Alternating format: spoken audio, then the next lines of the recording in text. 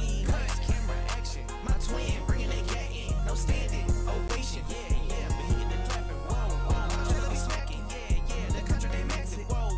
Wardrobe came with a color in. Yeah. Switch the genre to action. Yeah. The credits. Know that I'm petty. Pop. Know that I'm ready. Pop. Chocolate spaghetti. Yeah. You corny, I said it. Blick. Wrist click. Stack a bundle. Make it flip. Bad team, sex scene. I'm trying to get in between. Cut the malarkey. That pistol get sparky. Movie got shooter got meet at the marquee. Whoa. Fast car, whoa. It go a mile a minute. No, movie got signed to living. Yeah, you know it's time for cinema. Yeah. Bitch, what's a cinnamon? Tell your partner cinnamon. Bitch, what's a movie man? MP40 doing man. Tell him keep it cinema. Movie guys on deck, movie guys on set. Boy, we can set the stage and shoot it out for real, but I ain't seen an IP yet. Wait, box with us, it'd be a last fight. Going Jim Carrey with the mask like. I've been making movies since a past life. Everybody asking what is that like. Last critic in the fast clinic. Bag on me, but it stacks in it. Me and Quad going cinema from the intro until the last minute. Super Saiyan, I don't have limits. Run the game like the Flash with it. Get fly, get the money, then run it back. That's the last tenant. Movie guys on your screen, make the fans all scream. Your girl came through, said she wanna join the scene. X-rated Maxine, pitch black, got the vision still. Making moves, have to sit them still. Beef with us, you better be for real. Either cut the check or I'ma clutch it still. Cut the malarkey. That pistol get sparky.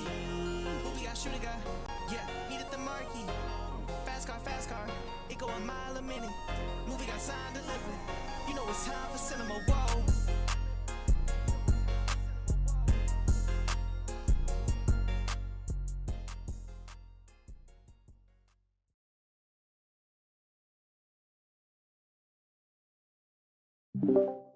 The videos I seen, that shit look crazy. That shit look fire.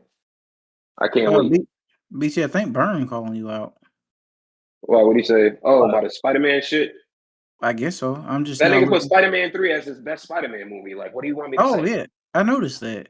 I mean, it's the best one. Hold on. Yeah, Spider-Man 3 is the best movie. Like, what do you want me to say to that? Of course, it's not, but I can understand. Hey man, to each his own, man. Brother, he had both. He got both of the Miles Morales movies outside of his top 5. Oh yeah, no, he bugging. In Spider-Man 3, number 1. What he got something against like animation or something? Like, no, he got something against niggas. Oh man, animated in the flesh. I don't care. I don't want to see no Negro on my screen. Damn, that's crazy. I'm reading your comments, bro. That's funny. He said, "Who after you on that nag?" After you posted your ranking, I feel redeemed. Not the rest of the movie guys will finally realize I was right about you, Burn. I was right. He got terrible takes, terrible movie takes. Are we ranking our top? Oh, that's a good question, Wani. Top Spider-Man films. Like, are we doing that? Yeah, we can do that. How we sound, man? Can y'all hear me? Yeah, I hear you clear. Yeah. I don't know how we sound on the YouTube, but here we sound straight. Do I sound crazy? Don't know how I sound on the tube, but BT, you sound like shit, but that might just be your breath. Yeah, fuck you, nigga. You bald bastard. You know what's crazy, guys? Episode 87, man. No Alex.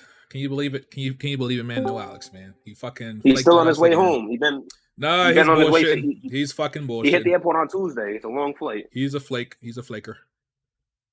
Is what it is. Who the fuck invited this guy? Man, if your heart ain't in it, Alex, just say that, dog. You know what, Alex? Get the fuck out of here, Alex. Come on, ain't Burn supposed to be banned? Who banned? Am I banned? Him and BT are supposed to be going at it, so let them work that out. Oh, I mean, BT. Brother, everybody's gonna be on my side. Nigga ranked Spider-Man 3 number 1, but we can get to it later. But I mean, I don't know what you want me to say. It's not that bad. It shouldn't be said it's that bad, but it's just not number 1, brother.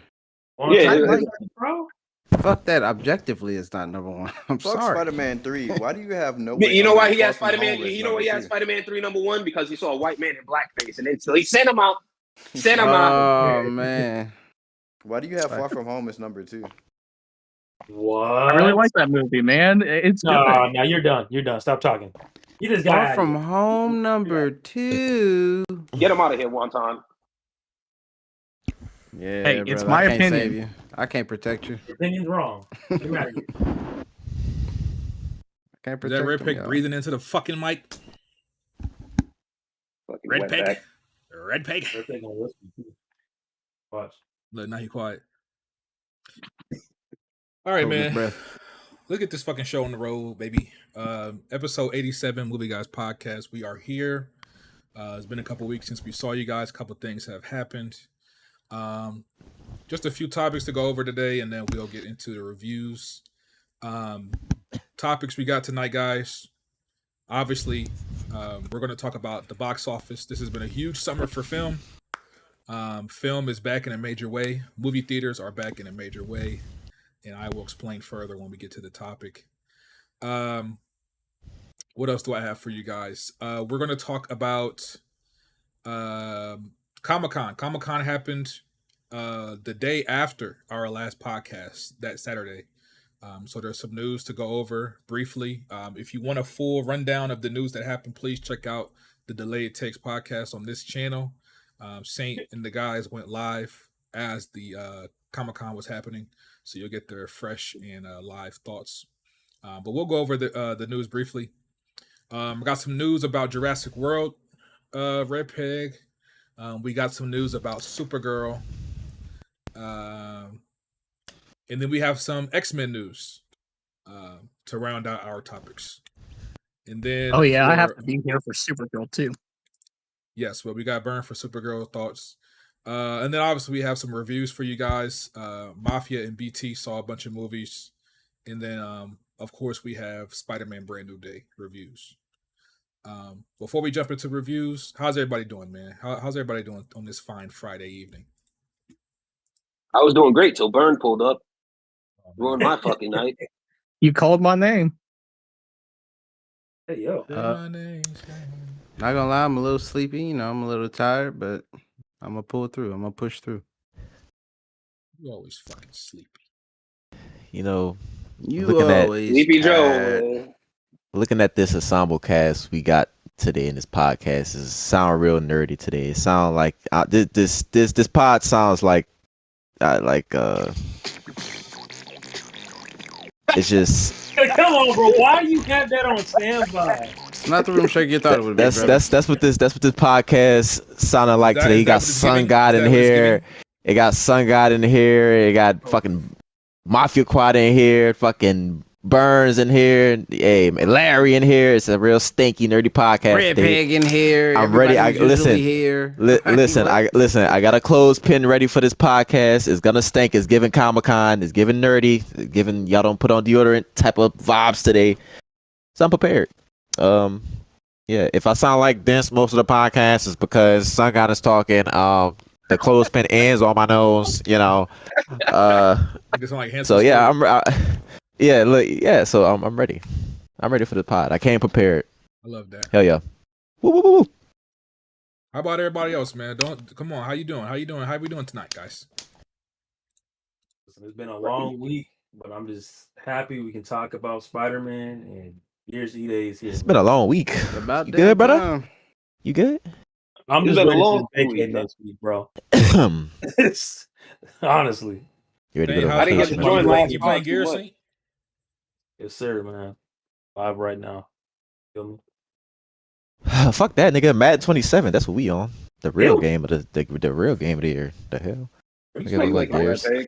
I only played one game of it so far because I'm replaying the Spider-Man game. Oh, I've been struggling on career mode. I ain't gonna lie. Yeah, I'm trying to get used to that. You like that catch meter? No, I don't. Bro, there's something wrong. It might be broken on my shit because I turned the catch meter off and it won't turn off. Yeah, this Now I'm shit letting the fucking is- your shit CPU might try be to catch broke. the ball. Yeah, I gotta wait Yeah. for an update because I gotta leave Drop- the CPU to catch the ball because that's catch meter. dropping wide open passes. Hey man, Yeah, we, like bro. they in the yeah. chat saying we got the B team on tonight, man. Oh man. You see it, huh? Hold on, Oh, I told one you. nigga, we got the one new nigga Avengers. is missing. The Like new what? Avengers, got the yeah. B- oh man. Right. Mind you, one nigga is missing. Like, calm down, dick riders. Ooh shit, you Damn, made Larry this nigga mad. Alex Ooh. dying, man. That niggas be dick Yeah. riding. Calm down. There's only one nigga that's Look at that. missing. Larry didn't like that one. He said, "I am." Burn, the how you X-Men, doing? I How you bet doing, you Burn? Our guest, Burn. We got Burn and Sun God. How you doing today, Burn? Hey, I'm good. I'm just happy to get my flowers. Supergirl was dog shit, like I called a couple months ago. I said it was going to make less than $200 million. They called me crazy in the Weapon Wheel Discord, and look what happened. They did. They called him every name in the book. What about you, Sun Guy? How you doing today, brother? Hey man, I can't complain. Just ready to talk about this Spider-Man. You know, Sun Guy, you got a few haters in this community, Sun Guy, but I'm not one of them. I love you, buddy. I'm glad to know that, brother. I think you got a lot better at doing reviews. I appreciate when you do your gaming reviews. You come prepared, unlike some people. You know, they tried to make fun of you on the weapon wheel when you came prepared. I didn't make fun of you. I appreciate it. Nigga, you Weapon Wheel, a was bunch of haters. But yes, let's go ahead and get started, guys, with topics. Let's see. Let's start with the Comic-Con news, right? Since that's what happened, I guess in the timeline it happened first. So, like I said, 2 weeks ago now, when was it? The 25th, July 25th. Marvel had their Comic-Con panel, and they revealed some news. I guess. Well, let's start here. The first thing we got to see, man, Ghost Rider. They announced a new Ghost Rider is officially coming. It's officially in the works. I was hyped as hell because I am a huge Ghost Rider fan since the 2007 Nicolas Cage movie. I love that movie. I still love that movie. Fire. One of the best, what do you even call it? Like transformation scenes in comic book movie history, in my opinion. Like when he first turns into Ghost Rider, the shit is iconic. It's fire. I'm excited, man. This has been a rumor for a long time. Ryan Gosling has been a rumored Ghost Rider for a long time, and we got some background information. Apparently, similar to Blade, which we'll get to, Ryan Gosling approached Kevin Feige and Marvel with the idea. He said, "Hey, man, I'm ready. I want to be Ghost Rider. Let's do it." And Feige said they got the deal done. Ryan Gosling is going to be Ghost Rider. They have a movie coming out in 2028. It will be directed by Sean Levy, who also directed Deadpool Wolverine. And he's also known for being a producer on Stranger Things. He also just finished making a movie with Ryan Gosling, the next Star Wars movie, Star Wars Starfighter, I think it's called. So that's coming. God of War. Ghost Rider. How y'all feel about that, man? How y'all feel about Ghost Rider coming back? I'm excited about it. I'm very optimistic on how they're gonna treat Ryan Gosling as a Ghost Rider. I feel like they're gonna try to lean more into the goofy side instead of like how dark the older Ghost Rider movie were. So I don't know. I gotta wait to how it comes out to see like how I really like it. You know what I'm saying? I'm excited to see it though. Yeah, Sun God, I saw a lot of people share that same feeling. But you know, I get it, but at the same time, it's like I feel like a lot of people saying that they're basing that off of Ryan Gosling's recent work. He has done a lot more comedic roles, especially recently. Like he did Barbie, he did that. What's that stuntman movie he did? Fall Guy. The Fall Guy. Yeah, I saw Oh, that. I like Fall Guy. Fall Guy, good movie. But it's not that it's a bad movie. It's just that people see him as like a comedic guy now. But he's done a lot of serious roles previous. Like, I mean, we're talking about like Blade Runner, fucking fantastic. That was a serious role. Did you like him in Drive? He did. He in my opinion, Ryan Gosling is one of those actors that love Driver. He's good at comedy, but he has the range to play serious roles too. So that's why I'm not worried. But like you said, we gotta wait and see because we still don't know the tone that they're going for. But I'm not when it comes to his acting, I'm not worried at all. I know he has the ability to play serious roles, darker roles. So I'm not mad at it. I'm not mad at it at all. But anybody else, what did y'all think? I mean, he's got range. He's proved that with Blade Runner and a lot of other franchises. And this is not like something he just randomly wanted to do. He's been trying to be Ghost Rider for a while. And it's funny enough, was it Oscar Isaac that threw it out there that he wanted to see him in the MCU to team up because he plays a Moon Knight. Yeah. So I mean, it seems like they've been working on this for a while and they just want to get it right. Unlike another franchise, comic book character. But I'm looking forward to it, and I think they'll do all right, just as long as they don't drag ass. Like get this done as soon as I'll say get this done after X-Men. Like it has to release like after X-Men or at least the same phase. It's coming out in the same year as X-Men, but I don't know if it comes out after. We don't know the timeline just yet. I don't think the release schedule, I should say.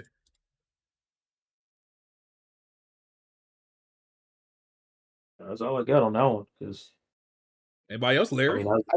I really ain't got much to say about Ghost Rider. I wasn't the biggest fan of the other movie. Don't know much about the character. I wasn't the biggest comic book guy. I will say, Saint brought up Blade. A part of me is happy they're not doing Blade because I felt like they would have fucked up what I loved about Blade as a kid, and they would have. You jumping ahead, brother. I ain't got to that topic yet. Oh my bad. They brought it up, so I was gonna bring it up because I ain't got shit to say about Ghost Rider. Oh shit. All right. Well, I'm more in the camp of I wanted them to bring back Robbie Reyes as Ghost Rider. Boo. With Gabriel Luna. I feel like they already had their Ghost Rider and an actor like Gabriel Luna, who has pretty much had his comeuppings through Hollywood ever since he played that role as Ghost Rider in Agents of S.H.I.E.L.D. I feel like they pretty much already had their guy, but they want to go for a much bigger name in Ryan Gosling, I understand. And also a much better talent in an actor. So you need somebody who can carry their own movie, basically. You need somebody who can carry their that's own what that's what I said. You know, I don't really hear somebody of a higher things. caliber, an actor of a high caliber. I don't really hear a lot of good things from Agents of S.H.I.E.L.D. to be interested in watch that interpretation of Ghost Rider, honestly. Yeah, like I said, that's just how I felt.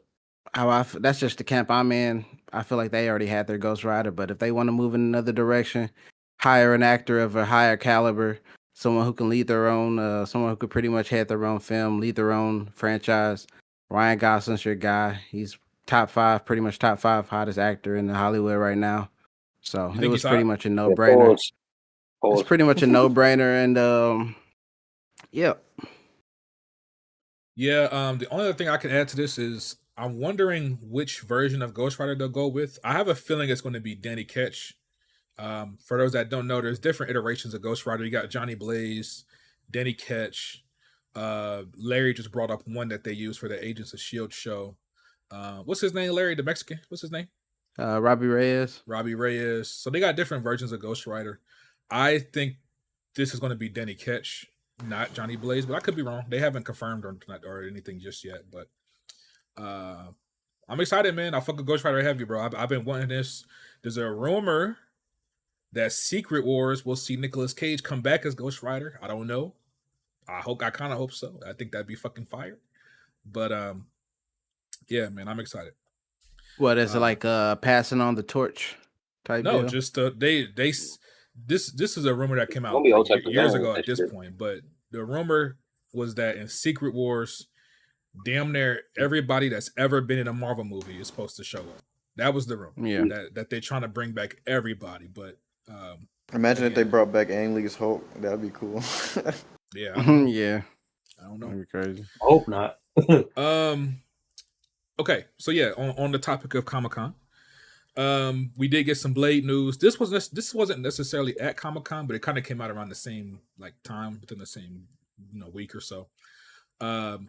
We have official confirmation that the Blade movie at Marvel has been canceled. Obviously, it's been a thing for a while now that it was canceled, but it was never really officially confirmed until just now, recently. Mahershala Ali made a statement. Kevin Feige made a statement. Basically, Feige said he feels like a loser for not getting the movie made, as he should. Multiple scripts. He really should. They all should feel like fucking failures. Yeah, you fucking fumbled. The movie went through so many different iterations. At one point, it was supposed to take place in the 20s. They even had sets built and costumes made. Then they canceled it and they reused the costumes for Sinners. For those that don't know, all types of shit. No way, that's not true. That's true. That's a Warner Brother. Sinners is a Warner Brother property. Why would they give a Warner Brother property? They had. I don't know if it's because they used the same. How did that happen? I don't know if it's because they used the same costume designer or what, but they made costumes for Blade, and because the movie didn't get made, Blade was supposed to be a period piece. What did they get? It was supposed to be a period piece. It's still a Disney property. Disney's not finna hand over a whole costume department to Warner Brothers. I mean, they did though. I'm sure it wasn't the This is whole a confirmed costume thing that department, happened. but they This probably they did. this is something that's been discussed ad nauseum. I think even Yeah, Ryan. they I think even Ryan confirmed Coogler it. confirmed it. He did. I forget That's what crazy. interview it was, but he confirmed it as well. They had Maybe to buy that's that why. shit. Maybe that's why right there, Larry, the Ryan Coogler connection. They must have put in a bid or something. I had to put in a bid or something, bro. Ain't no It way. could have just been I the mean, Ryan Coogler they probably connection. just sold it to him for a fee. It's like you make all this, That's what I'm you spend all saying, this like, money, and it's yeah. like, well, we're not using it, so here y'all can have it. I guess, Yeah. I guess probably. Probably. That makes more sense. Selling it all. But Mahershala Ali, he made a statement on this. I have his statement here. He says, "I've been doing this professionally for pushing 30 years now, and one thing I've learned is that what is for you, and what is not, is not. For whatever reason, that project is not for me. If they wanted to do it, we would have done it. So I have to move on, and I have moved on. Again, you had me under contract. They have billions of dollars. If they wanted to do the movie, we would have done the movie. So we're not doing the movie." There you have it. Pretty much. Yeah, I I agree sounds with like him. Mahershala's vision of the movie did not mesh with Disney's vision of the movie, and it never came to fruition. Well, he shouldn't. Well, he doesn't deserve to have a vision. He's an actor, so his vision doesn't matter. Honestly, He doesn't deserve to have a vision. Yeah, Larry like, said, he's "Stay in an your actor. place, boy." Larry's strict as hell. He's pretty much been hired to do a job, which is he says stay your be place, play a character, right? Bring the director, the writer's vision to life. It's not about your vision, honestly. That's when you start getting labels put on you, like hard to work with and diva and shit like that, like diva on set, shit They only like put that. They only put that label on niggas though, Larry. No, they put that on a lot of people. They put it up. They They do mainly be black men. Mainly male actors, like mainly them big male actors. Like they try to put their fucking 2 cents into the script, like, oh, they wouldn't do this or they wouldn't do this. Like, brother, like, I mean, I think if the stay in actor your fucking is, place, brother. Bring the script to life. if the Can actor you is do that? very familiar with the character and he's knowledgeable and brings up good points, I think that's fair. Yeah, it's fair. Yeah, he has to definitely have some, some pull, some Academy Awards under his belt and stuff like that. But most of these guys don't. Low key, Mahershala played one of the best villains we've seen in the MCU. Oh, you talking about Cottonmouth? Yeah, But I just don't believe in Exactly. the actor's vision. I just believe in the actors hired to do a certain job, which is to bring the director's vision to life.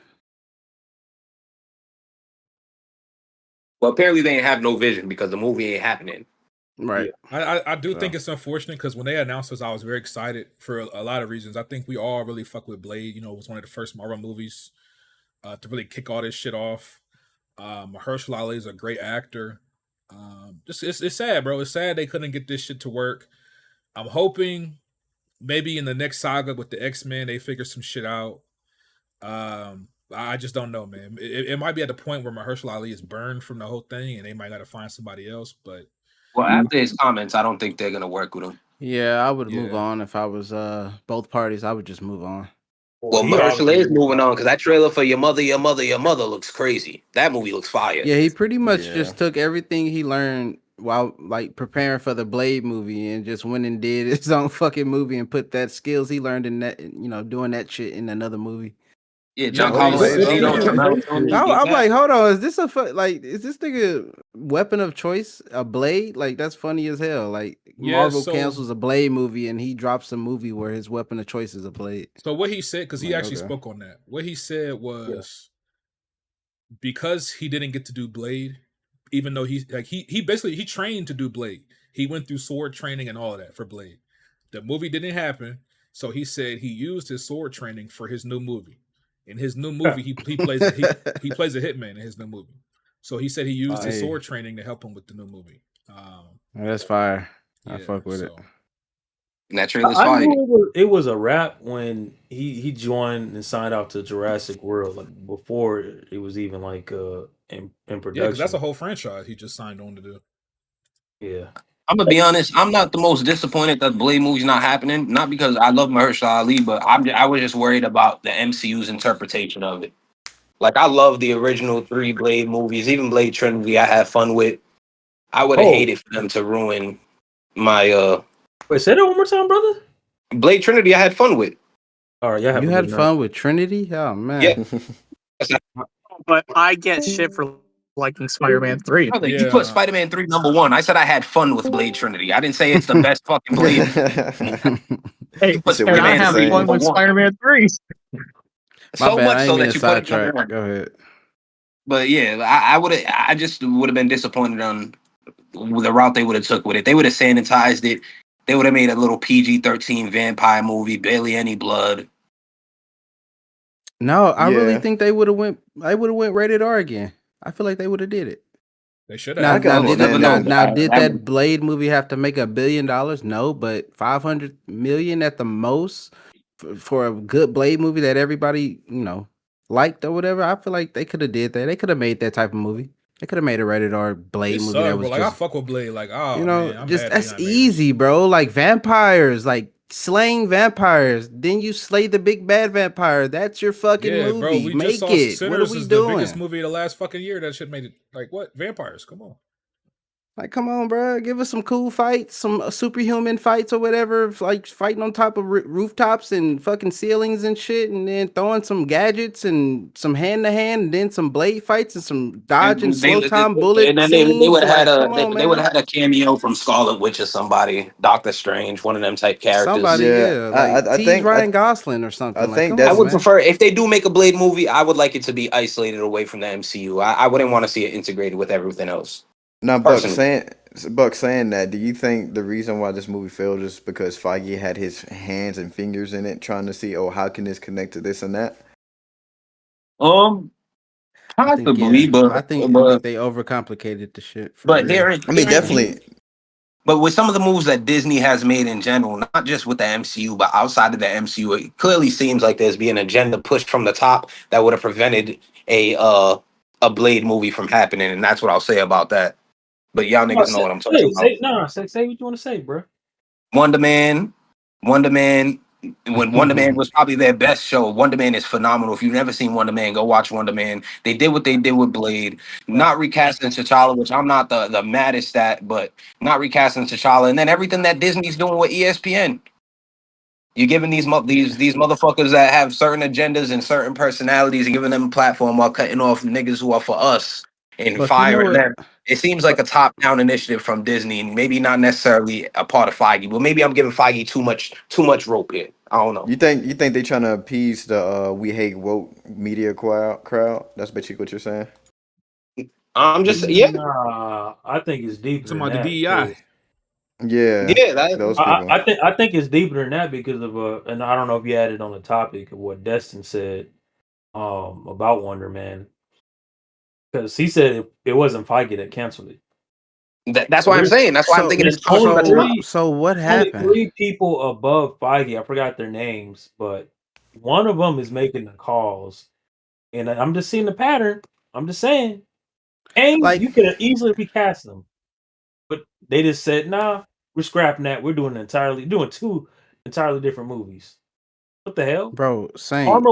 Then hold on. Armor Wars. That was announced like damn near like what when Civil War came out.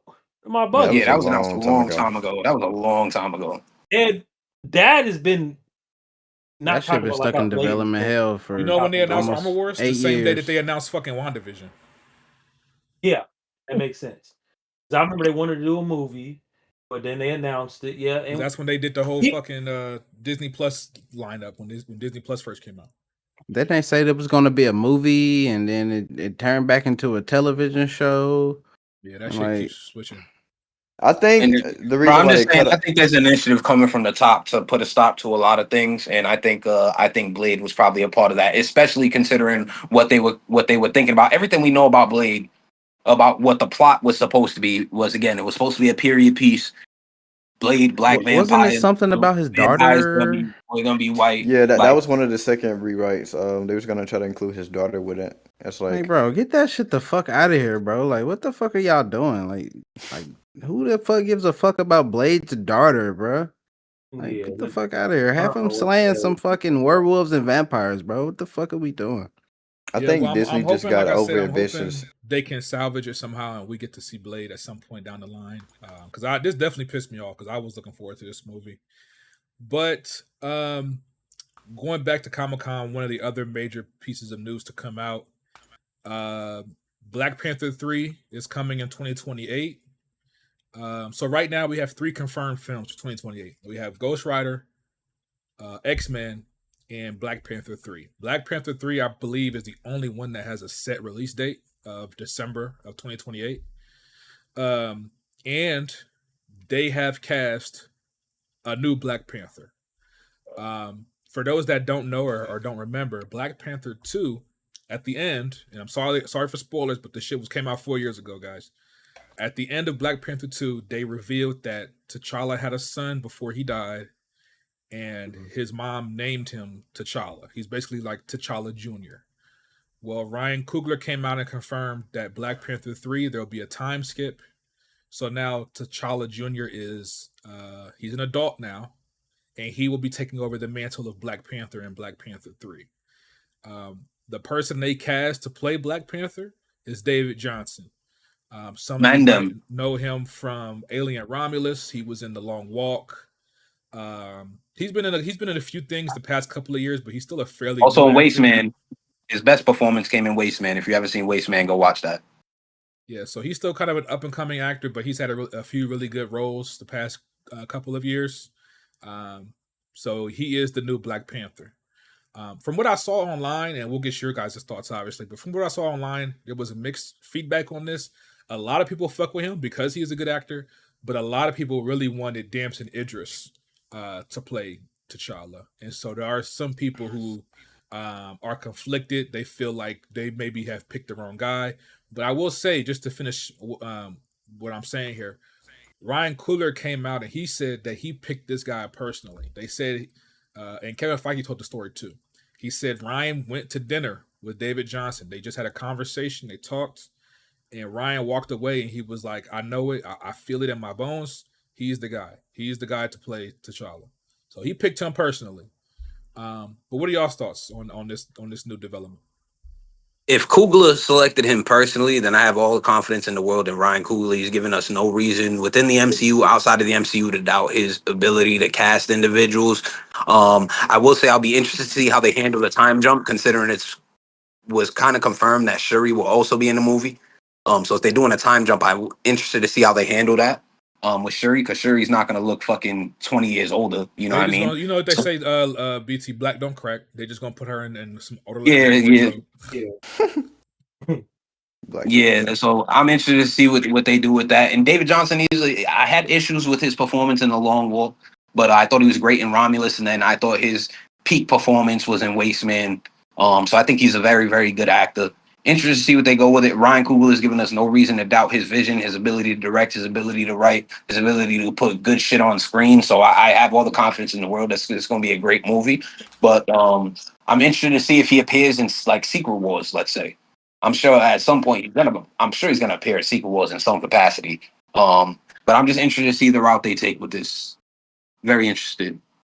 Excited. I know Larry had his doubts. How do y'all I have feel? my doubts. As far as like acting ability, I don't have my doubts about him. Like you said, he was in Alien Romulus. I really liked him in Alien Romulus. I recently watched The Long Walk.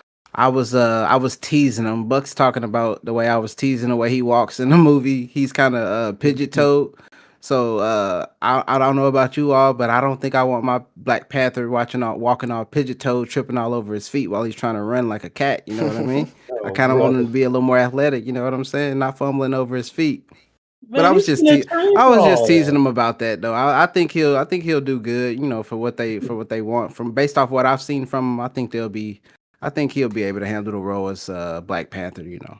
So and then as well, Ryan Coogler, he chose him. You know, he said he picked him. He said he felt like you said, he felt it in his bones that he was the right person for the role. So, you know, if Ryan Coogler says this is the guy, I believe Ryan Coogler because he's shown he's been able to write, cast, and direct these actors into Academy Awards. So yeah, he does look like Chadwick too, bro. Like it's kind of crazy.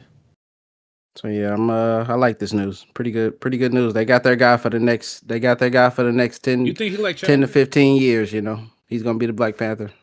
Just a Yeah. little bit. Just a little bit. If you would have said like this in the continuity of the movies, you could He looks definitely enough that he could play his son. I see Yeah. what you're saying. And he's a good actor, bro. Like I'm not saying he's got crazy range because we've only seen him in a couple things so far, but Damn, overall, I his looked him up. This acting, nigga older than me. He born in '93. He my age. Okay. yeah, still pretty That young. nigga's old as shit. I thought he was like Red Pig age, 26. So Yeah, that's so. Black Yeah, comes grown back. man. Sorry. Red Pig is a child. That's what But I'm saying. I think the grown franchise man. will be in good hands because Grown we man, don't we even are. know what they're going, what the Red approach is Pig, how going you to feel be. about Black Panther 3, Red Pig? Hey man, I'm excited because his performance in Long Walk, fire. Made So you hey cry, man, right? Right. hey, close to it. Say, Hold on, y'all cried? Get us back Oh, to grandma. man. That shit was hard, nigga. Why I That's a fucking okay. hater? Nah, I cried when Homeboy was Hey, talking about man. his grandma and shit. Yeah, Y'all tell nigga. my granny. Y'all tell my granny I love Here, her. get to see my granny. Yeah, that shit was hard. Why I a And hater? Y'all must tell cry her with keep Netflix some when neck you sleeping, bones for huh? me. I'll be back. But guess what? He was sure crying for this Spider-Man that just came out. His I fat was. ass was crying, Did y'all cry for Bird Box wiping his too? hand, licking his hand after it because it was salty. Little fat ass. Oh man, Yeah, man, you got it. Niggas crying over a long walk. Goodness gracious. Yeah, I ain't All gonna right, lie. well, That was not the movie to cry over. that that was not the one. I'm sorry, y'all. That movie was outstanding. One Well, of the I best That's a movies very guess good ever. movie. I'm a Red Pig movie. I enjoyed it. I enjoyed it. I really like that movie a lot. It was in my top 10 of last year. But Yep. anyway, not to get sidetracked, y'all. Not to get sidetracked on the long walk. Just to round out our Marvel news before we go to other topics. There has been a lot of X-Men news the past week. And we've got some casting as well. So right off the bat, they found Cyclops. Kit Connor.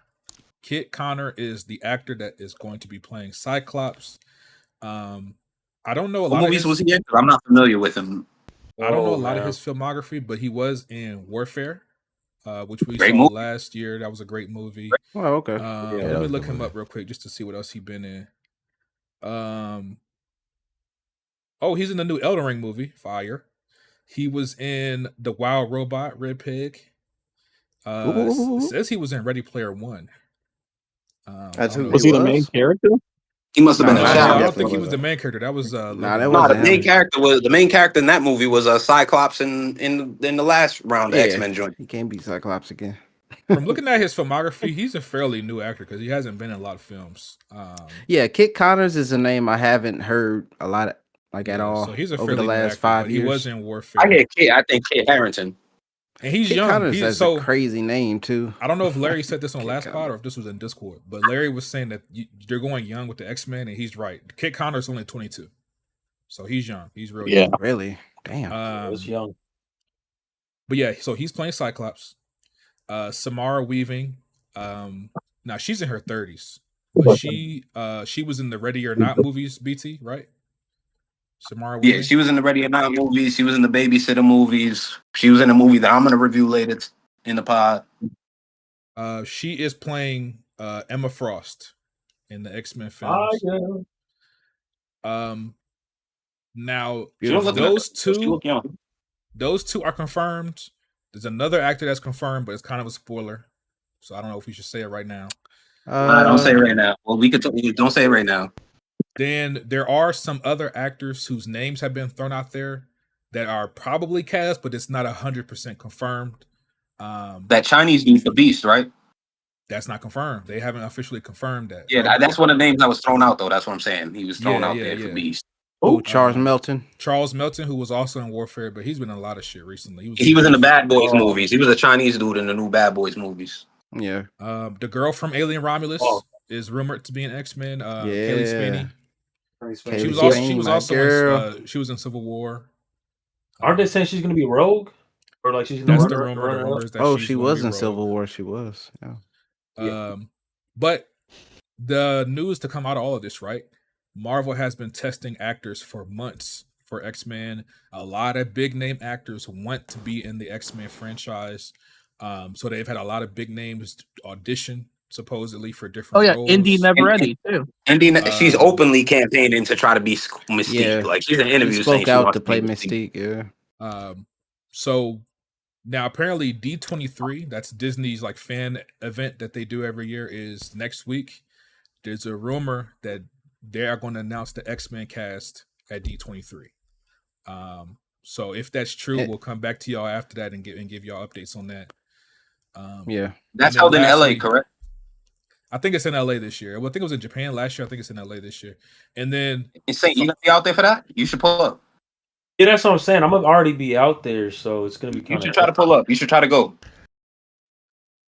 Don't you gotta pay? You gotta pay extra for that, or how does that even work? Sure, you probably got to buy tickets or something. Look it up online. But if you out there while it's happening, you might as well try to get in there, man. We need some boots on the ground from the movie guys. The last thing is that X-Men will be filming next year. They're going to film, I think they said the first half of next year, and then the movie is going to release in 2028. Well, with that news, that tells me that they have their cast. They have their whole cast. And they pretty much have their they have their Professor X. They also have their Magneto, but they're just holding on to it. They're just holding on to all this news, probably for D23. Wani, have you seen any of the rumors around Mr. Sinister being in the movie? Yeah, I did. I saw they said I think it was Adam Driver was rumored. There was somebody else. There was a different actor's name. Have y'all seen the rumors about Jensen Ackles being Magneto? Have y'all seen that rumor? Please, God, that's a horrible cast. Please, God, no. He's not a very good. He's not a very good actor. That's a horrible. Where'd you hear that one from? That was on Twitter. It's floating around. It's definitely on Twitter. It's getting a lot of traction right now. He's not a very good actor. Supernatural fan. He was cool for the boys, but I don't. Nah. Yeah, nah. Yeah, nah. I'm cool on Jensen Ackles. He's nah. Keep him on TV. Didn't he play Red Hood? Am I bugging in that Red Hood movie, the Batman movie? Talking about the animated one? Yeah, maybe. Or did he play Batman? Another one, Bill Skarsgård is Professor X. Charles Xavier.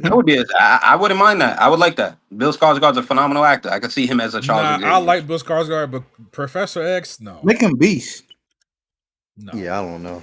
Yeah, he played Red Hood. Another one, Cillian Murphy as Professor X. His name has been in the mix. I don't like any of these castings. I'm sorry. You know the name I saw that you didn't mention yet? Your boy from fuck, why am I drawing a blank right now? Your boy from the Conjuring movies and Insidious. What's his fucking name? Oh yeah, what is his name? Start with a P. He was about the main guy. He was an Aquaman too. What's his fucking name? Patrick Wilson. Patrick Wilson is rumored to be Professor X as well.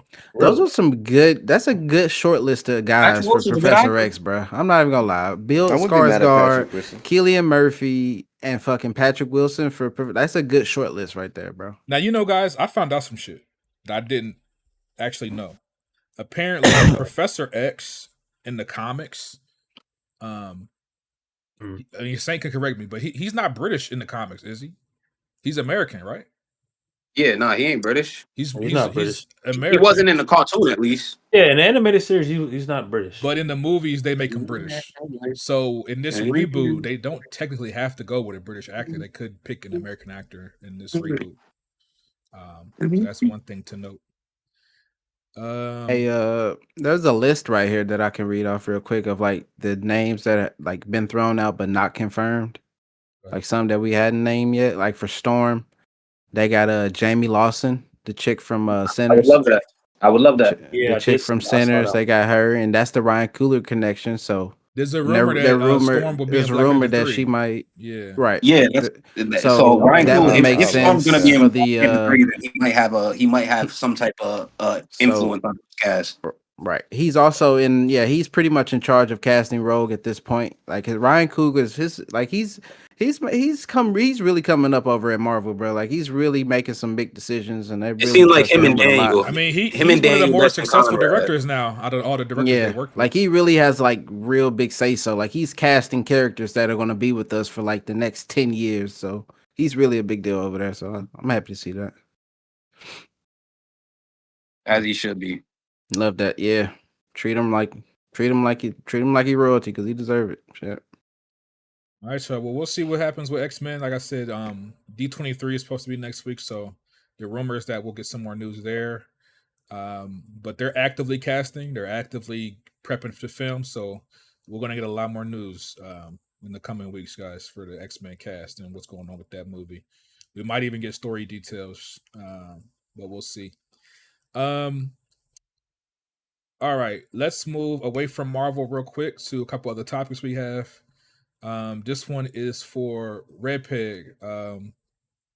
Red Peg, your boy Gareth Edwards, man, director of Rogue One, the creator, and Jurassic World Rebirth. He is officially not coming back for the Jurassic World sequel due to creative differences.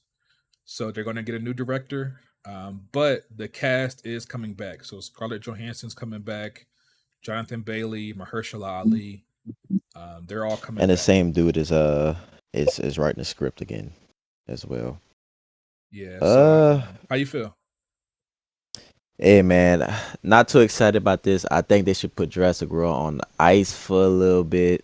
I think they should put the entire franchise on ice for a little bit. You know, make us miss it. But I guess it's still making so much money. It's one of Universal's top properties right now. So Yeah, I guess they fucking can't. Jurassic World and Fast and Furious. Yeah, Hey, Family. Red Pay, can I ask you something? Yeah, what's up? Since you're talking Jurassic World, any excitement on your part from the end of Oak Street, being you a dinosaur guy? Not really, but I'll check it out. Solid cast. Wow, you didn't like the trailer? Solid cast. Shout out to excited Hey, to- solid cast.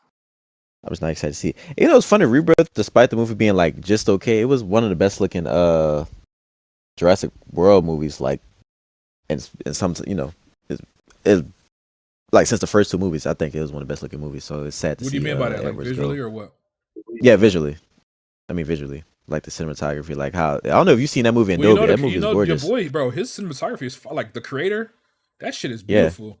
And Yeah, Rogue that's One what I'm also. saying. Rogue One looks really good. Yeah. He's a good director. I don't know if I wonder if he used the same cinematographer for Jurassic World that he used for the creator. I think Jurassic World. I think Jurassic Park needs another 10-year hiatus. Because as you can see, the movies aren't performing as strong. I mean, it's still generating $500-800 million, but it's not doing $1 billion like the last couple did. So their problem too is man. like you said, they gotta find a way to build nostalgia for this shit. They already did the nostalgia. They did their version of No Way Home with Jurassic World 3 when they brought the original cast back. All the people back, yeah. Now your guy is dead now, so they're gonna have to. I mean, they can still bring him back, but it just ain't gonna be the same. Yeah. This franchise needs to go dormant for a while and then go for a hard reboot. I think it's getting to that time. The only way they'll do it if the next movie underperform. Yeah, I ain't fuck with Universal right now anyway, nigga. They pissed me off with the Hulk situation. So put this shit to bed and boot up the Hulk, man. Let Disney make a Hulk movie. Make a deal. Come on. The shit might have sell for that Hulk movie, brother. I'm not even gonna fake, bro. No, they control the promotion right, so Disney don't want to shuffle out that money. So that's another thing. No, they it's a distribution. It's the film distribution. That's what I mean. They can make a movie, but they can't. They just can't distribute it.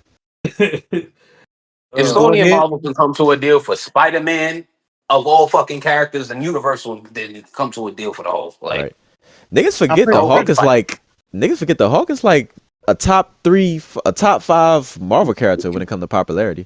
Yeah, he is. That's why I'm saying if y'all come to deal with numero uno, you can come to deal with the number 4 guy or number 3 exactly. guy. That's the thing. Is Marvel coming the with top a 3 number? The top 3 Marvel heroes popularity wise, Wolverine, Spider-Man, the Hulk. That's in the order. Yeah, prior to the MCU being what it was. Yeah. Again, we gotta wonder: is Marvel coming to them with a respectable number? I mean, if they came to Sony with a respectable number for Spider-Man, I'm sure they could do the same for Hulk. Well, hold on now. Now, in the beginning, they had some back and forth because Sony was saying, "Hey, look, Marvel, you trying to fuck us on the money?" So, one time, let me ask you because you might know about this. You might be privy.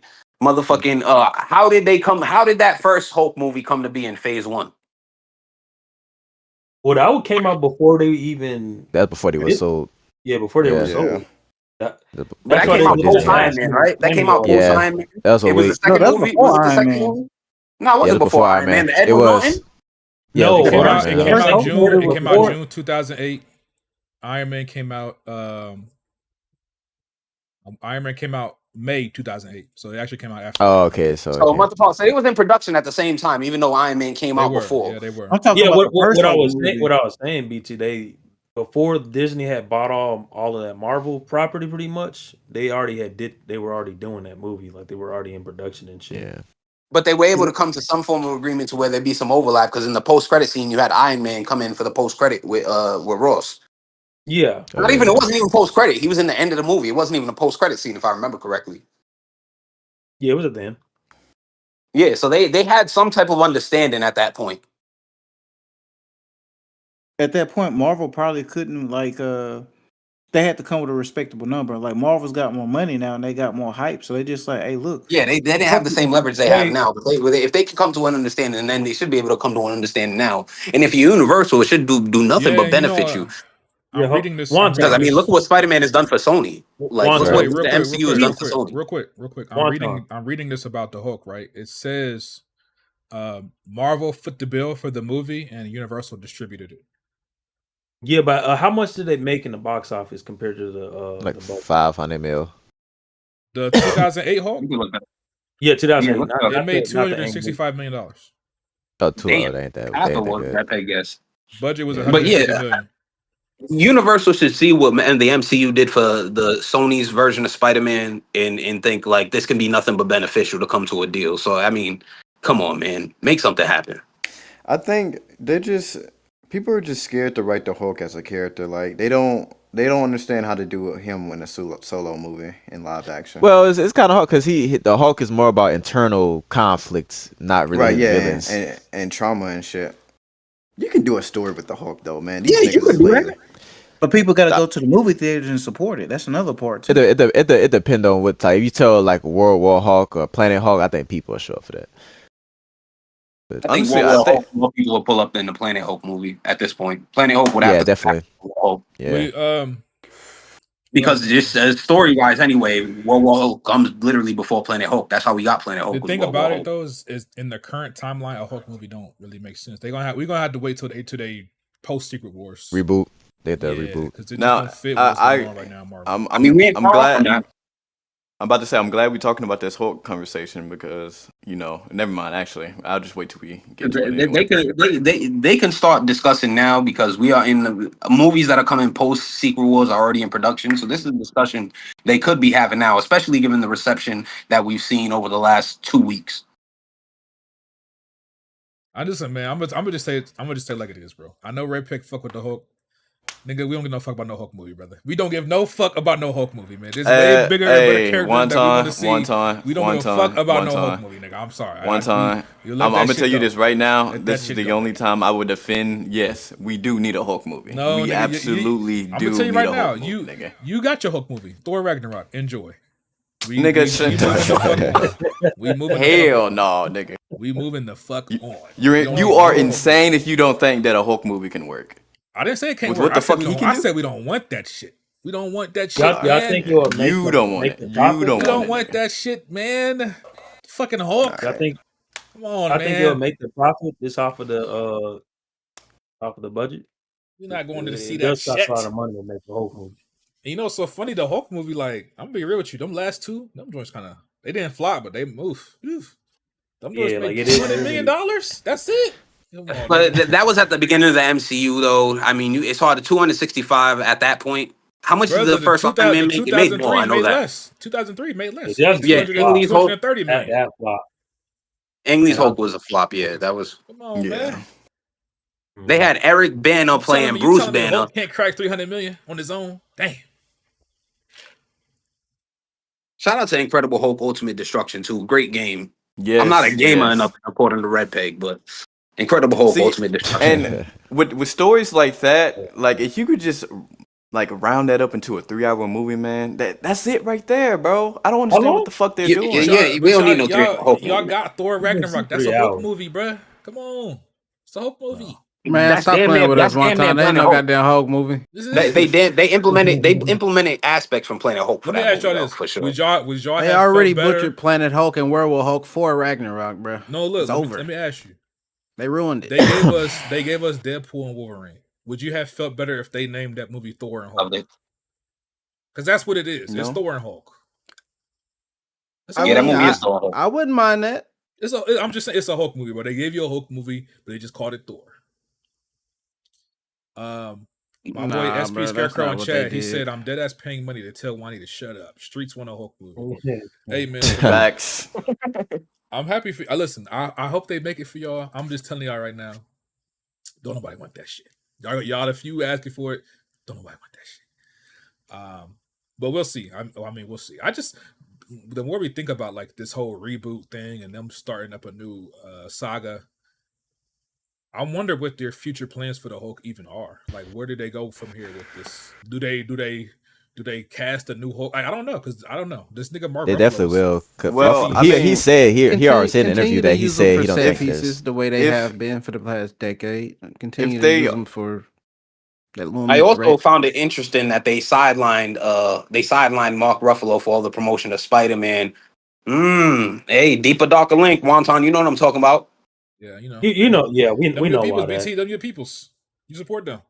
Oh, it is. Nah, you've been supporting too, nigga. You've been supporting with your money. You loved it. You bought it. You bought into it. Disney, nigga, Disney. You ain't boycotting Disney, nigga. You know what Disney stand.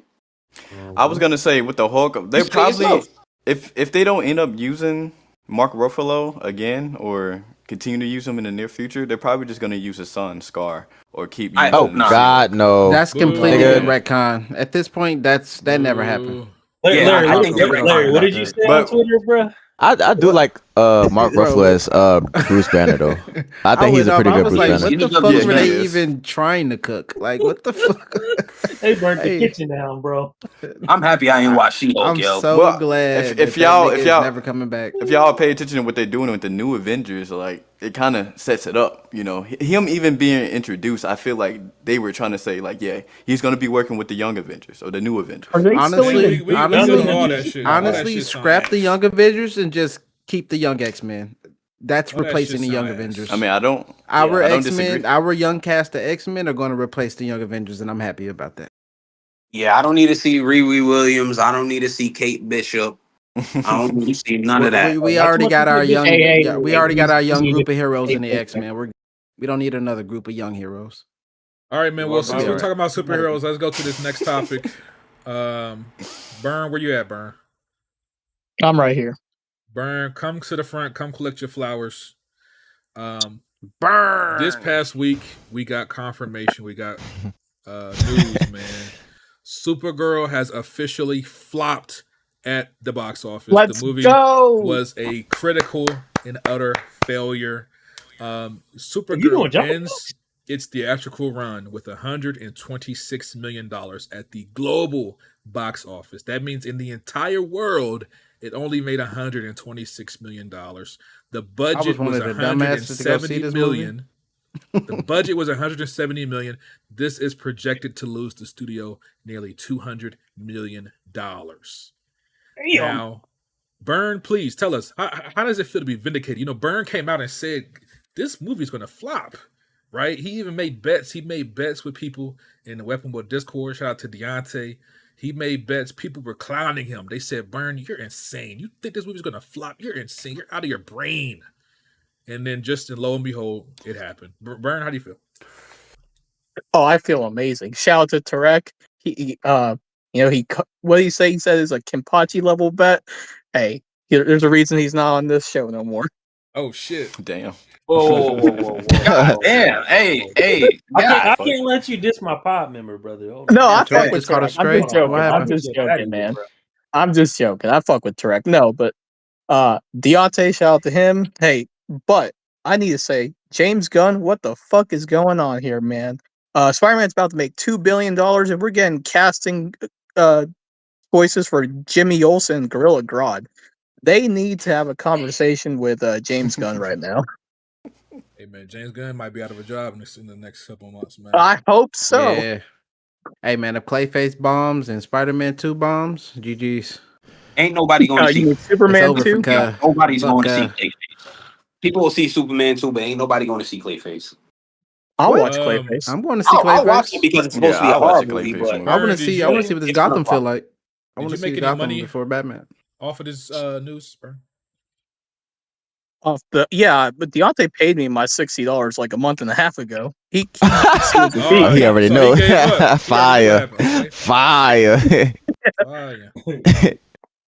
Yeah, I'm gonna just say You have this. to see the movie. It's like, yeah, this shit ain't making no I'm Yeah, gonna man. just say Oh, this, that- bro. Burn, you done You know, roasting I hate Supergirl? to be the guy to say like, Yeah.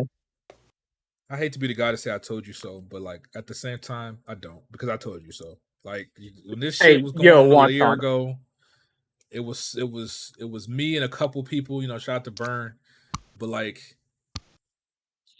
I saw the vision because this is a problem.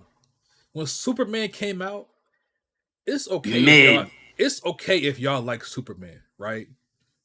But y'all were talking about Superman like it was God's gift to Earth. Y'all were talking about Saying, this don't look at the movie camera like that. like it was the most amazing thing y'all ever seen. Y'all was talking Think about movies are that- back.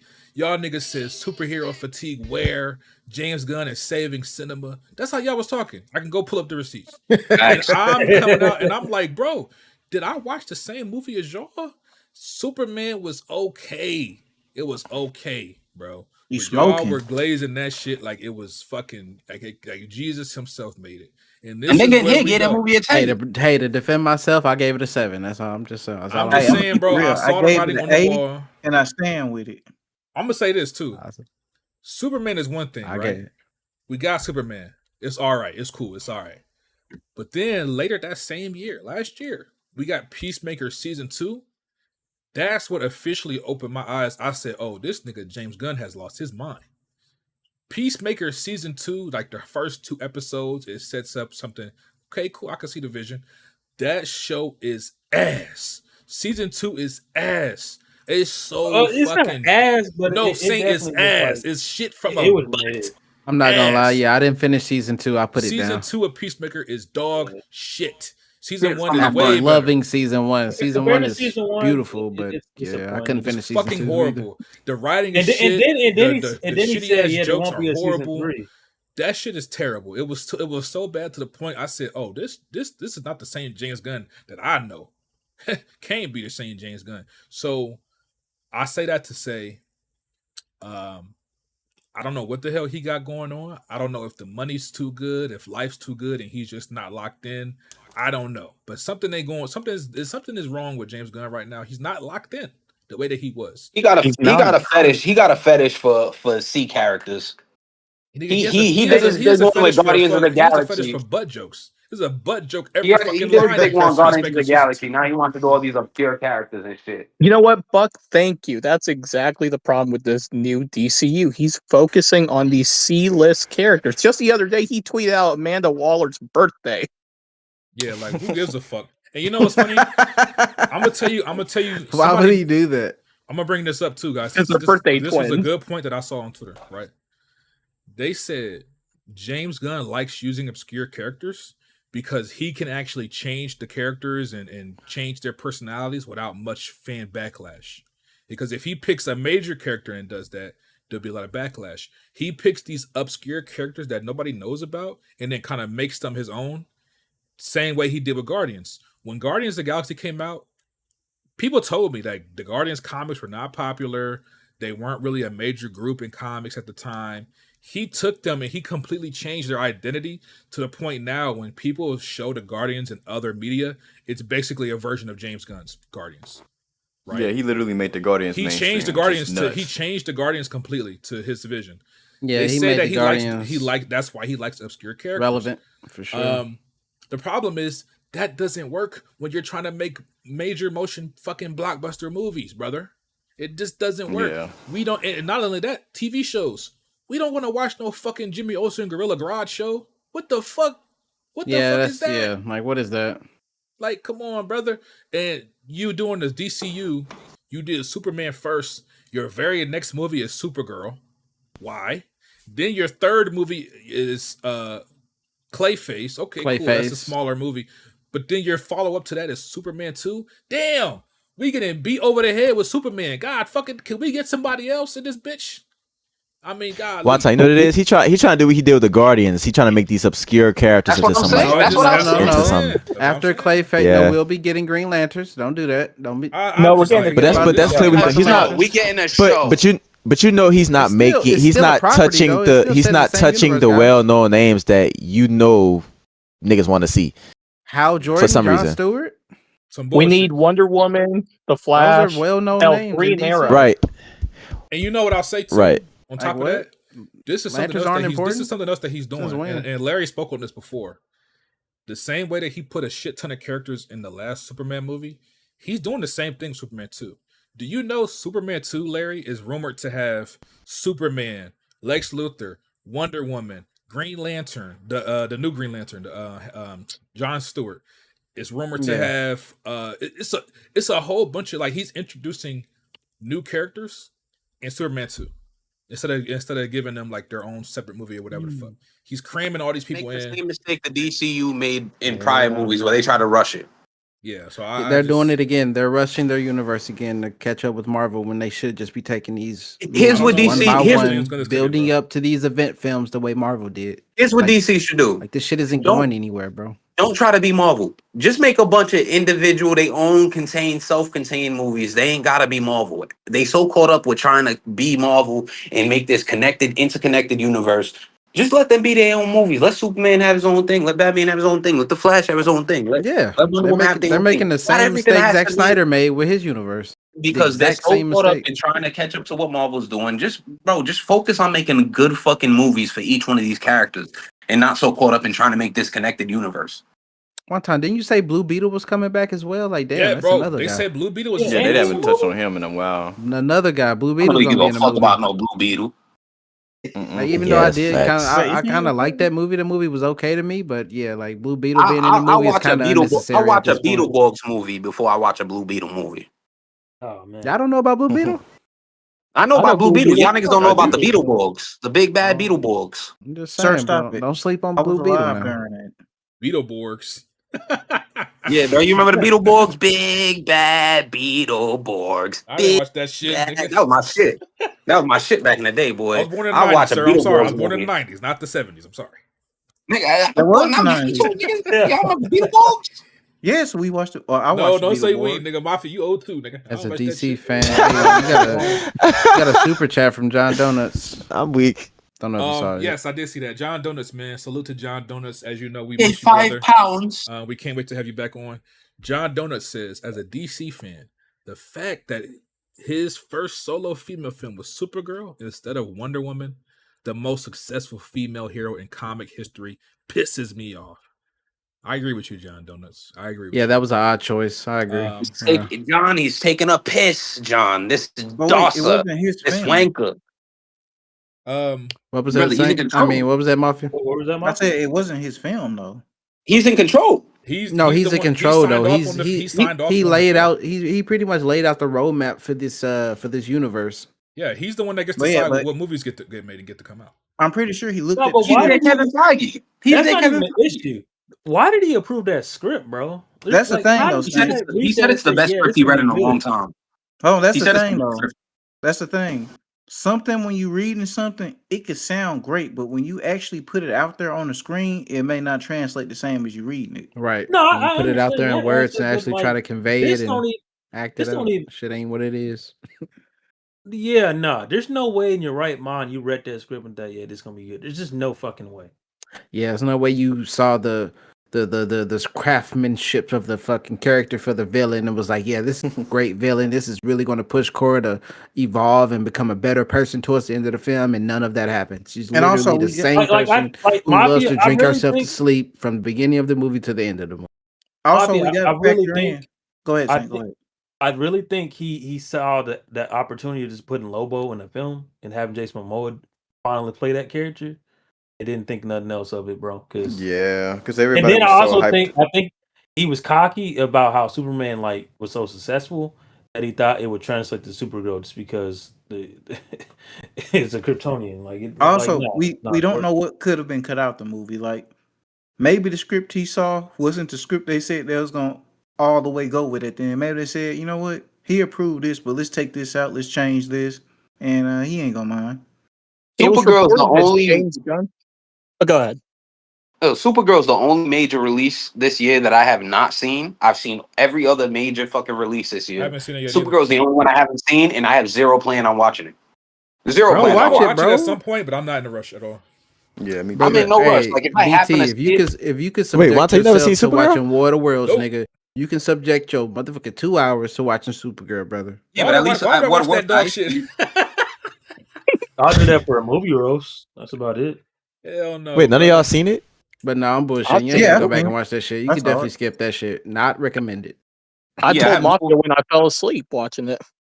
Yeah, I did Oh my fall God. asleep watching it. if Waste I'm a with little like a bubble, shorty too. and she want to watch it, then I'll watch it. But I'm not watching it like on myself. Like, oh, I ain't got nothing else to watch. Let me put on Supergirl. I'm not doing that. I have no interest. I didn't like Superman. I didn't think Superman was all that. Like, I thought it was cool, but that's not a movie I'm gonna go. Like, I have not watched Superman again since the first time I Facts. seen I it. will never watch it again, as a matter of fact. And that You movie have did to, not man. make me want to tune into Supergirl.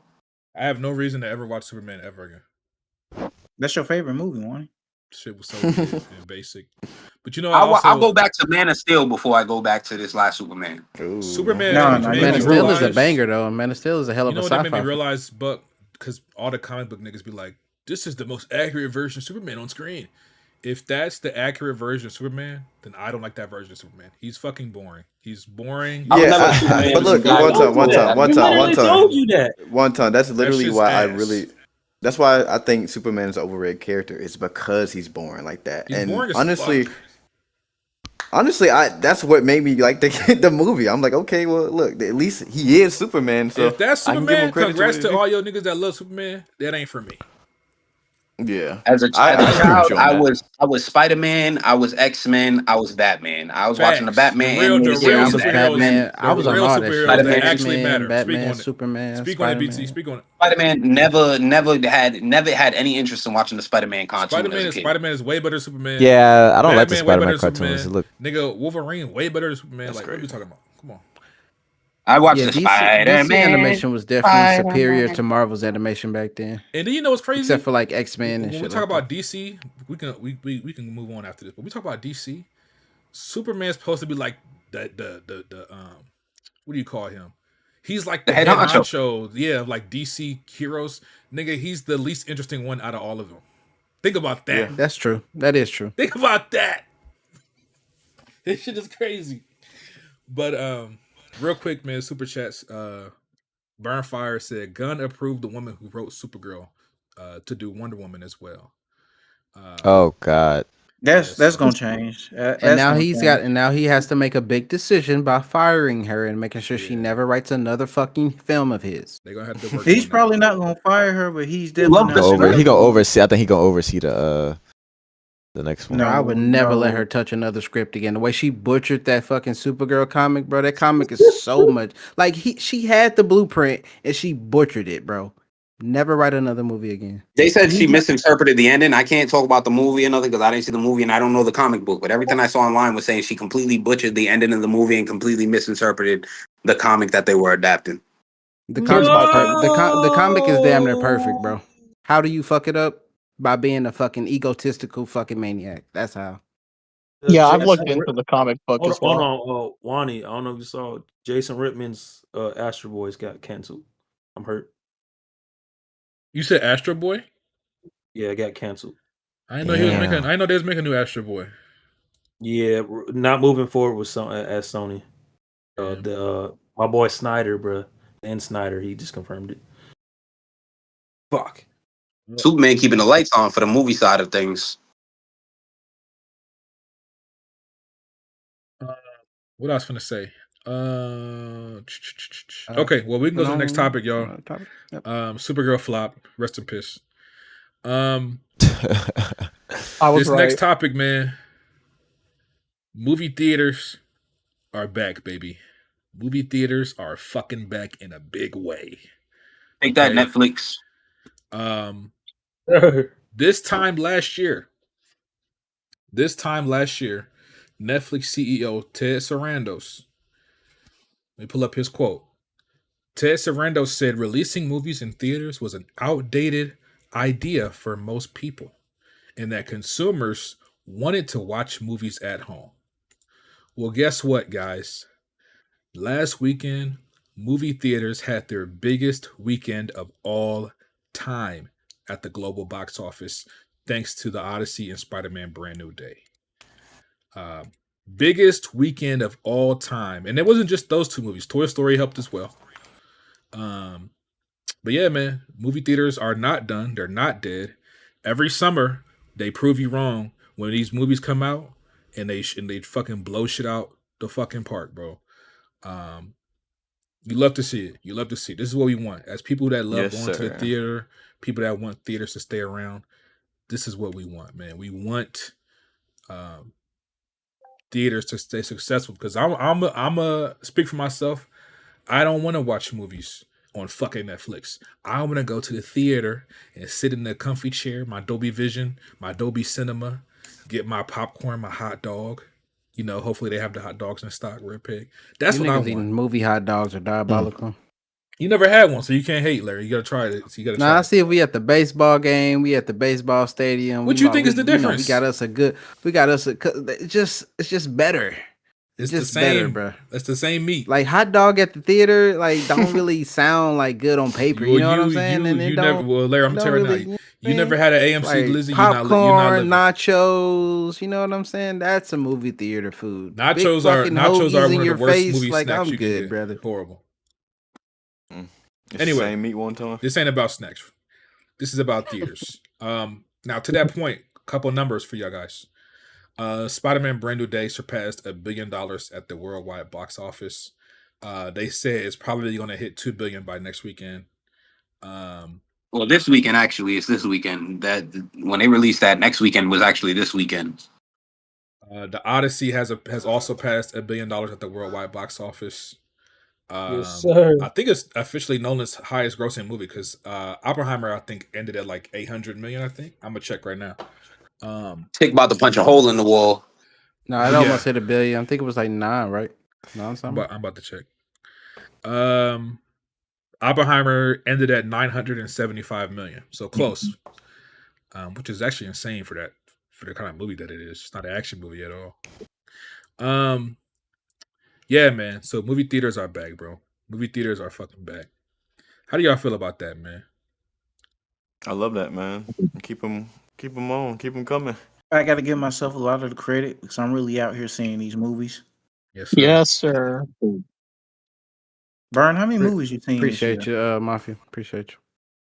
Well, I was giving you credit. What the fuck? Still, how many movies you seen this year? He just checking your resume. It's not enough. Not enough. As much as you. There we go. Yeah. Hey, Mafia, bro. Don't nobody compete with you with this movie watching shit, man. Not even Buck, man. Buck be trying to keep up, but he ain't got the discipline you got. Larry, you know what the crazy part is? How many I can't count this. What's up, Mafia? Larry, I've kind of backed off. Like I haven't been seeing movies like I was last year. Like I'm not gonna hit 100. I doubt I even hit 90. 100 movies. Last year I saw 116. I don't even think I'll hit 90 this year. Nah, you are Cinema Christ. You a sick man. How many bullets I took for you this week already? 2? 3? I said I love it, brother. I don't remember seeing that, but I'll take your word for it. I'm giving you credit, brother. Wait, what the hell? Do you watch Soulmate? No, I didn't have time this week. I had to go see some other movies. Wait, hold on. Larry. Wait, who'd you boo me? Wonton. Larry, I've seen what up, BT? I've seen Spider-Man this year. I've seen 78 movies this year, 41 in the theater. I've been busy, guys. I'm sorry. I've been busy. Okay, all right. Hold on, you might be ahead of me. Buck be watching bullshit though. So brother, I watch everything from indie movies to the major release. I don't miss none of the major releases outside of the animation. I haven't seen Toy Story 3. Name a movie you've seen that I haven't seen one time besides Supergirl. Name a movie I haven't seen this year besides Supergirl that I haven't seen. Pinocchio? Oh, I haven't Toy seen Story Pinocchio. 5. Yeah, Wonton ain't seen Pinocchio. Toy Story 5. Wonton. Oh. Yeah, Toy Story 5. Yeah, animation, outside of animation, there's nothing. All right. Is animation not cinema? I'm not an animation guy. I don't got no kids. Okay, I'm not a horror movie guy either. And Hold on, I BT. still watch BT, it. I got something that I saw that you didn't see. What? Is God is. Ooh, No, ooh. I reviewed this on. I reviewed this. Got it. Oh, on the podcast. he didn't watch it in Okay, theaters though. You okay. didn't watch it in What theaters. about You had it on the podcast. the invite? Oh, you did The see invite, that. No, yes. you did see that. You did see I that. reviewed the invite before you reviewed the invite, nigga. Ooh, I told Bud to go watch that mug. He And I trusted me. chose that over Evil Dead Burn, which I have seen Evil Dead Burn now. And Larry, it wasn't that bad. I It didn't say wasn't, it wasn't that bad. It was a 6 out of 10. Yeah, that's Oh, well, that's fair. Yeah, I that's think I gave it like a 7 or some shit. BT, like you that. didn't No, see you man. gave it You like- didn't no, see I gave it like Mandalorian a and Grogu. 6.5. You didn't see Mandalorian and I Grogu. did. Oh, yep. You didn't see that. Mandalorian Yep. Grogu? He didn't see that. Yep. He No, I didn't see haven't it. seen Mandalorian and Grogu. Yeah, hold that. Bro, that shit was so lackluster. But anyway. All right, y'all. Well, that's the last topic I had. We can get to these fucking reviews, man. Yes, sir. Now, in the spirit of what Red Pig said, bullshit movies. BT and Mafia, man, they saw some shit, bro. They gonna get Y'all niggas reviews is not for us. cinema fans. We're gonna get their Y'all thoughts, niggas but mainstream movie fans. before we do that, last podcast, Alex was kind enough to review a film for us called Motor City. Mafia also saw the film. I'd love to hear Mafia's thoughts on Motor City. Did you like the film as well, Mafia? Did you like it like Alex liked it? Yeah, I didn't give it a 9, but I gave it like a B plus. But yeah, it was a good movie. Very good movie. Recommend Yes. everybody see it. What's your thoughts on Motor City overall? All right. So this movie has great visual storytelling, Wani. At no point during the movie do I feel like it needed dialogue. And what this movie did was normally, I go see a movie. When it kind of slows down a little bit, I may look at my phone or something, just look around the theater, just see how everyone's reacting. That didn't happen during this movie. The whole time, this movie has 100% of my focus because I don't want to miss anything because it doesn't have any words, which it doesn't need because it's just that, it flows just that good.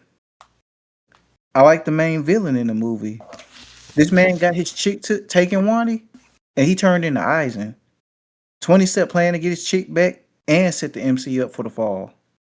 Then this motherfucker was petty about it, Wani. He sending this man pictures with his chick. Like, I got your bitch now. You thought you took her from me, but I took her back. I enjoyed the action in the movie. It was unga bunga. Though the MC and his allies, it's not one of those movies where they just seem overpowered. Like, they come in, they fighting the bad guys, and they just blowing them out the water. It's like there is no consequence. There is consequence, and they are not invincible without spoiling. I do think the movie's pacing was a little off in the first half because it felt like the first half dragged a little bit. But once you hit the second half, it just flows almost perfectly. The only other thing I really had to say is that a little bit more action wouldn't have hurt. Maybe a little bit in the beginning, a little bit in the middle. But overall, I enjoyed the movie. I gave it a B plus.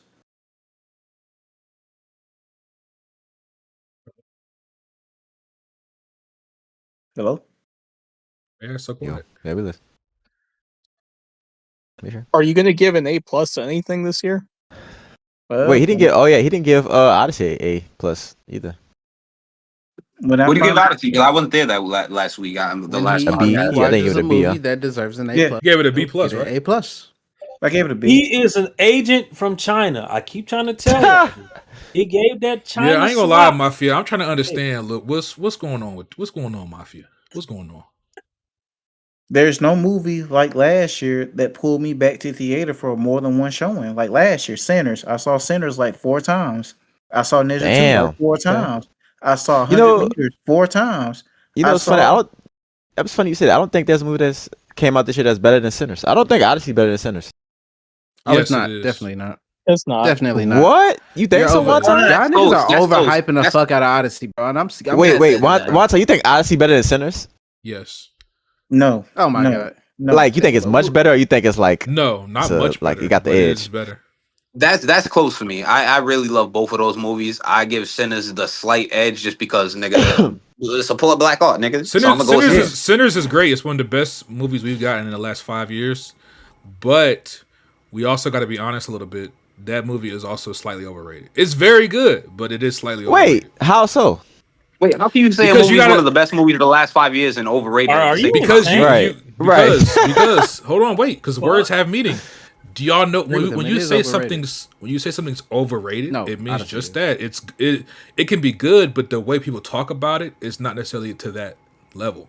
Sinners, No, I understand that. And I agree people with when that. people talk about Sinners, there are people, and I'm not saying that you are those people, but there are people who talk about Sinners as if it's like a top 5 movie all time type shit. Like it's very good, but it's I wouldn't just be mad at that. it's not Honestly, it's not to that level. when that movie came out, that became a lot of people's like top 5 favorite movie. I'll bro. say, Yeah, here's a movie. Here's Honestly, a movie like, that I've that seen. was a moment in time for a lot of people.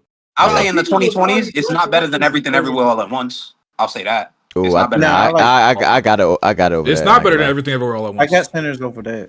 Everything Yeah, Everywhere I All got at Once. I definitely got is Sinners over damn near Everywhere a All at Once. perfect movie. But that's because you didn't get it. That movie's for intellectuals, and you guys just aren't there yet. I'm sorry. I'll No, put it's a it to you good like this, movie, Kwame. but The same way that Red Pick said It's a Hail Mary great better than movie. Interstellar. Interstellar is for intellectuals. So Interstellar. No, don't do that. I don't even It think is. Odyssey is better than Interstellar. it's not. I'll put it to you like this one. Oppenheimer's better than One of my Interstellar. coworkers- Oppenheimer's better than Odyssey. Yeah, I think. I agree on that. Oppenheimer. Yeah, I would probably say Oppenheimer. But Damn, I that's also tough, like but I Oppenheimer. Oh no, I like Odyssey, Oppenheimer. Odyssey shits on Oppenheimer to me. I'm No, sorry. it doesn't. You just again intellectuals. But Oppenheimer is also better than Sinners to me. So there's that. No. Yeah. I'll take Oppenheimer over Odyssey, but I'm not taking Oppenheimer over Sinners. Listen, man. Everybody got their own tastes. Everybody also has their I'll own take brain Odyssey cells. over Oppenheimer. Red Pig missing a few. That's we're just gonna talk about that. But, what were we saying? Mafia and his A. Mafia Yeah, was still. when you look at the upcoming films, I'm gonna be real with you. Mafia might not give out an A this year, bro. Unless he I really, don't really think he will. loves Dune, he might not give out no A. I don't know. Hey, we The still only got Resident reason- Evil. He might like Resident Evil. He could. Resident Come on. Evil- Nah, I There's doubt only- He's not it. giving Come that. on, brother. Mafia, Come on. Resident Evil will not be the movie to get an A+ from Mafia. Mafia, did you like Weapons? Would you give Weapons, Mafia? Do you remember? I think I gave Weapons a B+. Okay. So yeah, maybe if he gave it a B+, it's not outside of the realm of possibility that he could give it an A-. Yeah, I don't know. Because I thought Weapons was good, but that's one of those movies you talk about people overhyping it. I said that during my review. I said Weapons is good. It's 8.5, but it's overrated. I also think this is a what's the word? Prediction. I could be wrong. I think Resident Evil might end up being better than Weapons. What? I think I wouldn't be mad at Weapons was a that. good I'd be movie. happy. I think it might be better. I can see how. I can see But how. wait, I agree. Wani, is it because we have such low expectations for Resident Evil? Because I'm going into this Could be. movie Yeah, it could be. not looking for Resident Evil. I will say I don't That- have that- low expectations for Resident Evil based on who's making it. Based off the fact is Zach Kreger, I don't have low expectations. I I'm have low. expecting a I good have movie. low expectations based off the previous movies and based off how Hollywood handles this property. That's where my low expectations come from. But as far as like the person who's like in control of making the movie, I have all the I Faith have in the all world like, and the Zach Kreger. confidence that he's gonna do it properly. But it's just like once studios get involved, you fucking never know, bruh. So we'll see. Yeah, I get that. I understand that. I'm just putting a lot of faith in Zach Kreger based off of Weapons, based off of his production and Barbarian. companion, based on Barbarian, which I love Barbarian. I know it's a very split movie on that. I loved Barbarian, but I got a lot of faith in Zach Kreger. Yeah. We got off track, man. We got to get to these reviews. Mafia. Got more movies? Mafia. So that was Motor City. Let's go real quick. I want to hear from BT. BT, you saw Soulmate? Yeah, I saw Soulmate. I thought Mafia might have saw it. This is a movie set in the Megan universe. It is a spinoff of Megan. I enjoy the Megan movies. It's not like the most incredible thing, but they're very entertaining, shut your brain off, fun movies. Soulmate originally was supposed to be a theatrical release, but then given Companion and Obsession, I understand why they sent it to streaming because this movie is essentially a combination of Companion and Obsession, right? You have the AI component from Companion and everything that was with kind of like, hey, here's this machine, this robot. If you haven't seen Companion, spoilers, it's a fucking machine, this AI that's supposed to provide lonely niggas, pathetic niggas with a woman in their life. And then the combination with obsession with just the crazy psychotic aspect, as well as a kind of semi-pathetic main man. Now, I will say the leading man in this movie was nowhere near the level of pathetic as Bear. He was a tester. He was testing these things. His wife passed away or whatever, so now he's volunteered to test this AI for his company. A lot of fun. I had fun with the movie. Though it's not nothing to write home about. I see why it was straight to streaming. I give it a 6.5 out of 10. If you like the Megan movies, you'll enjoy this movie. But I will say about this, it's a lot darker, a lot more gorier, and a lot more nudity in this movie than in the Megan movies. The Megan movies had a lot more like fun factor, more comedy. This deals with a lot of darker themes about autonomy over women's bodies and things of that nature. Deals with some themes around grief and loneliness and things of that as well. And then there's a lot of titties in this movie, a whole lot of titties and a lot of sex in this movie. There's one scene in this movie, great kill, phenomenal kill, that really made me cringe. And I'm like, oh god damn, I would hate to go out like that. But for Mafia Quad, who I know enjoyed the Megan movies, you should definitely watch this. If you watching with your girl, you got nothing to watch, you're on stream, go ahead and turn this on. 6.5 out of 10. There's not much comedic moments, but from an acting standpoint, I thought the acting was pretty solid. I thought the action was well done, and then I thought the gore was very well done as well. I'm not going to spend too much time on this because I know Wonton's going to accuse me of yapping. 6.5 out of 10 for Soulmate. Go watch it if you're a fan of the Megan movies. If not, you can catch it on streaming. You won't be disappointed. 6.5. Fire. The last question I have for you, I guess the only question. Where would you rank this between Megan, Megan 2, and Soulmate? I would put Megan 1. Megan is number 1. Megan 2, number 2. Soulmate, number 3. Okay, gotcha. Yeah, it's definitely the weakest, but again, it caught me off guard. I was expecting one thing based off of what Megan 1 and 2 were. This was not that. Like I said, it was much darker, but there are some really, really good scenes in this, like really, really good scenes. But just from a story perspective, there were some things lacking, but I can't complain about the acting in the movie. The acting was great, but from the writing standpoint, there were some ideas that they could have fleshed out more. Perfect. BT, how about Caroline? Yeah, Caroline. We was talking about Samara Weaving earlier, her being cast as Emma Frost in X-Men. She's starring in this movie. Obviously, we all know her. And then Kyle Gallner. Obviously, what's My that boy movie? from You know what Strange I'm talking Darling? about? Strange Darling. Yes, it's them two. So All it right. was it made waves last year in the fourth quarter on festivals and all that type of shit. You know, I like my festivals. I stay in tune. So when a festival movie's getting some buzz, I like to watch it. Got really good reviews on Rotten Tomatoes. It finally made its way to a limited release. I was able to catch it. And Caroline. Essentially, it is a romantic crime thriller drama about a couple, a Bonnie and Clyde type story. She works at a gas station. She meets Kyle Gallner's character. He's like a con man, little scammer type guy. They end up falling in love and then go on this not cross country, but they hit the Chitlin Circuit crime spree. They all around the South. They go from Texas to Alabama, Mississippi, Georgia, South Carolina, Florida, all these little places robbing banks. And that's essentially what the premise of the movie is. I had a lot of fun with this movie, a really good time. Not much comedy. It's a very much so mature movie. I thought Samara Weaving was great. Kyle Gallner is always great. Like if you've seen Kyle Gallner's movies, I would compare it to his role in not Strange Darling, but Kyle Gallner was in another movie. I don't know if you saw the movie where he played like a worker at a deli place, The Passenger. Have you ever seen The Passenger? Nope. The Passenger, that was another kind of lower budget movie where he plays like kind of this psychopath that works at a place and he goes on this road trip with this guy that he kind of takes hostage. It's very similar to that. But great acting, really good writing, good story. This is a movie that women and men will view completely differently because women will view it as the most romantic fucking, oh my God, this is so beautiful. I wish I could find a love like this. And men will watch this like, yo, that nigga was on some bullshit. Y'all bitches don't know how to notify a master manipulator and conman. This nigga was a wild, wild boy, and he basically ruined her fucking life.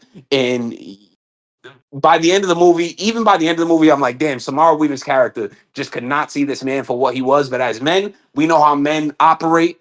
so we could identify this motherfucker as a wild motherfucker who's really probably not so much in love with her, but more so much in love with the idea of having a bad bitch, and then turns her out completely to where she was a good girl working at a gas station. Now she's on this cross-country time spree, and essentially she's his tool for chaos. And it was a great movie. I really, really enjoyed it. I would suggest anybody watching this. I'm surprised it didn't get the promotion it did, but again, it's an independent movie.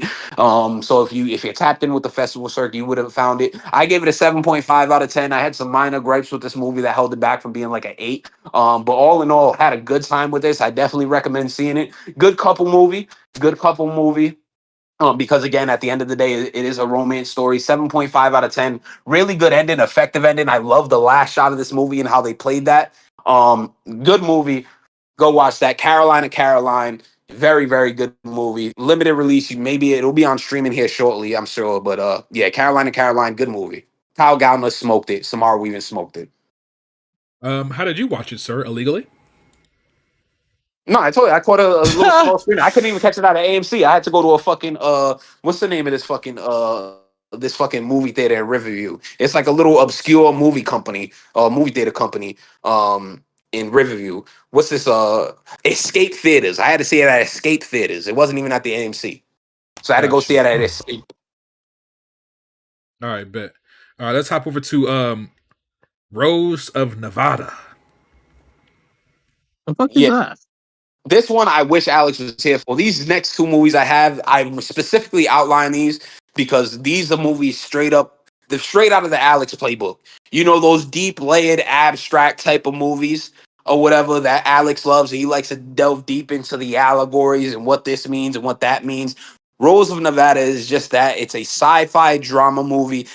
The way it was shot, whoever the director was for this movie, apparently directed by Mark Jenkins, phenomenal. They shot it in 16 millimeter, so it feels like an old 80s movie. And then with the audio, they did something crazy with the audio where they have all the actors. It stars Callum Turner. We know who Callum Turner is, but they're all English actors. They all could speak English.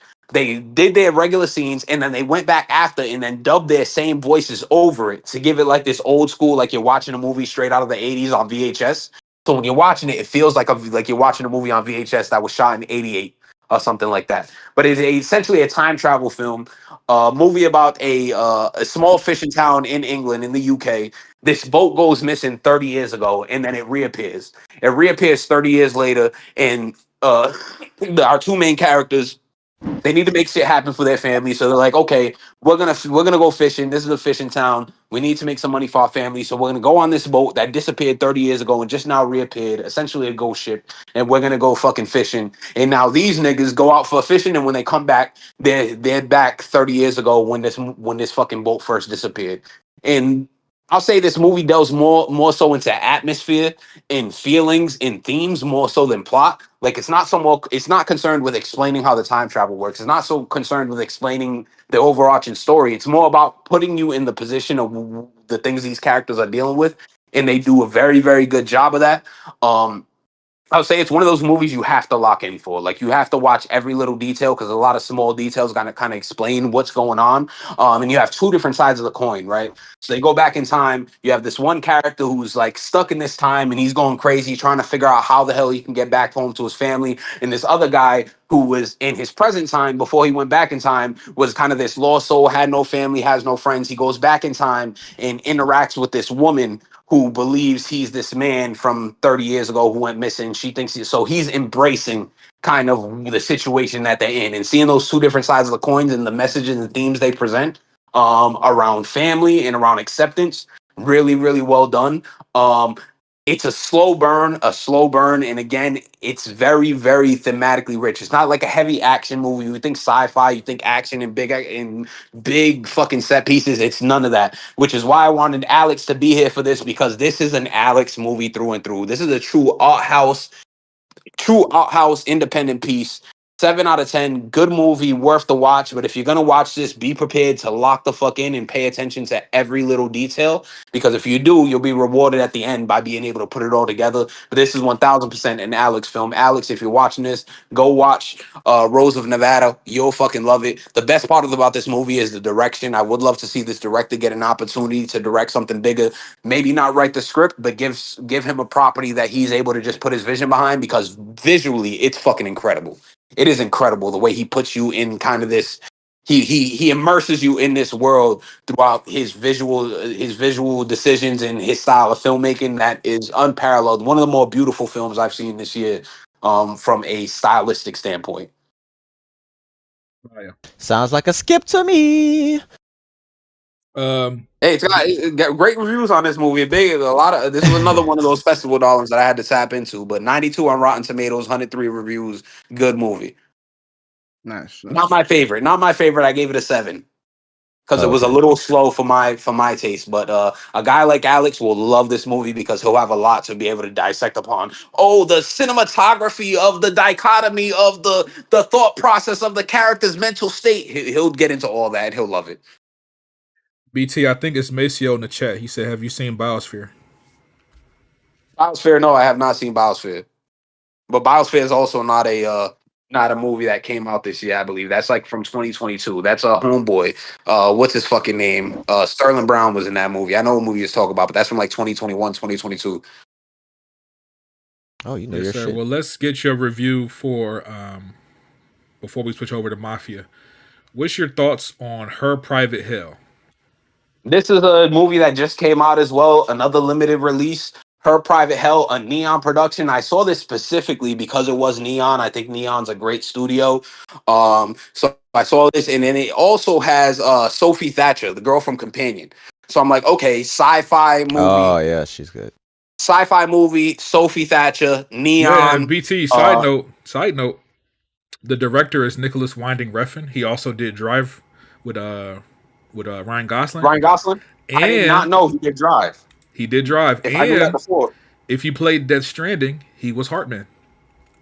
Oh, That's her. him. Yeah, he's a movie director. He's friends with Kojima, and Kojima put him in the game. Wow.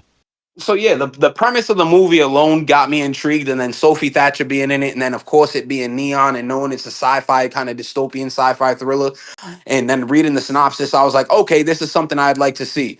It's like a strange mist kind of comes over a city in the future, and this woman basically has to try to find her father within this movie. Brother, I don't know what the fuck was, bro. This is another Alex special. He's gonna have to explain it to me because I don't know what the fuck was going on in this movie. This is one of the weirdest, strangest, unique movies I've ever seen, and I say that in a derogatory manner. I did not enjoy this at all. This is a movie based off of the reviews I've seen. It's very controversial. People either love this movie and think it's the greatest shit they ever seen, or they fucking hate it. This is the epitome of a slow burn. I almost cut it off because this one I actually watched at home. I almost cut it off a couple times, but I'm like, fuck, I'm already here. I'm thinking Alex is gonna be here, and when I'm watching the movie, I'm like, here's another movie that I could toss to Alex to let him watch. And ultimately, I found myself wasting my time with it. I don't recommend it. I gave it a 4 out of 10, but there are people out there who love it, that talk about how deep it is and how layered it is and how thematically rich it is. I wasn't able to catch up on it. It's a very, very weird film. So for niggas like Alex, go ahead and watch it. Maybe you'll be able to take something away from it. For me, not for me. Neon's normally on point. For this one, not for me. 4 out of 10. 4 out of 10. You can skip it. Damn. I wanted to watch this. I knew about this movie actually. And did you ever see Die My Love last year with Jennifer Lawrence? With Robert Pattinson and Yeah. yeah. So it's like I'm So- thinking Neon, you know what I'm saying? It's a Neon film and Sophie Thatcher's in it. It's a sci-fi film. And then I read the synopsis and I'm like, all right, this sounds cool. So I watch it and I could not tell you. I read the synopsis and I watched the movie and it doesn't match at all. I couldn't tell you if I never read the synopsis, I couldn't tell you what this movie was about. Mm. That's So how fucking confusing it is. It is so abstract. Like you know the movies that try to be too deep and too abstract for their own good. This is one of the movies that try to do way too much to the point that as a viewer I was just completely lost. And y'all know me, I watch a lot of independent movies. I watch a lot of little art house films.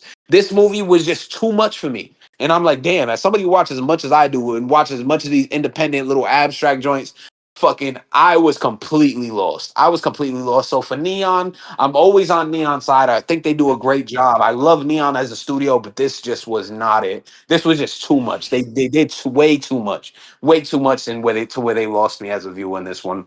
4 out of 10. Yeah, I'd have to have somebody smarter than me watch this movie and tell me what the fuck this was about, because the synopsis and the viewing does not align. I got you. 4 out I of got 10 you. is what I gave Die My Love as well last year, so it made me think of that.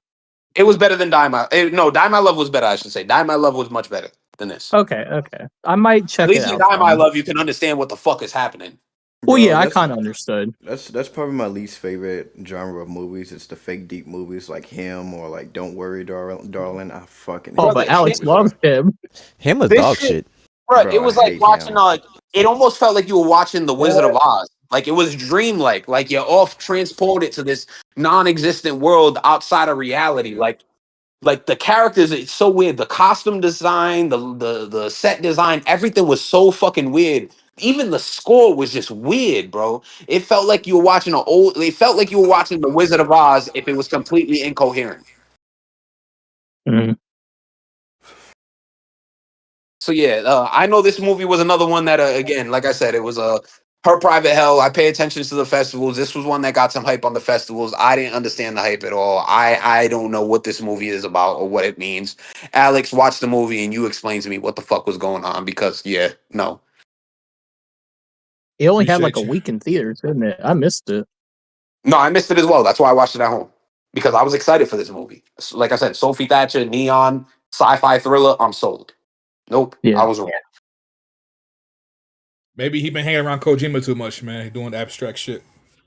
Yeah, that could have. Yeah. Maybe that's what it was, bro. Because this shit was just way, way, way too much. Like I was finding myself like literally like I was getting I was getting frustrated at how confused I was, and I was locked in. I wasn't on my phone. I'm locked in, like trying to fucking watch and figure out what's going on, and I had no idea what was happening. 45 minutes into the movie, I'm like, bro, I have no idea what this movie's about, and there's 40 minutes left. I swear to God, I was 40. I paused the movie to see how much time was left, and I was at like 47 minutes or something, and there was like another 45 minutes in, and I'm like, bro, I'm like halfway through the movie, and I have no fucking clue what this movie's about. Well, did it resolve anything for you at the end? Are you still like, No, what the fuck? bro, it's abstract. It's fucking. It's one of them paintings where you look at the painting and shit, and they be like, oh, what do you take from it? What do you take from it? What do you take from it? I didn't take shit from it.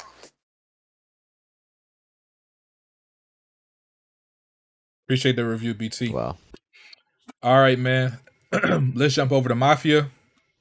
Mafia Yes, has sir. saw some films. Let's start with Pinocchio Unstrung.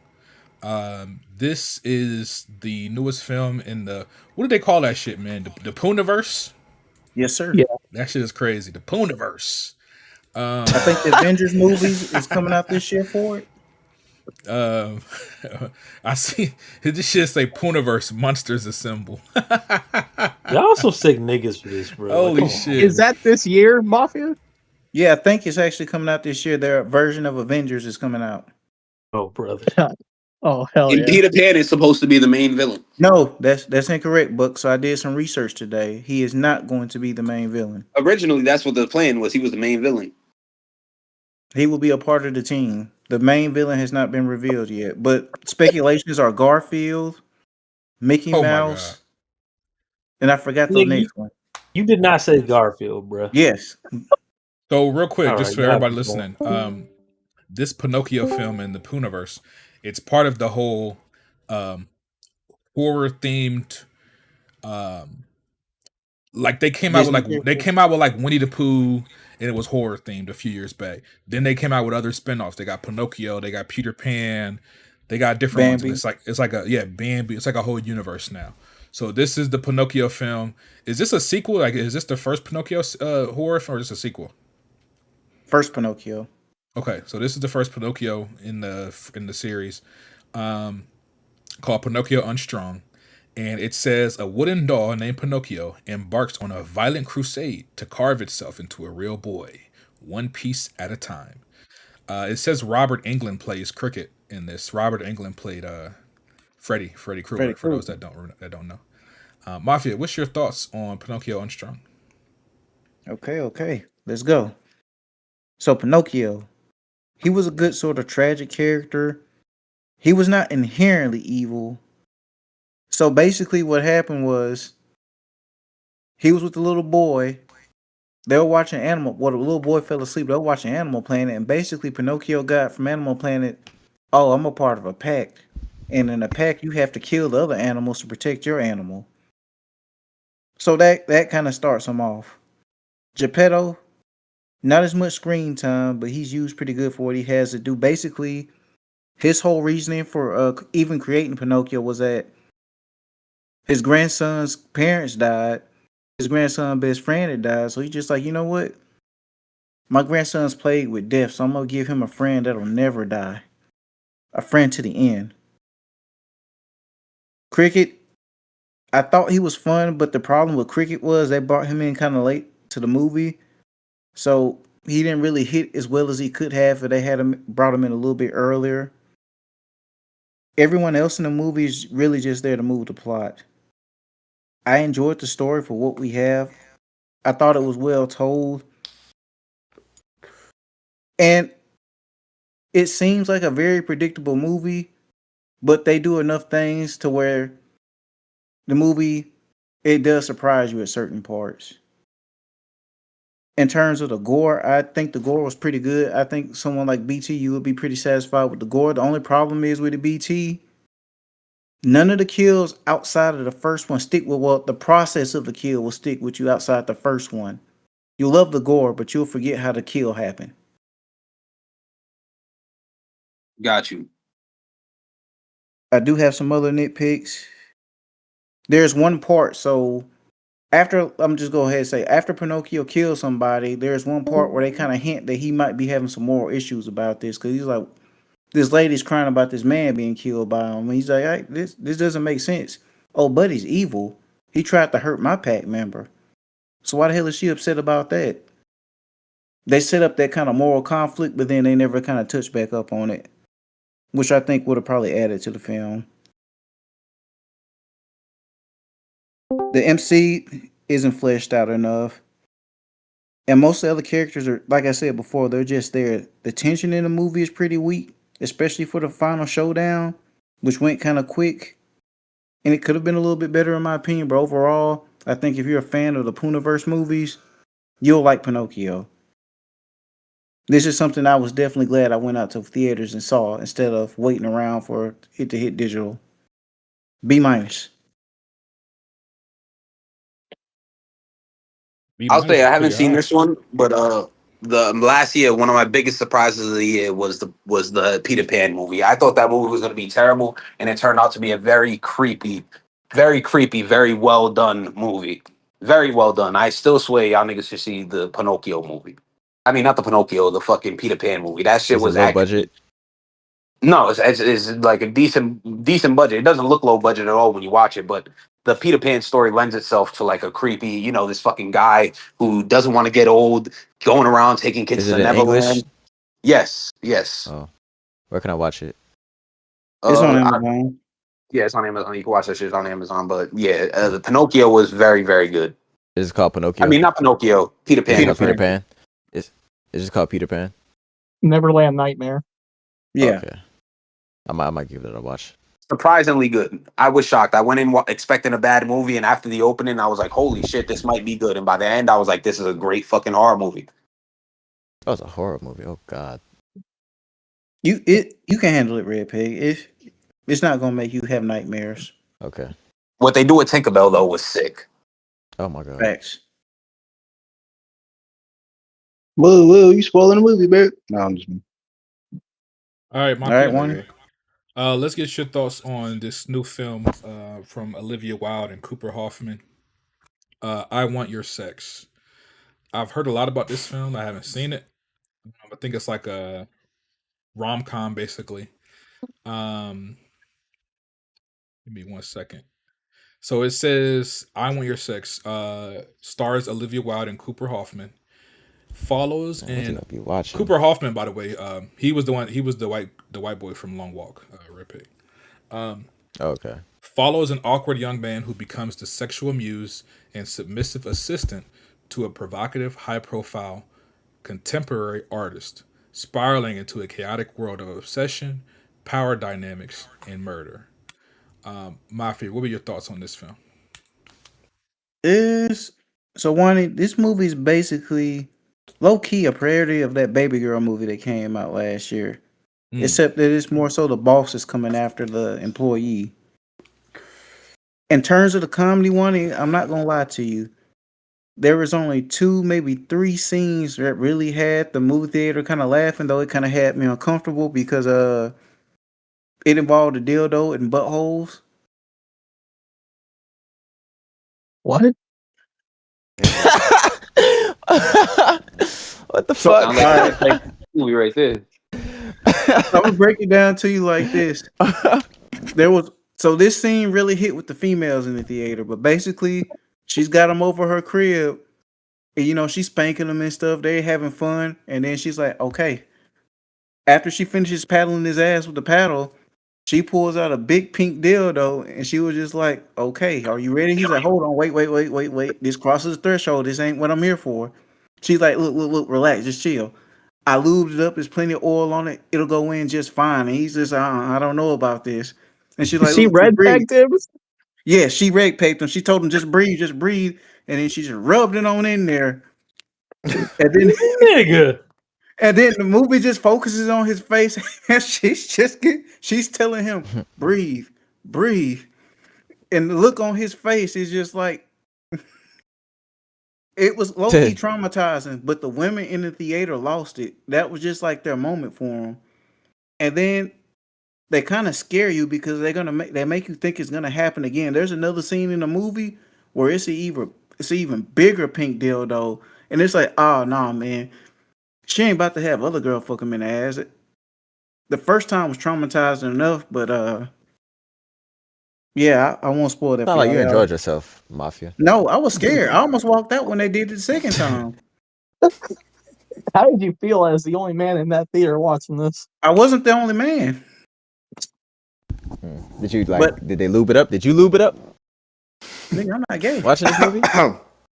What the fuck?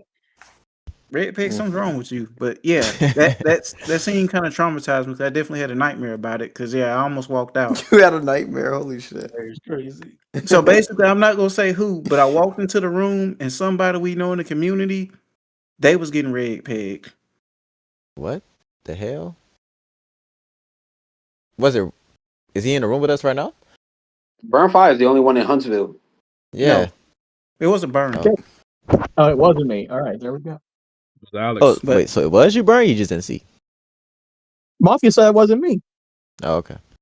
But yeah, He's talking about Waterboy. Ew, no, ew. Water boys. Mafia said, I don't want to see him get pigs.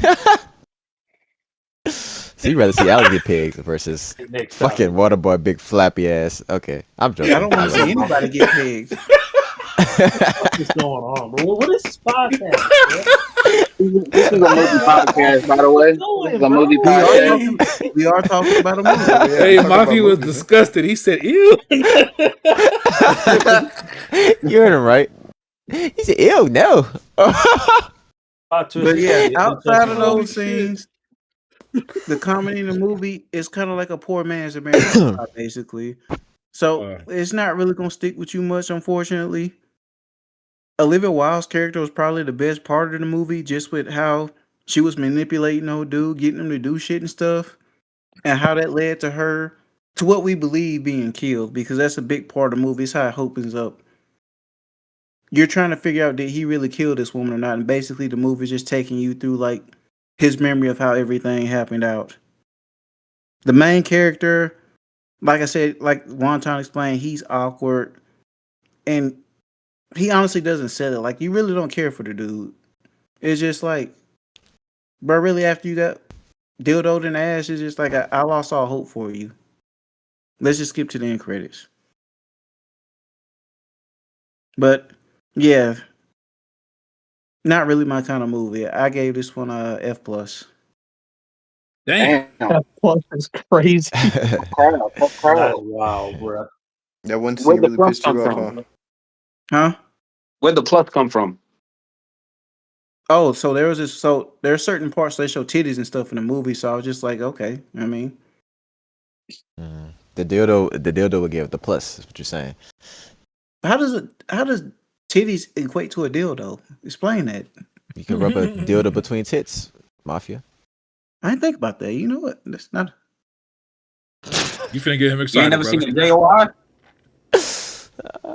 Red Bag, that was a good one he did right there. I give it to him. That was a good Y'all one. motherfucker get You horny. can't put a dildo between two titties. Appreciate the review, Mafia.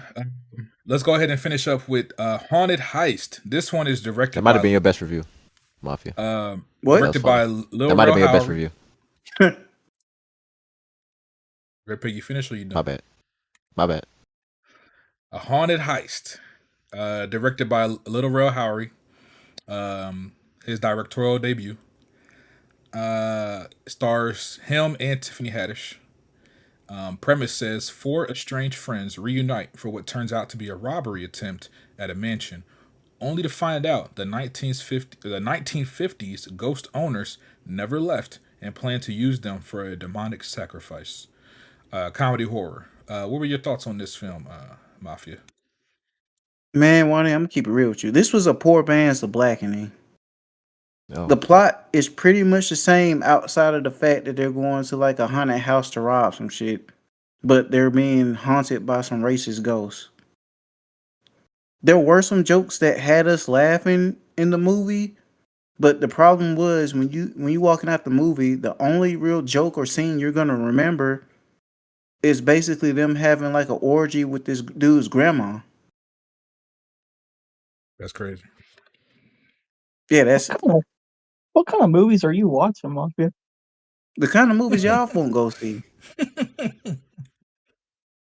Yeah, and then like the characters, Wani, the characters are really like bare bones, like they're uninteresting. Like you won't find yourself invested in any of the characters. Like one character, his issue is, oh, his baby mama smashing another dude. I don't know how that ties into the movie.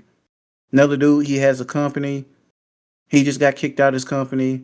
Tiffany Haddish, she's an influencer with no motion. And another dude just got out of jail. He has cancer.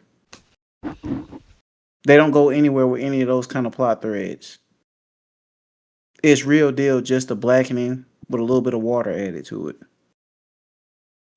Unfortunately, I really want to love the movie, but I did not.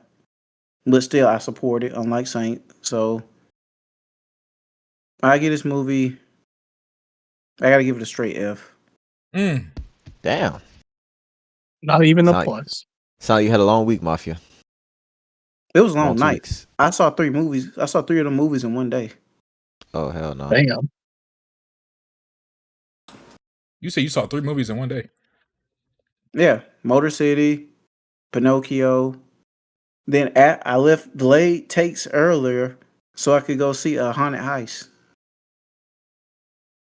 Did you watch That's Trash? tragic because it got Carlos Miller and Lil Rel, and you of course want to support them too. They both funny. We love Carlos Miller and Lil Rel, and damn, I'm So- still watching.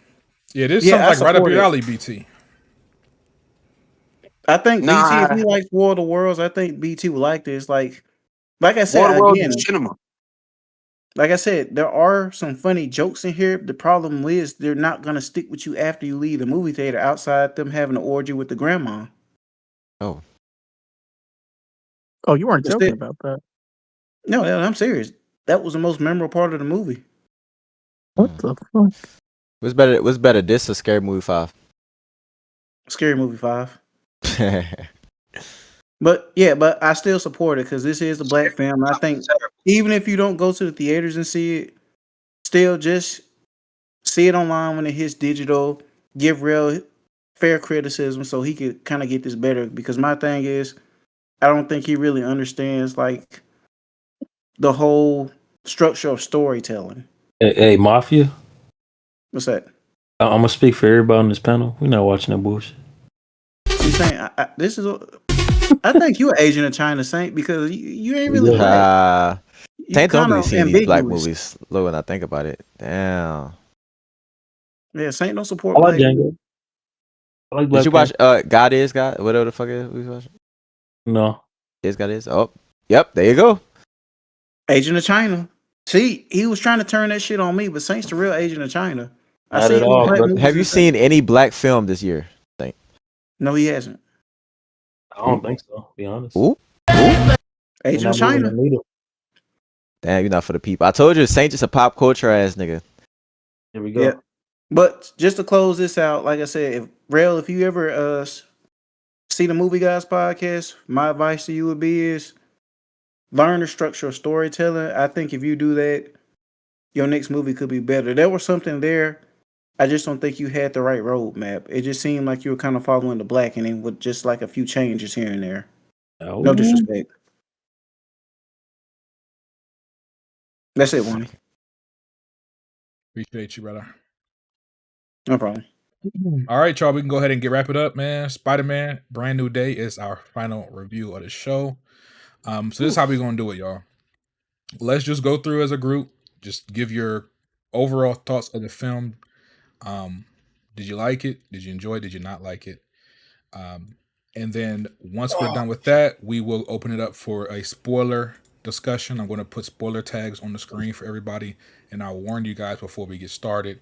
The reason I want to do it this way is just because for those that haven't seen the film, I want to give them a chance to at least know what we think about it before they click off of the video or, whatever, for those that want to avoid spoilers. So give me a second, guys. Just want to pull up. Okay. All right. So we can go ahead and start. Who wants to go first, man? Just tell us overall. Like, what'd you like about the movie? Again, no spoilers. Just tell us, a quick thoughts. So what'd you like about the movie? Did you like it? Did you not like it? Did you not like it? I'll go first. I'll just say I like the movie. It's not perfect. It's not better than Spider-Man 2, but I just think visually, it's the best looking Spider-Man film, without a doubt. Mm. Tom gave his best performance as Spider-Man and Peter Parker here, and there's gonna be some people that are gonna let nostalgia kind of blind them, but we got to start having a conversation that Tom might be the best overall Spider-Man. Thank you, Saint. Thank you.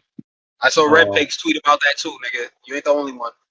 Yeah, because there's some people that are gonna be like, "Oh no, we got to start having a conversation that he's either surpassed Toby already, or by the time it's Spider-Man 5, it shouldn't even be a debate anymore." My gripes with the film was mainly that second half drags, like as far as pacing. What? The third half. It does. And I agree. watched the movie Mhm. twice. I haven't gotten a chance to watch my third viewing. But it was noticeable, really. In the first viewing, I noticed it, but the second viewing, it was like, man, this is really, really slow. And I get why it slowed down too, because there's a lot of important stuff that goes on. And this movie, I think, is like one of the best emotional Spider-Man films. And I know I kind of missaid some things on delayed takes about it being that Spider-Man 1, Sam Raimi's movie. It's not as emotional as this one. Don't get me wrong, there's like that Aunt May, Peter comforting her, after Uncle Ben's death, and like, you know what I mean? Like that had the emotional tone. But the entire movie is very campy. Where with this one, I think it was a serious movie and it had a few comedic jokes, but they weren't like out of place. But yeah, the antagonist of the film really, really good. But the villain of the film, like if I can say rather, very generic. Yeah, When you he's compare boring. it to very boring, one note compared to Green Goblin, Doc Ock, Vulture. You know what I mean? That was like my biggest disappointment. And people were like worried about all the different characters being in this film. I think they perfectly balanced it, and it for sure gave me the vibes of like the animated series. Um, And lastly, like my only like main negative was there's some character decisions, and we'll talk about it in the spoiler section, where I was like, the history that you got, this is stupid. It makes no sense to me. But yeah, I said this film was a 8 out of 10 on my first viewing. Second viewing, I'm going 8.5. If that pacing was a little bit better in the second half, I will bump it up to a 9. And of course, they would have had a more interesting villain. It would have been bumped up, or it could have been a perfect film. Okay. I can go next if anybody else doesn't want to intrude or anything. So, real quick review right now. Honestly, the most I'm gonna say about this movie will be in spoilers. So, nigga, this is about to be like 45 seconds. I think there's some good action scenes in this movie, right? I thought there was some nice set pieces. I did like the fights. I thought the movie overall was well paced. Now, what Saint said about the second half, yes, it does drag on a bit. But after that, I mean, overall, I think it's well paced. It's okay. There is some good dialogue in this scene. Seeing characters interact with each other, I can't really, specify, but it pulls some heartstrings for me. Like, there's a lot of emotional tension in this movie, in certain aspects dealing with characters. I do like Tom Holland as Spider-Man, and I think he's been doing a great job as far as portraying this character. It's been really nice seeing Tom Holland grow in this role, honestly, from Homecoming to now. I'm glad to see him mature, not only as an actor but as a Spider-Man character. Like he's pretty good. Now I'm not gonna say that overall I like him better than Toby, but as far as him fitting this role, I do think he's a good Spider-Man. I do think he's a better Spider-Man and Peter Parker than Toby. As far as Toby's written, I do think that Spider-Man is written better, especially given all his movies, but that's neither here or there. One small gripe that I do have to say that's a really small nitpick. I do not like the way this nigga ears be poking out in his fucking suit when it's not CGI. Did anybody else What? notice that in the movie? No. Yes, That's bro. pretty normal. You said it's normal? They didn't use a full face shell like they did before. They wanted it to Right, look more yeah. realistic, like he just wore a mask like a regular person. It looked kind of ugly to me, man. You didn't really notice the ears back when, like, in Toby's suit and Andrew's suit, or even the previous Tom Holland suits. You don't really notice it like that, but just a little small gripe.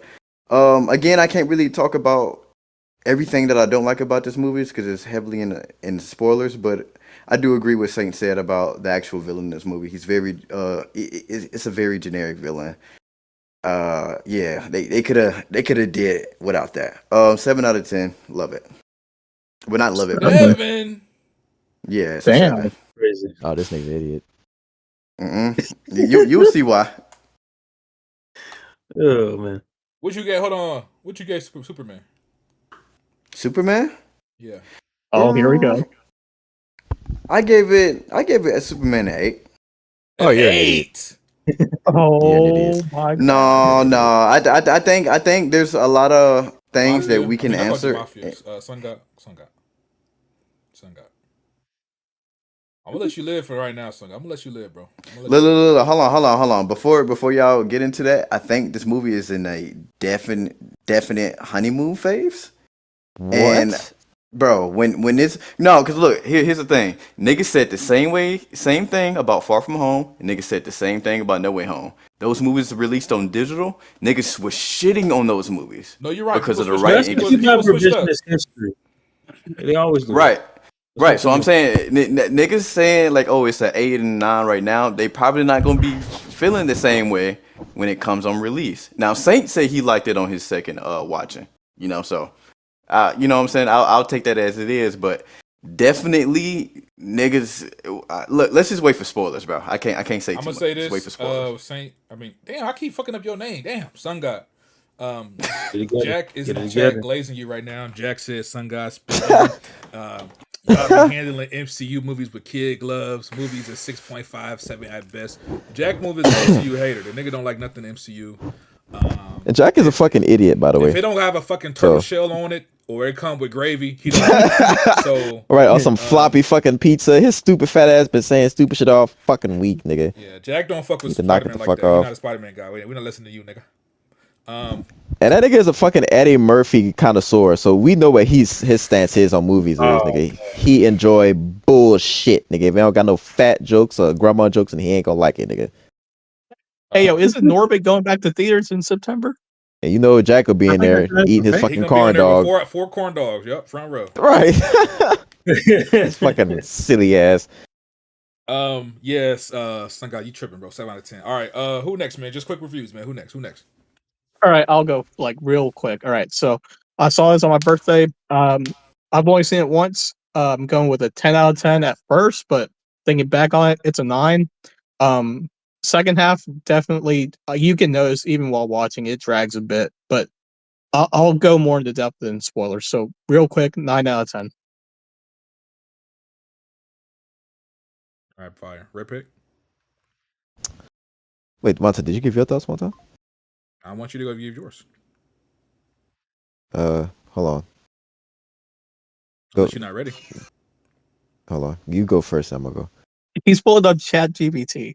No, All right.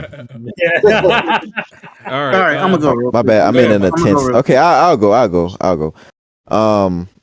What about to say? Hey, I ain't gonna lie to y'all. I watched this movie for the Hulk, nigga. The Hulk came. He showed out, nigga. He did what he did. He fucking smashed, nigga. Best part of the fucking movie for me. Fire. Like Saint said first. Tom Holland.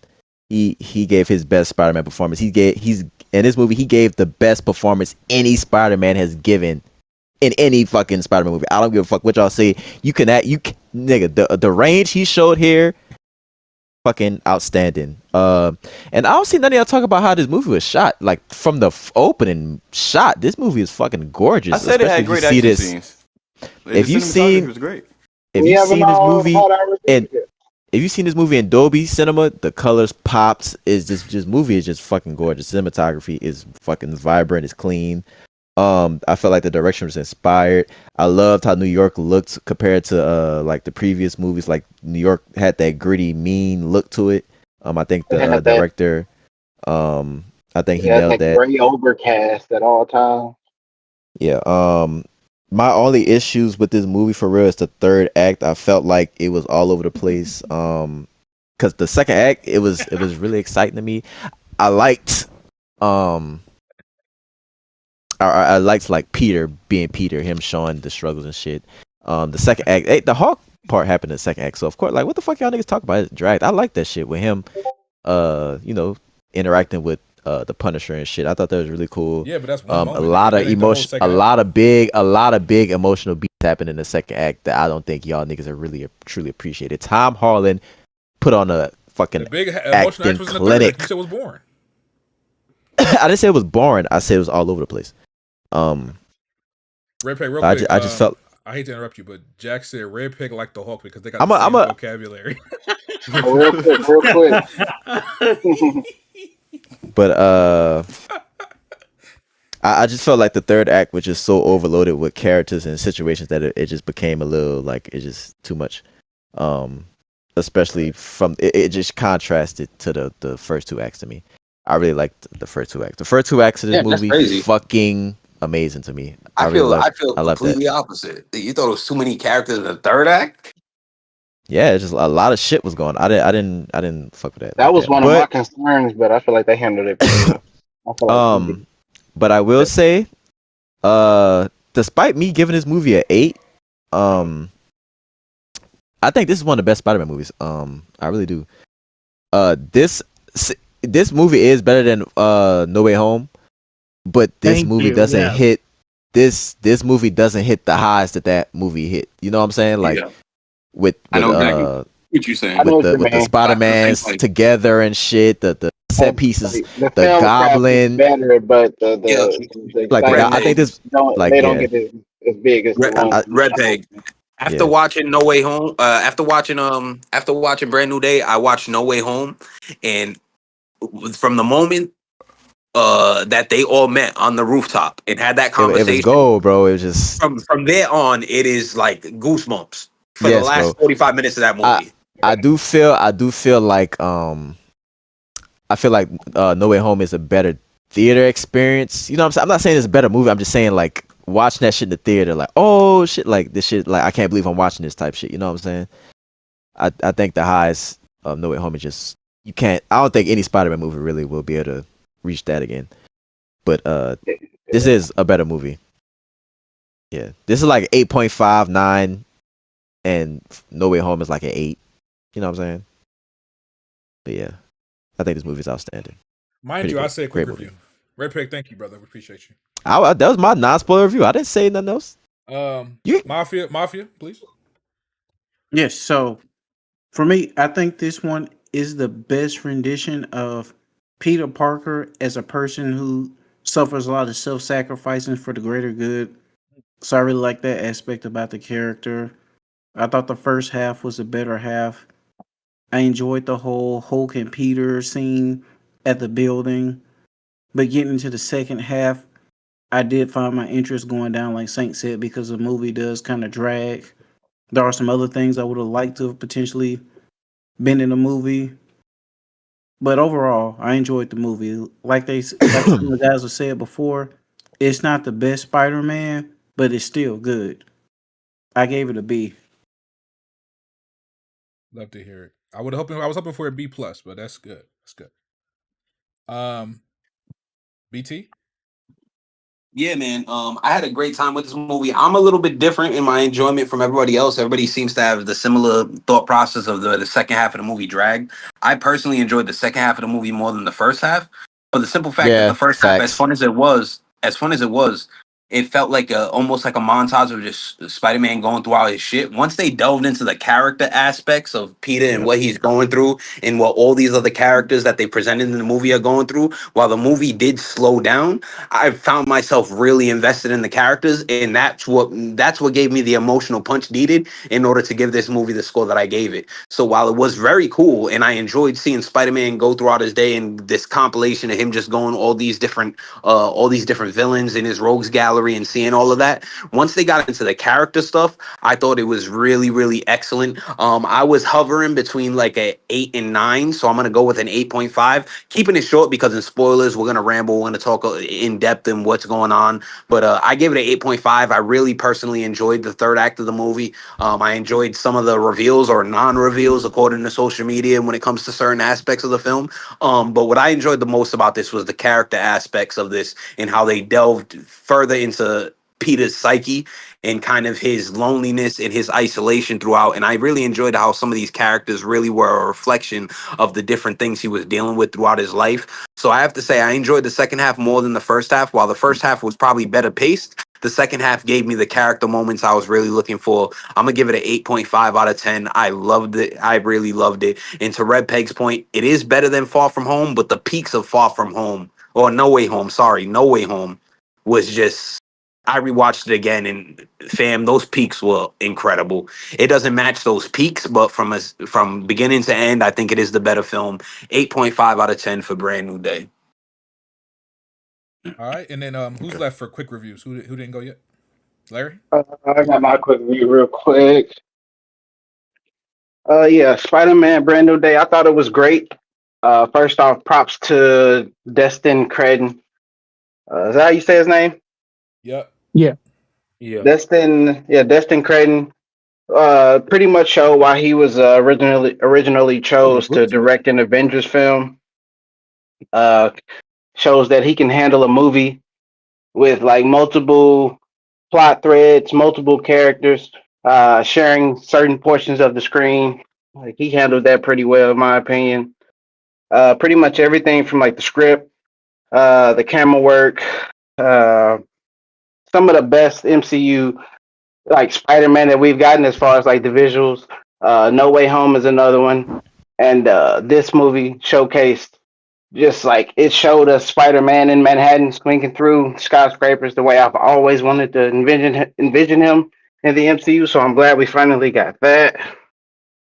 I wouldn't say it was on the level like The cinematography, I wouldn't say it was on the level of Chasm movies, like the Amazing Spider-Man movies, but still great. It was And definitely the inspired acting by as those. well. Acting was pretty good. Tom Holland, best performance as Peter Parker by far. Um, I would say the villain Sadie Sink. She's also great. You know, loved her. Her role. John Berthal, Punisher. Loved the chemistry between him and Spider Man. Loved the chemistry between him and Tom Holland. That was great. But at times the movie does feel long. It does feel like at the start of the third act, it does drag on a little bit. But Thank then you. it finds its footing again, and it pretty much never lets off from there. But all in all, I give it an 8.5. Minor gripes like weird editing from scene to scene, and some pacing. But all in all, yeah, 8.5. I really enjoyed it. Yes, sir. And then everybody else went right. Yep. Okay. Yeah. Just to round it out, my quick thoughts. I really love this movie, man. I really, really had a good time watching it. Wants to say, holy shit! I will Lame say, ass. just yeah, it's been a lot of haters on this movie for whatever reason. I don't know. Niggas just don't love Spider Man like they claim to. I really live and die by this shit. Spider Man is the goat. Um, this movie is fantastic. Let's see. Where do I start? Just quick thoughts. First of all, choreography, from the swinging to the combat, the fight scenes, the acrobatics, amazing. This is probably some of the best choreography they've had in Spider-Man in a long time. All All thanks the to movies Insomniac. combined. Tom Holland's performance was fantastic. I agree with Red Pick. This is his best performance as Spider-Man and Peter Parker, both of the characters. Um, it was amazing just getting to see him really be his own character. You know, I never really subscribed to the whole Iron Boy Jr. shit that people complained about. Yeah. But that being said, it was still refreshing to see him kind of be on his own, not attached to the Avengers, not attached to Iron Man, and in a New York City based story. So that's all fantastic. Like Red Peck said, visually, this movie is fire, bro. I saw it in Dolby Vision. Yeah, it's gorgeous. Very, very visually striking movie. Very, very beautiful. This is definitely made for Dolby. I believe it's in IMAX now. I haven't seen it in IMAX yet. I'm sure there are some cool scenes in IMAX, but just for the colors and It's the not gonna visuals touch Dolby. alone, man, I feel like Yeah. you gotta see this in Dolby, bro. What else do I want to say briefly? I enjoyed the story. I actually enjoyed the story for this film for the main fact that this gave me a comic book feel. This felt like a story they pulled from like the comics. It felt like you got to see Spider-Man interacting with other Marvel characters. You got to see him interacting with, you know, like the police captain of New York, the NYPD. Like it felt like a natural Spider-Man story. It was cool to see him interact with the Punisher. That was dope. I also loved how the Punisher's character didn't change drastically from the TV show. Like they didn't like, you know, Disneyfy him and make him super like childish and kitty. Obviously he couldn't curse as much as we know him to, but it was still like Punisher. Like when you watched it, it still felt like the same character. So I He said liked a how, lot of shits, bullshits. yeah. So I liked how they did that. They did it in a way that it was still believable that it was the same character. I loved all the performances from the main cast. Tom Holland, I thought Zendaya was great. I really liked, like I said, Frank Castle, John Bernthal. The villain gave a good performance for what they had to deal with. Yeah, I really fuck with this movie, bro. I want to talk more about it in spoilers, but from Yeah, a once you said Spider-Man keep it short, film, just a long ass review. from a Spider-Man film, I'm definitely shorter than you. You weren't even halfway through your shit where I'm at. Cap. From a Spider-Man film, bro, this has easily hit my top 5 Spider-Man films of all time, and we can do our rankings during our spoiler talk if you guys want. So that way you guys kind of understand where we're all coming from when it comes to top 5. This is in my top 5. Because How many this Spider-Man movie, movies are there? 11. Oh, There's 10, damn. There's 11. Are The you good? reason- including this movie. Yes. Okay, The well reason now is there's 11. this is in my top 5 is because this is one of the few Spider-Man films that just feels so true to the character, bro. Like, this was so true to the character, which is why, and we'll talk about it, I'm a little confused with some of the gripes and issues people have with this movie online, because this is like, it's almost like they looked at all the things people said they wanted for Spider-Man over the past 5 years, they gave it to them, and yet people still aren't satisfied. So I'm a little confused by that, but we'll talk You about can't it. satisfy everybody. Twitter's that never being happy, said- bro. That being said, I love this film. This is a 9 out of 10 for me. The only reason that's stopping it from being a 10 out of 10 film is because of the villain and the storyline that they chose for the villain, which we'll get into with spoilers. That being said, this is a must-see film. If you're one of those people like Jack who see one MCU movie a year, make this your one. Okay, this is a really, really good film. Definitely enjoyable to watch in theaters. Yeah, I fucking loved it. And the fight scenes are fantastic. The fight scenes, like Red Pick said, literally made me say, holy shit. There's a fight scene at the end of the movie. I was like, this is fucking amazing. What am I watching right now? In Dolby, it's middle row. I was like, this is... Are we in spoiler territory? Not yet. Not yet. Damn, nigga, you patient? You still going? I'm You wrapping still up. going out of all people? I'm still doing it shorter than fucking you and Red Pig. Anyway. That's the fucking Come on, lie. bruh, come on, And bruh. you was rushing us too. No, bro, if y'all would stop interrupting me, I'll be done by now. Thank you. You literally interrupted me. It's like, hey, Ripper, hurry the fuck up. 9 out of 10. All right. Now, let's go ahead and jump into spoilers. I'm finna put the spoiler tag up. If you have not seen Spider-Man Brand New Day, please click off the stream. Dream. Do not come back for like, I don't know, an hour. No, I'm just Don't playing. come I back. don't know, the, but the Hulk, just the don't Hulk come dies back. at the end. The Hulk dies at the end. The Punisher kills him. I don't know why Red Pig. The Hulk The Hulk dies at the end. I don't know why Red Pig's being stupid. The Hulk does not die in this movie. He's mad because I tried to spoil him. That's why he's mad. But I was just trolling him. Anyway, spoiler got talk, something to get into. guys. Spoiler What I talk. want to get into. Okay.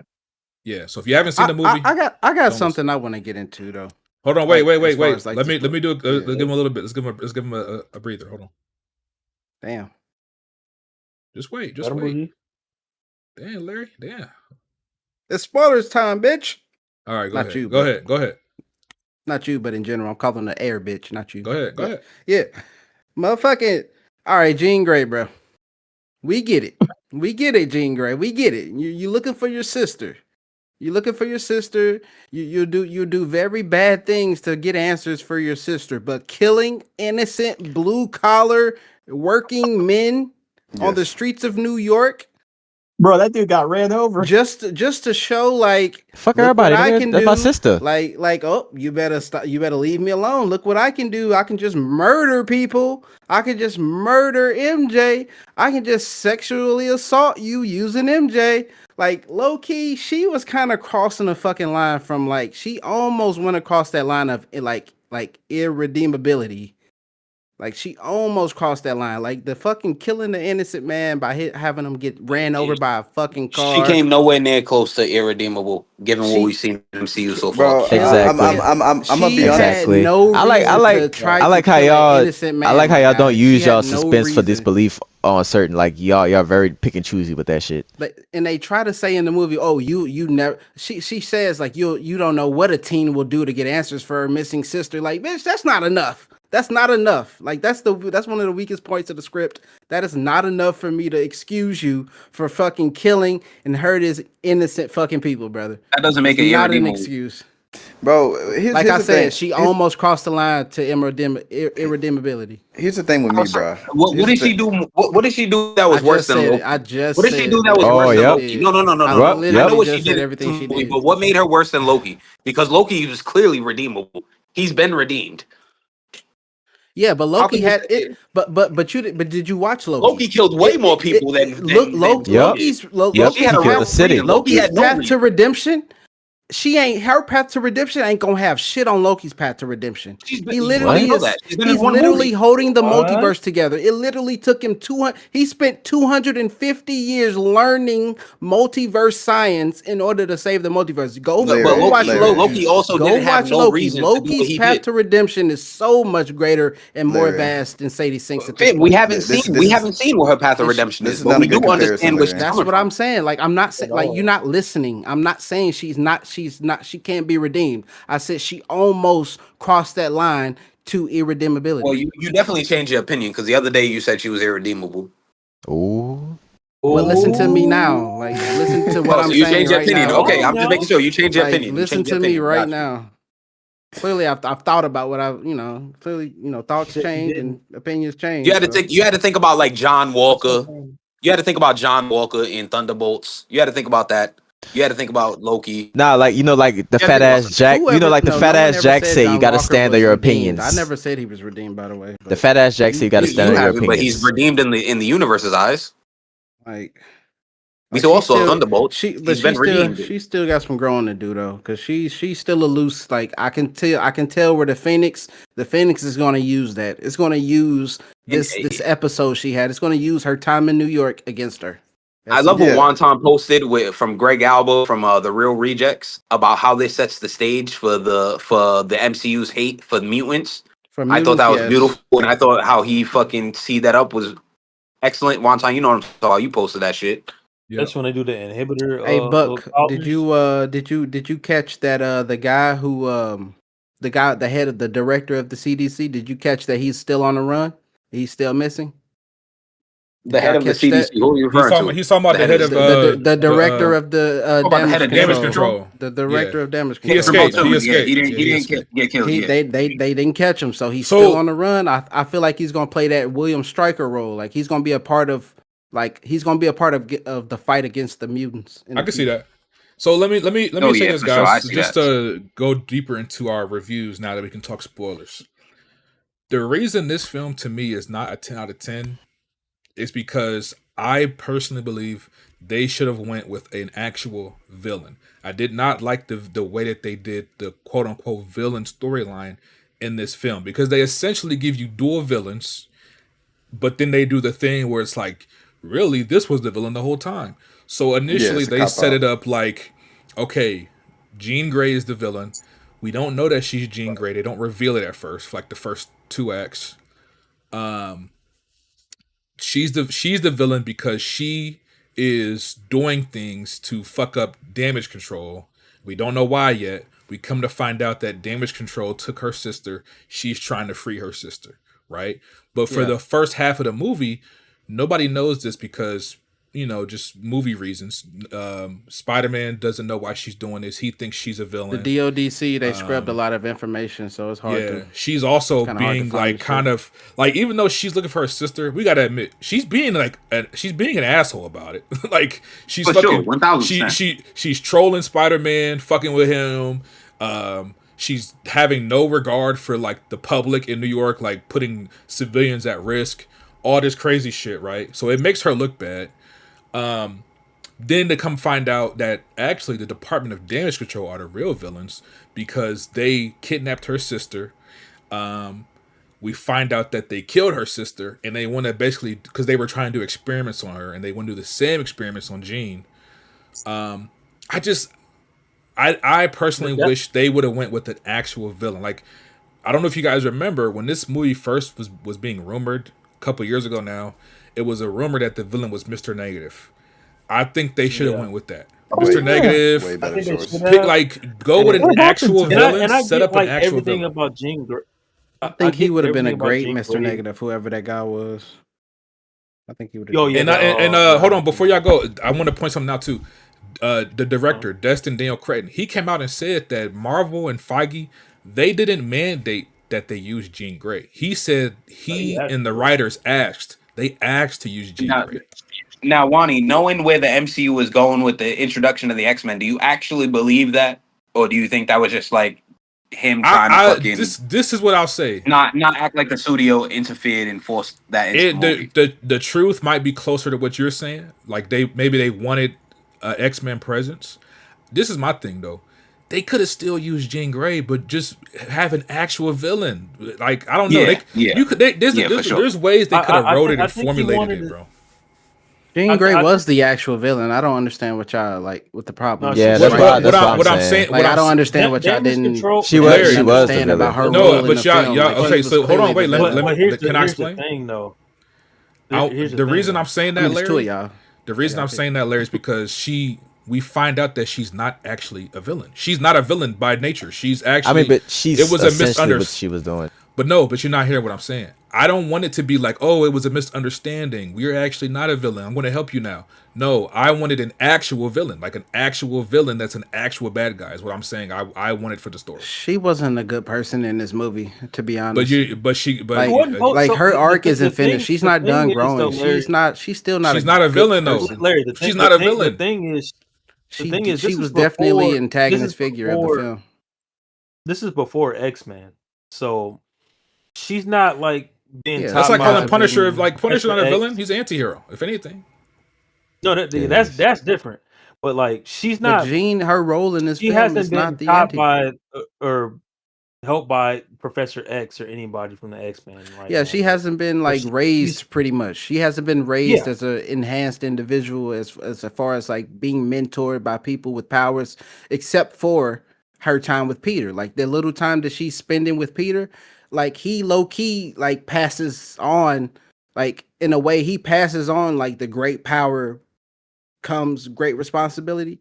I feel like that part where I thought that was a great scene, by the way. Where she goes into his mind and he pretty much passes on, like he letting her know like she's not alone, but with with all this power there comes a great responsibility that you have to take upon. And I feel like this is the start of her becoming Jean Grey. In this movie, I don't think she's the Jean Grey. I think she's a fucking pissed off teen who do anything to get fucking answers. Right, but she's not a villain. Which includes murdering people. Which includes like people. But you gotta understand, like she wasn't doing it for malicious reasons. She was doing like I put it to you this way, because Jack retweeted something the other day where it said that Tom Holland, the one major thing about his Spider-Man, people feel like he don't have any iconic villains to himself. I agree. Yeah. Right. So I feel like Vulture was very good. Vulture was really good, but everybody else has been like Tony Stark villains and other Spider-Man villains from other universes.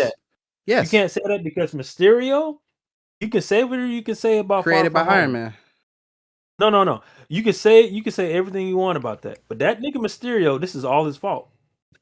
Yeah, the entire movie is his fault. The domino effect from his actions. Yeah. It's not a domino effect. Just like Mysterio. Yeah, he definitely like the ripples of his actions definitely go through multiple films for sure. But also though, his domino effect, Jean it's also the same thing that Jean's domino effect is gonna have for the future of mutants, and I like that. And I also like just Aunt May talking to Jean Grey and no, that was a beautiful scene. That was a very beautiful. They had like this was a perfect opportunity. I agree with you, Jack. You're giving Tom Holland his you're finally Spider-Man moment, but yet you don't give him an iconic Spider-Man villain to go up against. I feel like that was a missed opportunity. They had villains I get the complaint. They had villains that they valid, Jack. That's valid. In the first act, remember they kind of showed like the montage of all the villains, and then Scorpion is like a side villain in this film. That's all cool. Yeah. But if they would have had a main villain as like the main antagonist, like a Mr. Negative or somebody else, it could have been anybody else. Could have been Lizard. One time? I would have enjoyed that a bit more, I think, than it being the switcheroo of like, she's the villain, but really she's not. She's a good person. They have those villains in this movie. They just montage over all of them at the beginning of the movie. Yeah, that's what I was gonna say. The beginning of the movie wasn't as strong. They montage over all of them. Those are all the smaller ones, and I feel like you have an opportunity with Tombstone to do something bigger with Hammerhead and all the other mobs in that like a gang war type joint. The gang war, so that would have made sense with Punisher too, because Punisher fights the Mafia in the comics. Yeah, that's why I'm like I'm okay with the Mafia Quad. Also, for that special, so Spider-Man basically saved him from that shit he was going through in that bullshit special, right? No. You talking about Punisher? Yeah, because he What, said, Staten because Island? well, He said he No, helped him in Punisher Long takes Island, but place. they The didn't say what special it takes was. place. The special takes place before the movie This movie, does. yeah. yeah, that's what I'm saying. I But I'm don't. I saying don't it, know. I but they don't know. glazed past the shit that Because happened Staten after. Island, You Red right, Pig, Red don't Pick. I don't overthink know it. who the fuck Oh, is okay. on Staten Staten Island that Island is almost the killed same. Frank Castle, but that motherfucker's a big deal. Who the fuck was so big of a deal on Staten Island that Spider-Man had to show up? That's what I I want think to that was know. just I saw a lot of Give me people that complaining. backstory. Y'all overthinking it. I saw a lot of people complaining about Staten that. Like, Island. why didn't we get that? Yeah. Why didn't we get that backstory? We didn't need it. I didn't need that I backstory. want to know From just the for way I took it was I it feel was like we just fan did. fiction. I feel I like just we want to did. know. the way I took it as it Y'all was are just dialogue overthinking it. to establish that they know each other. That's it. Yeah, that, Yeah, that they have a rapport. It's Yeah, but I that, still and want to it's know the funny basically backstory. though.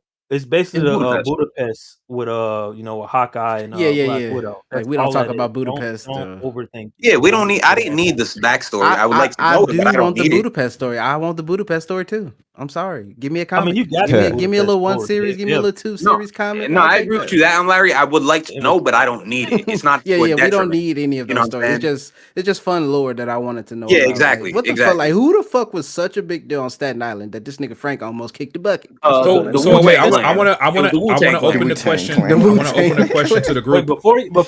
before you say something, Wanta, I want to ask you and everybody, outside, because you brought up Mr. Negative.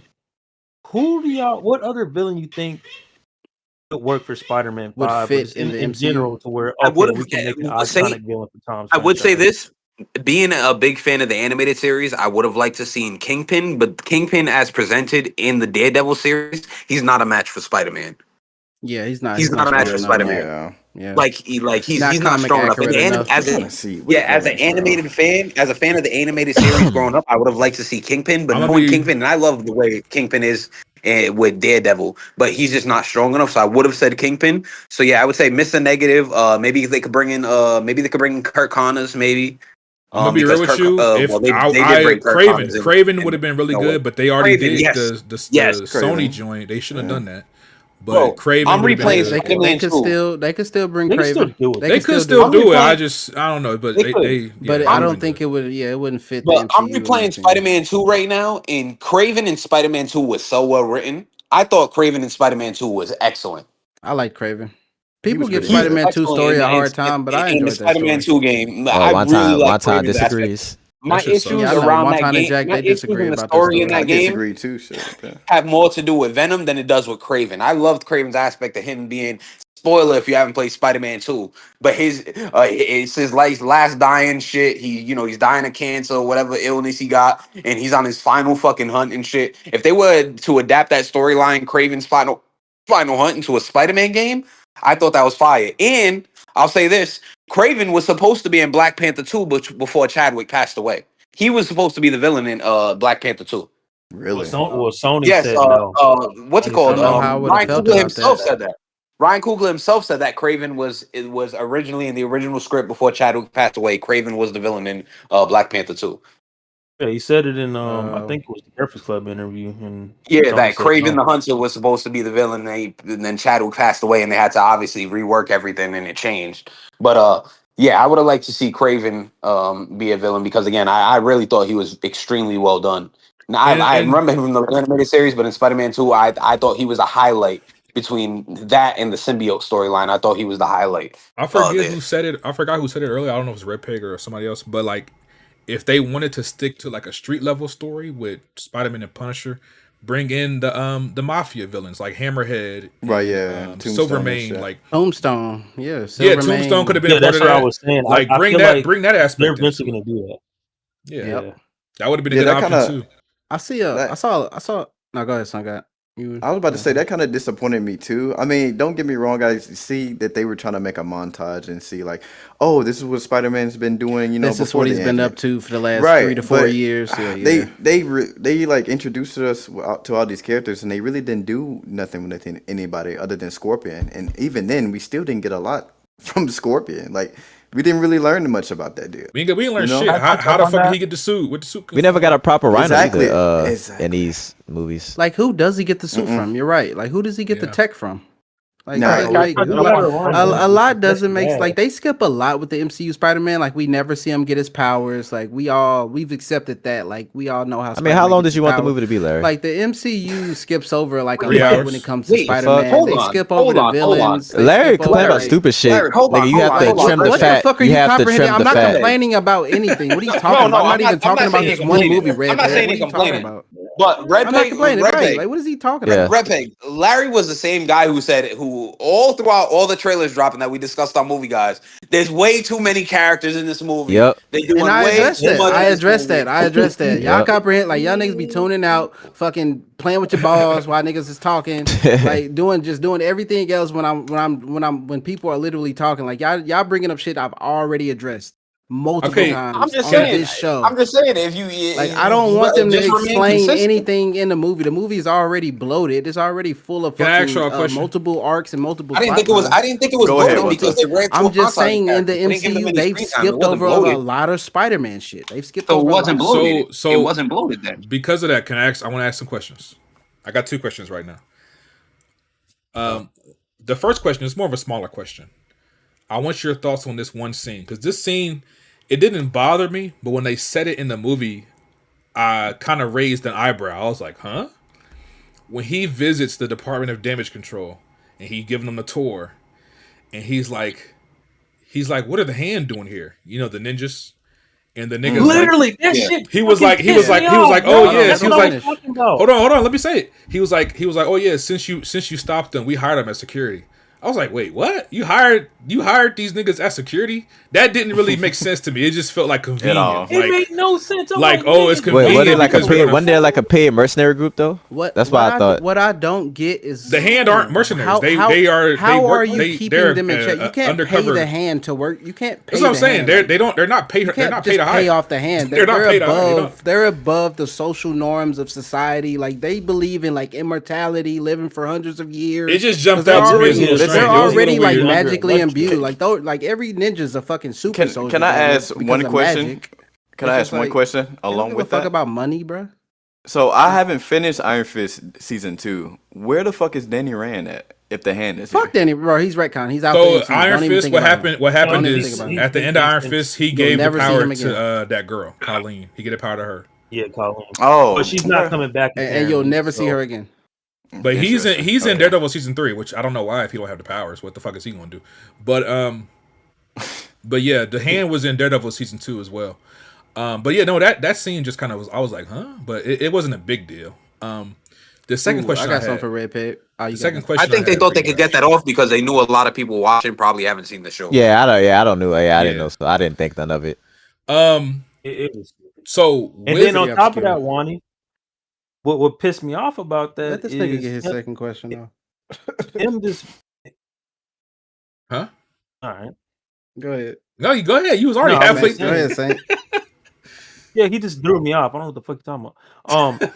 Bro, one time I've been trying to ask the second question for a minute now. But go ahead, bro. Bro, just say what you said. It was a follow up to that because him just even being buddy with damage control pissed me off. I'm like, nigga, the hell they put you through from far from home That's and right. No Way Home, bro? Yeah, that's true. No fucking way. Because they've been a part of the movie since Homecoming. Even Homecoming, Yeah. Damage Control was the reason why that we even got Vulture in the first place. Yeah, that's true. If anything, he should have because been. they came in invested kicking niggas, firing niggas. Yeah, they took all the shit that his team recovered from the shit that they were gonna sell to make a good life for their family. They came and took all that. So it goes back all the way to Homecoming.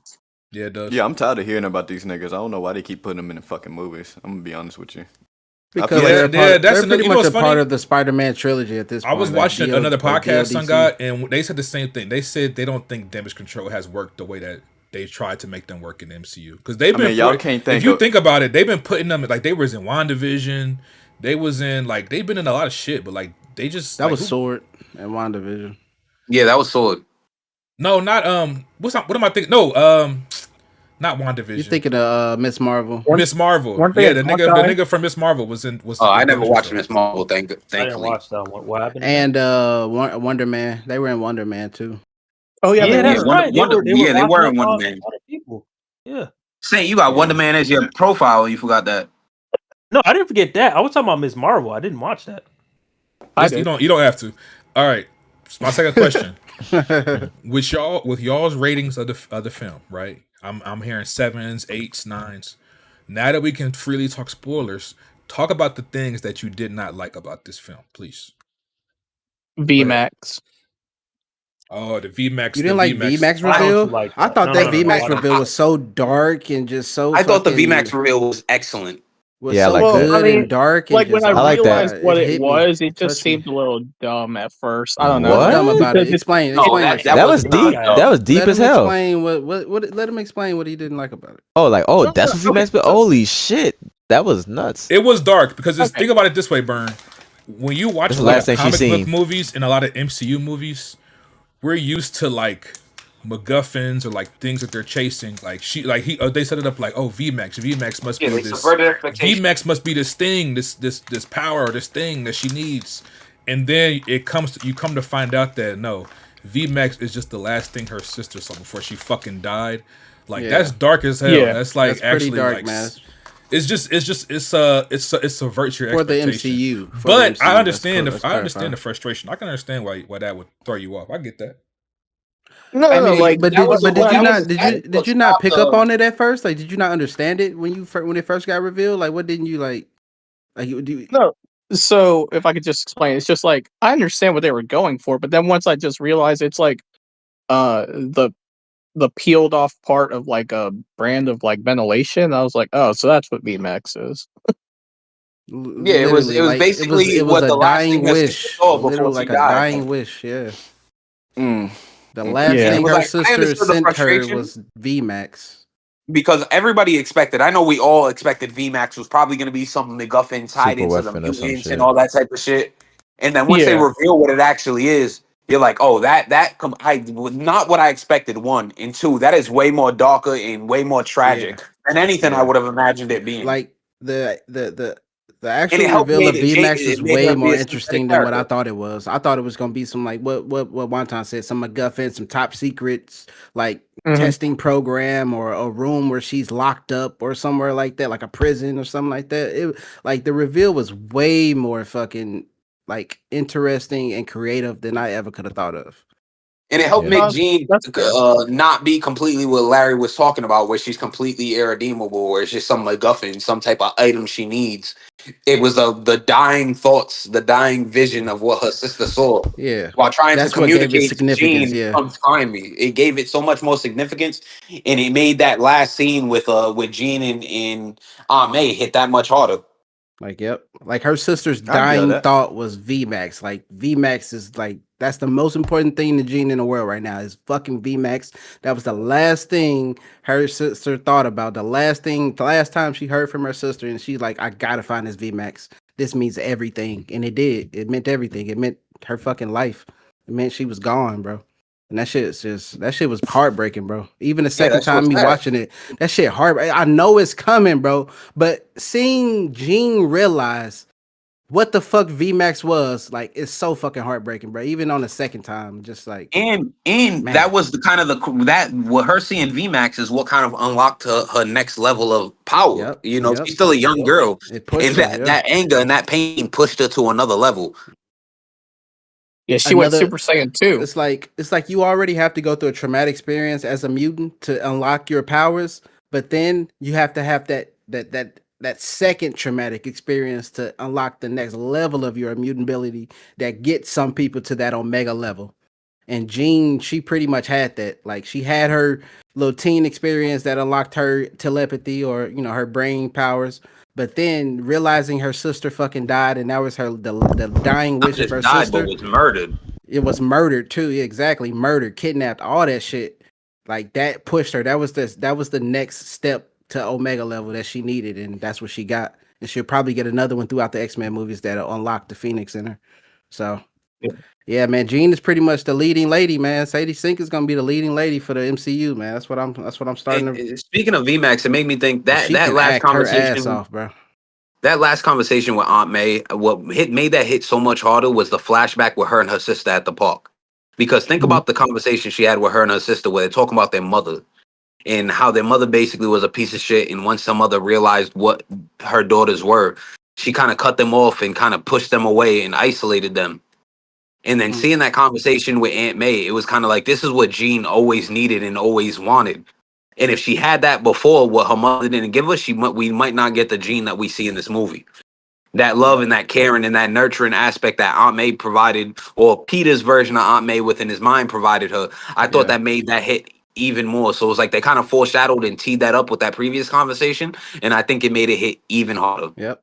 And Peter even being that parallel to Jean, him being that parallel as another isolated being, another lonely person throughout the movie. While she's like toying with him, she's also learning about him, learning like how lonely and sad his life really is. And low key, deep down, she's realizing like I'm low key living my life the same way, and I feel like that's what they connect over at the end. When it all comes down to it, they connect over their loneliness, and they realize that they have each other in this as Larry, enhanced individuals. We doing a 2-man yapathon, but I gotta it's cool. Everybody, I guess they didn't like the movie that much. I guess they didn't fuck with the movie that much. I gotta piggyback off what you said. I think they cook. I think this script is the best thing about the movie, honestly. Okay, my favorite thing about the movie was like the Insomniac fighting scenes. Like I've seen a Twitter comparison. Like that shit's 1-to-1. That shit was straight up out of that was good. The action scenes were good. One thing I'm gonna say, so y'all understand how like Peter becomes friends with Ned and MJ again, right? Right? Yeah, we're aware of that.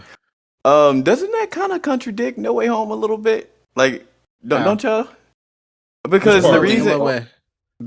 Okay, so y'all remember at the end of No Way Home, he goes up to MJ, he tries to give her that fucking note that she finds in this movie, and he just retracts. Right? Bro, that made the scene hit harder to me. But look, y'all know why he did that, right? Because he already lost May.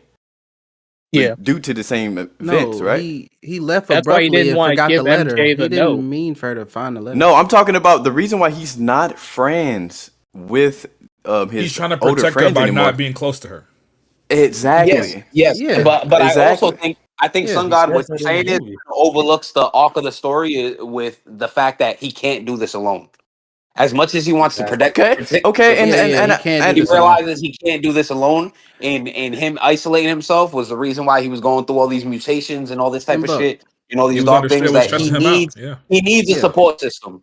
He can't. I get even subconsciously, he still like he has somebody to depend on because he has the chick with the cops, the detective chick. The wolf. Is that Yuri? Is that supposed to be Yuri? No, she's a character from the comics too, though. She's a different character from the comics. She's in Luke Cage. So even though like he thinks he's fully isolated, he's still not in this alone. Like subconsciously, he still has people he can depend on. You know what I'll say? But partially, he is still in it alone because Peter Parker is still alone. Spider-Man is alone, but Spider-Man, Peter Parker was still alone. And I think that was a big part of the movie. Is letting him know that this movie, like BT is saying, it's part of this movie. The arc of it is about, and we've seen it in other Spider-Man films, but it's about the balance, right? Peter Parker and Spider-Man. He didn't have the balance right. We saw the same thing in Spider-Man 2. Remember Spider-Man 2 when he lost his powers for that brief time? It's because he didn't have the balance right. His life was fucked up. He didn't have the balance right. And it came back to him when he needed it. But that's why I love this whole storyline with the mutant shit. And I'm glad they didn't go full crazy with the full man spider that they were planning at first. But it's a classic Spider-Man storyline of like him trying to balance these two parts of his lives and how it stresses him the fuck out and how it affects him. I thought that was good. Quick question about that one time. Like, are we not tired of that? Are we not tired of like seeing that? Or is that just that's a huge part of Spider-Man. You have to see I'm not mad at it. I don't want to see it go away, but I'm wondering, are people is that starting to fatigue on people, like the battle, like him losing his powers freaking out because his personal life is not going as well. I don't know. I didn't mind it. I liked people it, getting tired of that? Because I feel like I don't think we I feel like see it's that in integral any of to the Peter three. Parker at some point. Like on some Did we point see of like that? his journey. We haven't really seen that since Spider-Man 2. No, we haven't seen that in. We haven't seen that in MCU Spider-Man. But we've seen it in 2 out of the 3 live-action Spider-Man, though. So that's why I'm saying that. Like, wait, 2? You mean it's been done before, and it's been He's done. saying Tobey and Tom Holland. He's saying Tobey and Tom Holland. Okay, yeah, we've seen it done twice already out of the 3 live action guys. So I'm just saying, are we getting tired of it or not? Like, I well, don't maybe, care but if you it goes know, away, Because but it's different. It's man. I will say though, Larry, to to be fair, they at least they did it in a different way. It wasn't like, oh, he just lost his powers. I It was agree. more They so took the like his same powers were idea getting and too out of retooled it. control. Yeah. Yeah, they retooled it. Yeah, I agree. Damn, I had a question for Tom y'all. wanted to do the whole man spider, but he. I'm glad they didn't, bro. I was actually He wanted scared to they go were going full to do on that. arm. I wouldn't have. I arms wouldn't have and liked shit. that. I wouldn't have liked that. I wouldn't have liked that. Yeah, I don't think it would have. I thought if they did do it, they would have did it in like a nightmare. Like he had a nightmare of him. Like I would have That figured they would've would been have fine. a nightmare or something. But But Red Pig don't like dream sequences. I don't like dream sequences. I don't. You know what? I got a new appreciation. This was one of the better dream sequences. I will say that. But I typically hate dream sequences. I'm not gonna fake this. The shit with her sister. That was like kind of that was a memory. Now, you're right. That was flashback. Yeah, you talking about the end? You talking about when she went inside That of was his like mind at the end? Yeah, but Yeah, that wasn't a dream sequence. That was her going inside Peter's mind, and then I Peter. mean, that was a fighting memory. back That by was, she just someone illustrated a anyway. memory. But I get what you're saying. I Why get your point. wasn't she able to go into Peter's mind at first? What was up with that? He wasn't strong enough. Yeah, at first I was questioning it, like, yo, this is Jean Grey, but then I had to remember, oh, she's a kid. She doesn't know how to use her powers. She's not understanding. It seems like Jean Grey just overpowered as fuck. I don't like her. Peter's mind is protected by like. And she ain't even full power yet. That's what's crazy. Spider-Sense, Spider-Verse. Also, she's not as strong as she needs to be. You know Yeah, what's like funny? Peter's mind is kind of like fucking mystical in a way, though. Yeah, come on, y'all. You know what's funny, Kinda Chris? mystical. You know how people were yourself. saying for years that like they were saying like Scarlet Witch is the most powerful in the MCU. That's Jean Grey is like that, but like she's even stronger than Scarlet Witch. Like she's that Jean Grey is that. Like she's that, bro. Like Phoenix is great. She's like top 10 as far as when she gets to her strongest full in power, bro. Like Marvel, it's it ain't even. And similar to Scarlet Witch, when we first were introduced to Scarlet Witch, she was nowhere near her full potential. Facts. Yeah. I don't wanna Okay, talk so about I want to. I'll be on spoilers. I want to address something real quick, right? As much as I like the movie and others like the movie, there is a group of people, a camp, that aren't very high on this film, right? A lot of people I've seen giving it 7s. Shout out to Sun God. Yes, sir. I heard somebody say 6.5, which is crazy to me. People are not liking this film, and from the few people that I've talked to that didn't like the film, one of the main things that I've gathered is they had issues with the Jean Grey subplot, like her being included. They had issues with the lack of an actual villain, which is something that I agree with. They had issues with the Mary Jane and Ned subplot. So shit like that, right? Cool, I get it. But is that really enough to warrant something like a 6.5? Because this is one of those movies. With the craft of this movie, no. This is one of those movies. Let me say this. To me, this is one of those movies where the pros outweigh the cons, right? And not only that, they actually listened to what fans wanted. Literally, since fucking Homecoming and all the backlash for Iron Boy Jr., people said they said, bring back practical swinging. Bring back his own suit. No Tony Stark suits. Get rid of all the AI and make him Spider-Man tech. Like they said all that shit, right? Spider-Boy. They brought all of that shit back with this film, and it's like niggas still aren't happy. I don't listen. The movie. I don't think that's the reason. Otherwise, brother. Yes. I don't think that's the reason though. It's the fact that they actually went back to their roots. I think it's with the writing. I think people have issues with the writing of this movie. I get it. Okay, so Sun God, you gave it the lowest score here. Tell us, what are your main issues with the film? Now that we can talk spoilers, please. I was gonna mention something about the Hulk, but before I do anything about that, That gonna be on your ass, boy. No. We can have that moment. But look, Definitely here's the should get thing. into the whole conversation. Here's the thing. I had a problem with him reconnecting with MJ and Ned at first. But I mean, I guess that's okay since y'all explained it to me. But still, in my opinion, I wanted him not to reconnect with them, just have that little moment, but realize like, okay, I can't really do this because I want to save them because I don't want them to die like Aunt May. Right? Did you? That was what? Did you like the rooftop scene between MJ and That was a Peter. great scene. That was a Yeah, it that was a good some of the scene. How best did you was a like good that scene. scene? How did you like how they played on that? How did you like how they played on the people who thought they knew what was coming, but then subverted I our thought it was nice. expectations I by thought it was. having I That thought it was having a nice. twist? Now, look, if I was really just thinking about who the fuck Jean Grey was and what she would do, I feel like I could have predicted it. But they did catch me off guard, so I can give Okay. y'all that. I can give All y'all right. that. I thought that was great. I thought that was great writing. Great And craftsmanship of the what you script. call it? Another small gripe that I have about this movie, I really don't like the fact that they are replaying these flashback scenes. Like, we don't have the brains to actually remember what happened in previous movies. The fact that they were friends, I get it. It was more of like an emotional moment, right? To show us like, oh, look how like happy they were, and look how it's fucked. Okay, cool, but y'all really could have kept that out, man. I honestly. agree with you, Sun God, to a certain point, but then I also realized, looking at the box office numbers, there are a lot of people who've seen this movie that probably haven't seen the other ones just based off numbers alone. You could tell there are a lot of people I saw this Spider-Man movie that probably didn't see or remember anything from the other Spider-Man movies because none of them generated this amount of hype or garnered this amount of attention. So I understood why they did it. But as somebody who remembers and understands, I agree with that. But but at the same time, I understand why they did it, given now seeing the numbers and seeing the amount of people, the amount of casuals that went to the theater to see this that would have been confused had I not did it. Right, And they didn't spend that long on the flat. Like they were like, Yeah, it seconds, wasn't. bro. No, yeah. they did. And They it helped. spend. And it helped my girl. She didn't watch the last movie, and she understood. Oh, okay, that makes sense.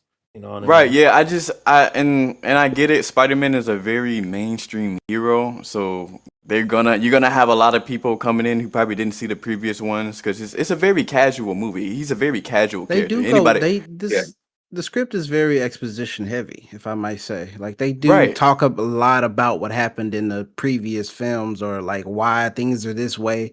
Like there is a lot of like exposition in the movie. That's just a personal gripe with me. I don't To catch like people up, of course. I don't like when a movie makes me feel like I can't remember because I'm stupid and I'm dumb. I know what you mean.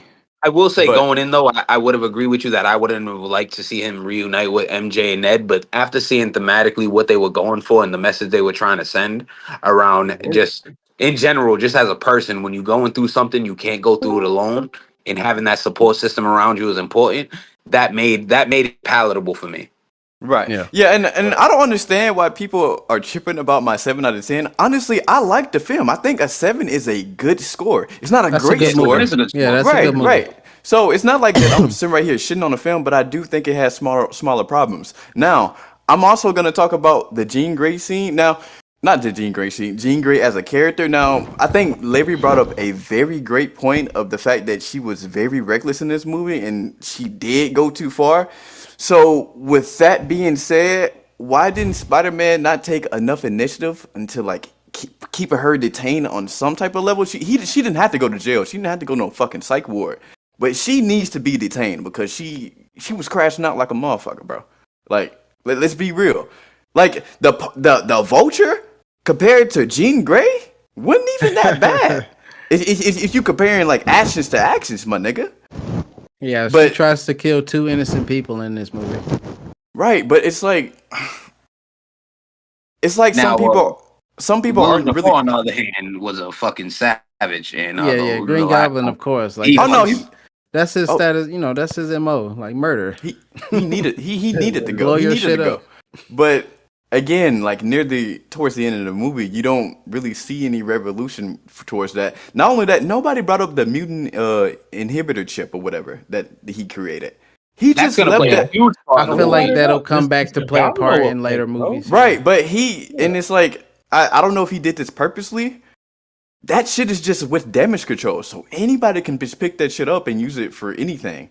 Yeah, damage control. They already have their version of it. They had it on Jean when they was doing the testing, like in a third act. Like they already have the version of it. They already have the I saw tech. people theorize that that's going to be the they're kinda crux. fucked. The mutants are fucked. that's going to be the crux to the Avengers movie after Secret Wars.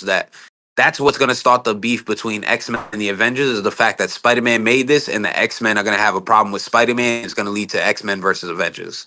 I can see that. I can see that. They said Doomsday is X-Men versus Avengers. That's just what people are theorizing. I'm not. That's my theory. That's just what I've seen. We People need the new X-Men, the new cast. Yeah. All right, hey, is the black suit Spider-Man? The I black will say suit. one thing about the You love it when people Peter black. and Ned and MJ's chemistry.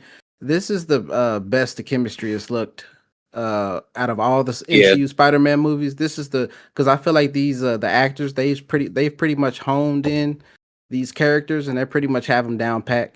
And the chemistry is it just shows on screen. Nigga, Larry, that scene when they were This all in is the the apartment and best. they were playing with Yes, Legos bro. and shit. Like, oh my god. Like I zoned out for a moment. I just thought like I forgot I was like in a Spider-Man movie. I just thought I Like, was it just is amongst watching friends. like I don't even like It I felt thought like I was watching some like shit amongst actual friends, bro, hanging out like that shit. Yes, and I'm like, bro, Yo. it took, and I was kind of mad because it took fucking 4 movies for this shit to feel like to feel this way, to actually feel like they were really like real like best friends. I feel like But their friendship I'm was kind of glad pretty they good, nailed and it though. I'm glad they figured it out. You know? I feel like their friendship was shown pretty well in the previous movies too. Not like this, but I Yeah, thought it was but I just okay. feel I'll like the say two, chemistry in man. this movie has just it was the best It's out of grown all Two of the the other best movies. scenes in the movie involve Spider-Man and MJ. The scene where she with on the roof, obviously, where she's under control of Jean Grey. And in that moment, I'm watching the movie and I'm like, wait, why would they do it like this? Like, this doesn't make no sense. Right. Wait, what the fuck is that noise? Yo, who's crunching on some chips? That's Sun God. Oh, my bad, bro. I was Yeah, nah, there was so that scene in the movie where I'm like watching it, I'm like, bro, this makes no, like, I was turned off. I was like, why are they doing it this way? Why are they reuniting them this way? This makes no sense. It feels abrupt. And then when they show the reveal of Jean Grey, I'm like, oh, that's a very good reveal, very well done. But the other scene that's one of the best scenes in the movie is when he gets back to punish his house and he fucking finds MJ and she just wrote the note and they have that whole conversation and she's like, I don't love you. I don't even know you. I don't even Bam. know you. Nigga. Oh Nigga. my You god, know the That hit look real, on nigga. Tom That Holland's hit your face, soul, my yo. nigga. Bro, That hit your soul, my yo. throat got so full and like heavy and like oh That's what I'm my saying. You never God. had a Oh, you bitch gotta- tell you Larry, she don't Larry, love you. Larry. Nigga, that's Like, nigga. Okay, Nigga, that can I shit- can I that say was- something? I Can I had say that, I had that something? ball in the back of my throat saying, Can I say something? All right, bro. Oh, Okay, what a you couple got things. going A on? couple things. bro, I damn near lost my shit when Loser started playing, and that's my favorite song from the Deadbeat Nigga, album. you don't know no Tame Impala, Arguably my nigga. Hold it favorite down. You're not a real Tame Tame Impala Impala fan. Hold it down. Hold it down. Hold it down. It's fire, dog. It's fire, and it just fit perfectly with Peter's character, especially in this movie, dog. Like, All right. there was meaning to the song with that one, and even the Bad Bunny song, bro, when his powers were going out of control. Well, now, was what a was great- what was the meaning behind the Bad Bunny song, Saint? I'm dead. These girls are Latino. No, You know how it she goes to was these a cool song choice, though. It was a cool He song. started using them hips. That's what he started doing. Okay, wait, All right, wait. bro. Y'all distracted me. I want to go back to this. I want to go back to something y'all said, right? The performance, Tom Holland's performance, bro. Snatch Toby's hand. At this point, right? At this, because I don't know. I've been preaching this since fucking 2018. Tom Holland is a good actor, and it's unfortunate that he's been getting a lot of hate over the years. People are saying he can't act, yada yada, because they only watch him in Spider-Man movies and shit like that, which he was good in, by the way.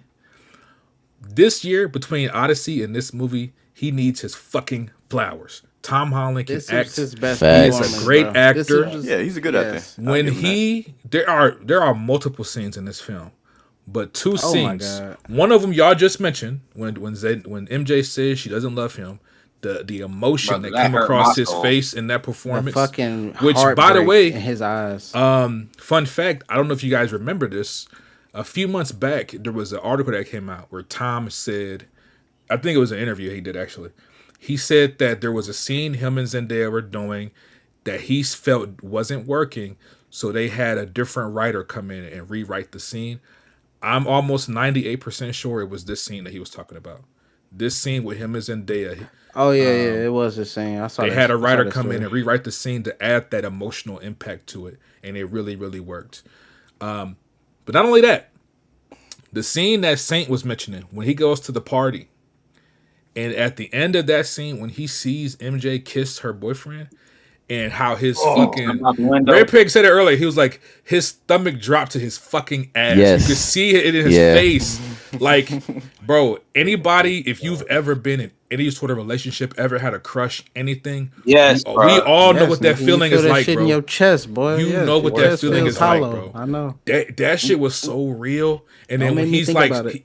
Larry, he's swinging back home and he's fucking crying in the rain. Like, holy shit. Oh my god, That going shit, home crying in the rain, bro. bro. Eyes red. That Oh my shit felt god. real as fuck. Like real as fuck. Bruh, This Yeah, any this bro. real movie is That's nigga why. very had That's multiple emotional. that's what times I'm in this saying. movie This that any real movie. niggas Yeah. felt what he was going through Guys, This, because bro, he this been there movie is before. so emotional, bro. Like it actually is. Like, after watching this movie, go back, watch the first 15 minutes of Homecoming. It's gonna break your fucking heart. Seeing the state that Peter Parker is in now versus yeah, the bro. way he is in Homecoming. Oh, it's so fucking heartbreaking, bro. Like he was Yeah. so fucking happy, bro. He was so fucking optimistic, dog. Like he was shooting his own little vlogs and shit like this. He was in a hotel Yeah, room screaming and waking up happy and shit. Like, oh my god! And then to see him now, just I ain't gonna lie heart, to y'all, bro. just This movie had a oh few my moments god, where bro! it like This movie is just so dark. it had me a little choked up, man. Like so many emotional Yeah, moments, bro. bro. Like even at the end, the shit with like Jean Grey and her sister, and then that scene with Aunt May. I forget who I was talking to. Somebody said, I think it might have been Salam in the Discord. He said he didn't like the Aunt May and Jean scene because they don't have a connection. They don't know each other. He said it didn't work for him because they don't have a. He said they don't have a relationship. Well, she wanted so she it wanted didn't a work mother for him. figure, right? That's what she wanted. Right. Like I That's don't why. understand That's why it why worked. they Exactly. That's That- what They I'm literally saying. and say, it works on so many levels. Like, yeah, bro, they literally say in the movie, there's a scene where they do a flashback with her and her sister, and they talk about how their mom abandoned them. So you Yeah, can tell she's been looking for Exactly. a motherly that's what she figure. always wanted. Like she needed somebody to tell her that she was special. But that's not why we love you. We don't love you because you're special. We love you because you're you. We love Like you she because you're needed to hear. you. She needed to hear all of that shit, right? That's why that scene at the end worked for me. Like that's like this, bro. The movie is so many emotional bro. moments in this shit. And that I never really knew fuck that's what with. they were going to do with that scene because they kept Yeah, going to bro. that scene, but it kept getting cut short. Yeah, bro. Like Really fucking they do good. that like twice in the movie where they go to that scene with Aunt May, but it gets cut short by something in the movie. They never get to finish it. Really But by the fucking end of good. the Yes, movie, bro. they Okay. finally get to finish So the conversation and she gets to connect with Aunt May. since y'all talked Man, about the highlights beautiful about this script, movie, man. because I What we don't think talking? there's a lot of. I mean, y'all pretty much talked on everything. Let me get it into the last few things because I feel like it's really big. The one small thing, honestly, was why does Peter not have a good security system where this Jean Grey could just bust into his fucking house? Good Right? question. One That's a good question. one of the smartest heroes in New York doesn't have high level security. How does And he afford? How does he Nigga afford poor. all that tech? Yeah. How What I does he think, do for um, money? where's Uh, his Larry, I job? think part of that is Yeah, because yeah. I think part of that with the tech is probably because Tony Stark left him a bunch of tech when he died, so he had that tech already. You think so? But even though And people he forgot, got yeah, the because you remember a big part in No Way Home in Far From Home was all the shit that Tony left him, and that was kind of Mhm. like the MacGuffin was the glasses, so he left him a bunch of shit. Right. That's Okay. cool Wait, but too, didn't the but apartment get blown up though with all you the stuff? he got the you insurance should. from Aunt May too. He got the insurance from Aunt May. Oh, Did they really explain that though? Like, No, They I didn't don't think explain it. I'm just guessing. Oh, he I got the didn't insurance explain from it, but Aunt I don't know if I May. needed it Oh, explained so to what? me Then they got like $1 personally. million because Tony I don't put know. He insurance on Aunt May. might have got it bad. That- But okay, yeah, all right. Hold on, is that made up? Is Daily that fan Bugle. fiction? Yeah, niggas just make that It up. is fan fiction. no, that's Yeah. Oh my Shit is god! fan I started. fiction. I almost No, believe y'all Larry, niggas. hold up, Larry. The Aunt May shit is fan fiction, but the Tony Stark shit is not because we saw it in Far From Yeah. Home that Tony left him a bunch of shit, and the Facts, main thing that facts. he left him was the glasses, and the Yeah, glasses is what he gave up, but he left him a whole bunch of technology yeah. in his will. I'm That's not true. gonna lie. They Okay. would have cooked if the Aunt May All right, shit right. was true. They would have cooked. I ain't gonna. So we Does it touched on that. bother? Okay, sorry. Can I butt in real quick? Does it Yeah, you bother got it. anybody else that the Daily Bugle just doesn't exist in this? Like, he doesn't work for Daily them. Bugle. Well, remember, it Daily exists, but Bugle. it's like an It internet exists, he company. just It's doesn't work not for a them yet. newspaper. It's a. I don't It's a podcast now. It's a podcast. I don't think I know. It's like an Alex but- Jones type thing. yeah, I And they don't went away think from Jay. Yeah, they went away from. I don't think Spider-Man so much has showcasing. to have like him being like basically a photographer Who every background time. is that? Come on, man, be Who professional. is Bro, that's watching ripping. some Powerpuff Be Girls professional, in be the professional. Somebody background? watching the Cheetah Girls. What the fuck? Something, I don't Yeah, know. Spider-Man doesn't have to be a photographer every time he's on Son, screen. you Or better knock he's... it out with that Cheetah Girl shit. I ain't gonna lie, the insurance money, low key, the best idea. Shit, low key, shit. Tony put the Like, insurance on Tony and on Ame and Peter. Shit, $1 million, $2 million. Shit, yes sir. Okay, last thing, because I think this is a really big thing. Ame Yo, died, Red Peter Pit, you got here? paid. I need Yeah. you here. Come on, it's Yeah. bonding time. Let's go. Uh-huh. All right, so you a big fan of the Hulk, right? Yeah. What justifies like okay, so when Hulk is when he's first in Professor Hulk mode, right? And Correct. Jean Grey is controlling him and shit like that. Okay, I get it. You know, he's literally being controlled. But when he turns back into the Savage Hulk, the regular Hulk that we yeah. know him as, why is he just randomly attacking Spider-Man? I need to hear that from I mean, you he real quick. attacked the first person he because seen he's for real. Savage Hulk. Yeah, Right, that's he's why. savage. That's what he does. Savage Hulk. And then Also, Spider-Man was he- like somewhat fighting back, like Yeah, and touching. He Bruce gonna get even mad as fuck. said when she lost hold of control of him, he was like, "Wait a minute, I think she broke something." Yeah. Right, Whatever yeah. she did, She fucked up his angered that head. nigga, bro. Yep. Yeah, When she you know fucked up when his Bruce gets Zen. angry, Bro was that's in the whole Zen shit that state. he had. She fucked it up. Okay, but And it's I liked how they differentiated Hulk from Bruce. He said, "No, this ain't Bruce, bitch. This Hulk." He said, "No Yeah. banner, He's not speak. He's not no speak. girl, Also, I think the only Hulk Hulk." recognized. Does the Hulk recognize Peter? Cause No, no, cause everybody except for that's made up. No, oh, okay. He's talking about that shit No, from the comics. But this- if you remember this at the version- end of that scene, remember he was like, it's Hulk me, does it's not me, know who Peter is. And then he stopped. Yeah, for a yeah, second. it's like me, but the Hulk recognized Peter, right? He stopped for a second, But so I don't Bruce- know. He might. That's what I'm you saying. know, Because the theorized was that spell worked because- on you think so? on y'all? Bruce, Y'all but think not so? the Hulk. Yeah, in the 'Cause comics, the Hulk I could've and the missed Hulk something. and I Bruce could've two missed different something. Y'all might beings, be right? What people theorize too is because in Endgame they met each other obviously at Tony's funeral. They were both at Tony's funeral, so they're saying Professor Smart Hulk Hulk. was half Bruce, half fucking Hulk, and the part that Yeah. forgot was Bruce, but Hulk didn't forget. So when he went back to Savage Hulk, Hulk still remembered. Right. Probably. Mhm. Okay. Right, yeah, but it just kind of crazy just because you see Hulk going back to his regular roots, but I don't know, it just felt a little bit out of character for me because back in those previous movies, Hulk wasn't really just trying to, hurt innocent, not even hurt innocent Yo. people, but hurt on Peter Parker and shit, like just hurt anybody that wasn't a big threat, and I don't think Spider-Man was necessarily a threat in that scene. Bro, the The way Hulk, he attacked- when he he attacked Hulk, Savage so I Hulk mean- that he don't give a fuck who he fight. He kill innocent, like he hurt people. He hurt Right, no, people. no, That's not hard to understand. Yeah, he rages No, out, bro. I understand that, but we haven't seen that. Like since the 08 movie in 2012, Hulk has always been a leave me alone ass nigga, and if you don't, I'ma hurt you. Spider-Man wasn't giving none of that energy, but he still came up to him and like, "Oh, you the first nigga I see." So I'm well, Jean Grey Hulk- said she broke Hulk has something, been so it was like they suppressed irritated the since Hulk. Infinity They, War, by the way. they got him to come out. So yeah, Like- And he was Hulk- Savage Hulk. Yeah. Hulk ain't been Savage. Hulk ain't been out like in the world and since like yeah, it's basically Ragnarok. damn near Since 10 years, Ragnarok. right, in that world. Like Since it's been a Infinity while. War. Once No, when I- Thanos beat his ass and he got sent back to Earth, that's the He last retired. time we Also- saw it, bro. So also, I love- he been locked away for so long, bro, and that's how he got the upgrade. And I love That's how when he was the first biggest appeared, we ever seen after him all in it, this I movie. love how when he first appeared, he fucking huge. I was like, damn. Yes, So bro. This fucking is Bruce the Hulk biggest was we ever seen Small Hulk was MCU Hulk. fucking puny, nigga. I was like, oh shit. And the color was off on that, but was he Gray Hulk in that? No, he was green. It was a lightning. He was green. It was Bro, a if lightning you in that if you scene. look at the hand comparison between like Thanos and this Hulk when they grab Spider-Man, Bro, you see, the yes, Hulk with his, is like yeah. 3 Yeah. times fucking bigger now. So he bro. was mad as fuck. The I was like, Hulk oh is shit. fucking and ridiculously big. He covers Peter's whole body.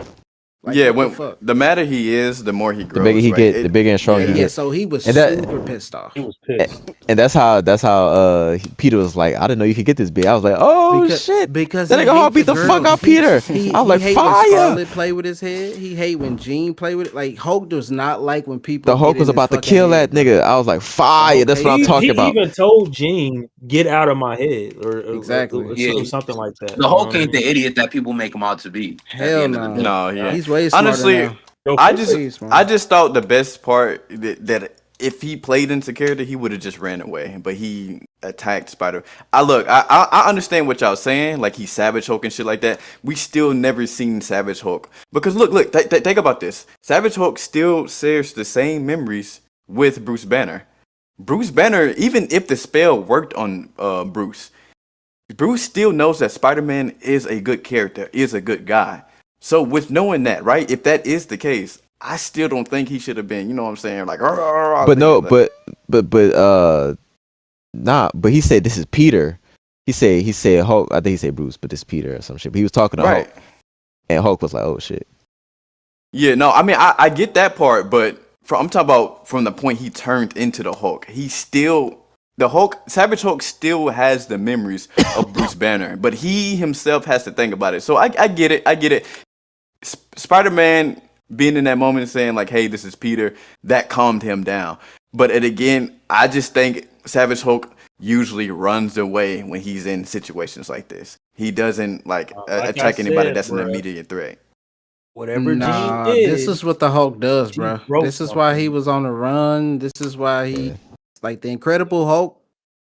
That movie was the aftermath of him already like causing like these traumatic, Damage. like all this property, Yeah, all that shit made all me that say, shit, like all these reports of a giant rage monster. Fucking people got hurt. Somebody probably died. Like that's where we are when we meet him in the MCU. On the run. Do you have actual factual evidence that the Hulk movie sets it up? The movie no. montages all that in the I'm talking about 08 Hulk, you know, the Savage Hulk we know about. Do you have actual evidence that Savage Hulk was hurting people out of his own volition? No, it's just that's what he did. He's just angry, brother. Like that's the nature of the Hulk. Like the Hulk loses control. Like in this young Hulk too. No, like okay. anytime he hulks out, And that's I think the Hulk is only out for like 10 minutes max. Let me tell y'all something about the Hulk. Like I said, quick. I don't think the Hulk is stupid enough to not recognize. I don't think the Hulk is stupid enough to not recognize the fact that Peter was there to impede him. So regardless of whether he thought Peter was a friend or not, he understood that this person in front of me is trying to stop me from whatever I got going on, and I'm not going to allow that to happen. Yeah, and the Hulk has been talked down before. He's been talked down plenty of times, and even like and another thing that pissed him off was the inhibitor chip. He was like, "Get that shit off of me, dog." Oh yeah, that pissed him off. Trying to put the inhibitor chip on him. That's true. But look, here's one thing about I think he just recognized him as somebody who was trying to stop him. I do agree that yes, like my point has been to do right, but Hulk isn't always this raging monster, even when he is the Hulk. Right. The longer he's Hulk, the longer he's out, the more he learns. He's not just. He's also as he's raging, he's also taking that shit in as well. He's processing all that shit. Right, but the reason why people are so afraid of the Hulk and the military always chases him is because when Banner turns into the Hulk, people are just scared of his presence alone. You doesn't have to hurt anybody that's what I'm saying. So the fact that and I feel like the version of the Hulk that y'all are thinking about, where he just goes crazy and do stupid shit, y'all are thinking about Hulk when he's basically being controlled by his Devil Hulk persona. If y'all know about that. No. That was an Ultimate Destruction. Yeah. I think it was. I don't know how you watched. You didn't like this Hulk pretty much. That's what I'm gathering. You just No. I mean, I guess you can say that I didn't like.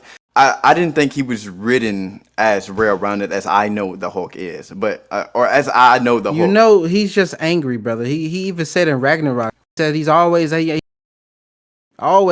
Like imagine always being angry and trying to navigate always being angry. It's damn near impossible, bro. You gonna lash out. And he hadn't been out in like damn near a decade. He lashed out on Spider-Man. The first thing he seen, he lashed out on. Right. Because he's that angry. I get that part, but when they that's what I'm saying. Then you got Jean Grey in his head. He's pissed, brother.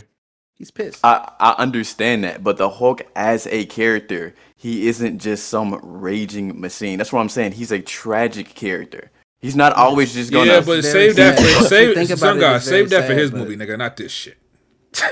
All right, whatever. Hey, one time, all I'm saying, I don't know how you see that scene and like, hey man, I need more Hulk, man. They want this movie to be everybody. I need more Hulk, nigga. Visually, the Hulk looked fucking nuts, nigga. He was destroying shit. Like, I'm gonna be real with you. What the fuck? Listen, I'm gonna put it. You don't like the Hulk, huh? No. I'm gonna put it this way. I fuck with the Hulk. Like, I saw the original movie when I was a kid. I liked it at the time. I liked the Edward Norton Hulk. I don't have a problem with the Hulk. he's just not like that cool to me. Like the way that y'all be talking, he's just not that cool to me. Like he's okay. You think he lame? Okay. I didn't say that. You put words. I say he's okay. Like he's okay. I don't like when you. So you saying he like a mid tier character? Yes. When you be seeing I Hulk don't like, like- when I you be seeing disagree. Hulk I like don't smash favor niggas meathead and characters shit. either. Like I'm gonna be real with Honestly, you. I don't favor That's- meathead. But Because that's at the all end of y'all the know day- that nigga as, bro, as a Smash character. He is so because much Sun deep. God, that's what they show in the movies. They not showing the. Okay, they but not, read the comics. Read Real I World. don't. But Hulk. I don't. I don't Planet read the Hulk. comics because I don't care. Like it's the thing. I Sun saw God. those movies. Never This been. nigga- Hashtag research. Hulk. Hulk. I'm not saying that's all he is. I'm saying that's all they show, and I mean, it's just you see it one time, you see it enough. Like bro, seeing this nigga smash cars and jump off a building, like it's cool, but it ain't nothing like. And that's It what ain't pisses nothing me off amazing, about bro. Hollywood. I love- they don't don't know you- this character, bro. They don't Son know how to God, write this character. What'd you Don't say? you love how like Mark Ruffalo sells the line? He's like, "Get out of the building!" Like, don't you love how he sells that? Like, he really delivered. It's cool, that like shit. Hulk is I cool, really, but like he ain't the best felt character. like He ain't no- he ain't people that. were in Oh, danger hey, when he was hold saying on, that, hold when he on. was telling people to Hold get out of on. the building. How long? Doesn't this remind you about Shavalda? You know about that comic? Who the fuck is that? Shavaldi's nuts in your mouth, nigga. No. Okay, All right, brother. in the podcast. Nigga, fuck you and the Hulk, bitch. No, I'm just playing. Okay, before we wrap up, y'all, because we 3.5 hours, I'm gonna say this. Let's talk about the future of Spider-Man. Okay, what do you guys think this is headed? Right, I want to hear your theories. Okay, let's talk about theory number one. Do you think going forward, the next Spider-Man film, is Peter going to end up with MJ, or are they just going to be friends and he's going to have a new love interest? Gwen Stacy. Do you think? Let's talk about the post-credit scene. What do you think that means? I think it's a waste of time. That post credit scene was a waste of fucking time. Give me your theories, though. What do you think? How do you think? What do you think happens next? I want to go Spider-Man? real quick. Honestly, I'm gonna be honest. I really can't say where I think it goes. I just think this was this felt like a soft reboot of the character in the MCU. This felt like the beginning of a new trilogy. And I feel like they can pretty much, with the way it's set up, they can literally go in any direction with this Spider-Man now. Like, he's established, he's Spider-Man. You can literally start your Sinister Six now. You can literally start any Spider-Man storyline you want to now. And the possibilities are endless. Larry, do you Yeah. want him to end back up with MJ, or would you rather they stay friends? I would prefer. I love what they did in this movie. I had concerns about them still doing the MJ and Peter thing 4 movies in. I want them to move on at this point. I want them to move on from MJ and Peter. Like, we had it, we established. She doesn't know him. She doesn't remember him. She doesn't love him. But damn, there used to be something, and I'm sorry. But now Larry, it's the gone. signs are there think- though. If she holds on to the Black Dahlia necklace. I think get it. this is- I just want them to move on. I think this is the perfect time for them to introduce Black Cat. Black as a Cat. love interest. Bring in Ooh, Black that'd be Cat. nice. Bring Lisa. in, hey, by the 3rd or 4th movie in this new trilogy, Peter might have a baby. Who knows? Son he never knew about. Come on, we know how that thing go. nigga crazy. But yeah, man. You never know where they What can are go y'all now. They can thoughts go in any on direction. the handshake scene at the end? Do you think Ned remembered, or do you think he was just putting 2 and 2 together that Peter was Spider-Man? That was Peter. He puts 2 and 2 together that Peter is Spider-Man. That's how I took it. Because my thing is, I don't think they can break the spell. The only way they can break the spell is if Doctor Strange or somebody else breaks the spell. I don't think they can break that The spell. spell works. Doctor Strange spell People works. Yeah. theorize that he has magic because, like, Damn. Speaking of him, where the fuck is he? Oh my god. oh, Doctor Strange. I don't know. Remember, he but, left. He left in his second movie. He gone. They he's supposed to come theorize back. that He's gonna be Ned, working with Doctor Doom next time we see He him. hopped out of this reality. Really? He gonna be working with Doctor Doom next time we see him. He ain't gonna be in Doomsday. Apparently, he's gonna be in Secret Wars. That's what they saying. Yeah. I've seen a theory that Ned remembers because he had some magic in him in No Way Home, like with like He a little did. He did spark have at the end magic of their in him. He did. handshake. Yeah. Yeah. But this Remember, this he literally used the sling ring. but You have this to have spell magic to use literally that shit. worked on everybody, including people of magic. So, I mean, Well, I don't Ned's know. magic isn't that powerful. Like, the spell still works on him because even Doctor Strange doesn't know who Peter Parker, who Spider-Man is. So it worked on him. So it has to work on Ned, right? I'll Yeah, say, but maybe it was a way to trigger. I don't know. I'll That's say what where I'm at with it. I think it's time to introduce Miles Morales post Secret Wars. I think Tom Holland said he wanted to do 10 movies as Spider-Man. He's 7 movies in now. So if he's Spider-Man in Secret Wars, that's number 8. Then you got 2 more solo Spider-Man movies. I think the next movie, post Secret Wars, you introduce Miles Morales. And for me personally, I would like to see them kill Peter Parker. Kill Oh my Peter Parker in god. his final movie in the trilogy. Okay. That would be an Iron Man level death, an emotional moment that we haven't seen since Endgame, and there's nothing that the Marvel Cinematic Universe can do that can match that moment of Iron Man dying outside of killing Peter Parker at this Peter point. Parker. Yeah. So I agree. introduce Great Miles idea. Morales in the next movie, and then like just introduce him, and then post credit scene similar to how we got in the Spider-Man Insomniac game. Post credit scene, you find out he has powers. He got his powers somehow throughout the fucking movie, and in the third movie, he's mentoring Miles Morales. He He's already dies in the mentored third up. movie. Yep. He's mentored him in the third movie. It's him with Miles Morales mentoring him. He dies and officially hands it over to Miles Morales.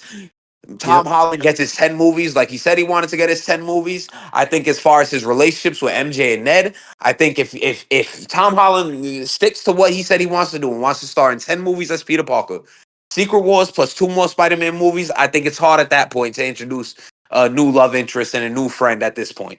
So I think kill off Peter Parker. That's I really want them to kill Peter. I really want them to kill Peter because we need those emotional moments. Not because I want to see Tom Holland dead, but I think the MCU up to this point has lacked those real, true emotional gut punches. And the only thing they could do that could match Iron Man's gut punch is killing They Peter don't. Parker. They don't have the balls to And do that, Buck, and I don't think They do Sony would not agree to have that the shit. balls. Hey, No, hey, yeah. I whether don't they think have the Sony balls would or do not, I'm that. telling you what I want to see.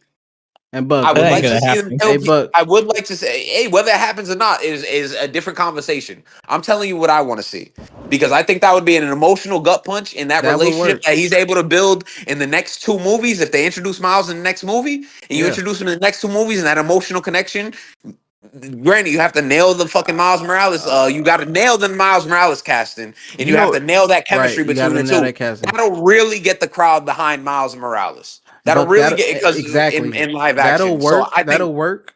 Along if it with was up to me, I would kill Peter Parker. Watch your mouth. yeah. you know a Introducing nigga that Miles, would. killing Peter would definitely work because by time we introduce Miles in live action, we'll like the audience, like the world would have already been ready for Miles because we've already been getting him through the Spider-Verse movie. Yeah, So and those are $1 billion films. So and then we with get that him pretty through much 2 getting them live ready for action Miles, movies. they'll be ready for the live action Miles by the time And the then third exactly. trilogy film comes So out. post Secret Wars, the first Spider-Man movie post Secret Wars, introduce Miles Morales, introduce the black suit, the symbiote storyline in the second one, and then the third movie, whatever villain you want to introduce, whatever it may be, you kill Peter Parker at the end of the second part of this trilogy. That makes 10 movies for Tom Holland. That'll be 14, 15, 16 That'll years work. of him as Spider-Man at that point. And that emotional gut punch to the audience, fam, everybody gonna leave that theater crying. And not only will Oh, everybody leave that facts. theater crying, everybody will sit there and look at Miles Morales and everything that he's been through between And we losing gonna his be father. Because yep. at some point in one of those 2 movies, you introduce his father and his father passing away, and now everybody's full steam ahead behind Miles Morales. You done lost your father, you done lost Peter Parker, you was his protege. Now we all rooting for you. We want to see the best. So if it was up to me, I would kill Peter Parker, not in the next Spider-Man, but in the Spider-Man following. Yo, If it this was up take to me. It's a this take direction is they kind can of go in. reminding They me can go in that of direction. this is So many reminding me of a other- BG take. so many BG directions. Bro, BG loves when these fucking main characters dies in video games, movies, all that, bro. This is giving BG right now. But Bro, no, we need I that agree. We need that emotional weight because if you're not killing main characters, then these movies don't have any stakes. No, I Right. agree that would be a Outside of great. Tony, what major character have we really lost? Yeah, sure, we lost I Black mean, Widow, but yeah, that but wasn't fucking Tony you Stark. know what it is too. BT has a point. They do have to, because it does have an emotional impact.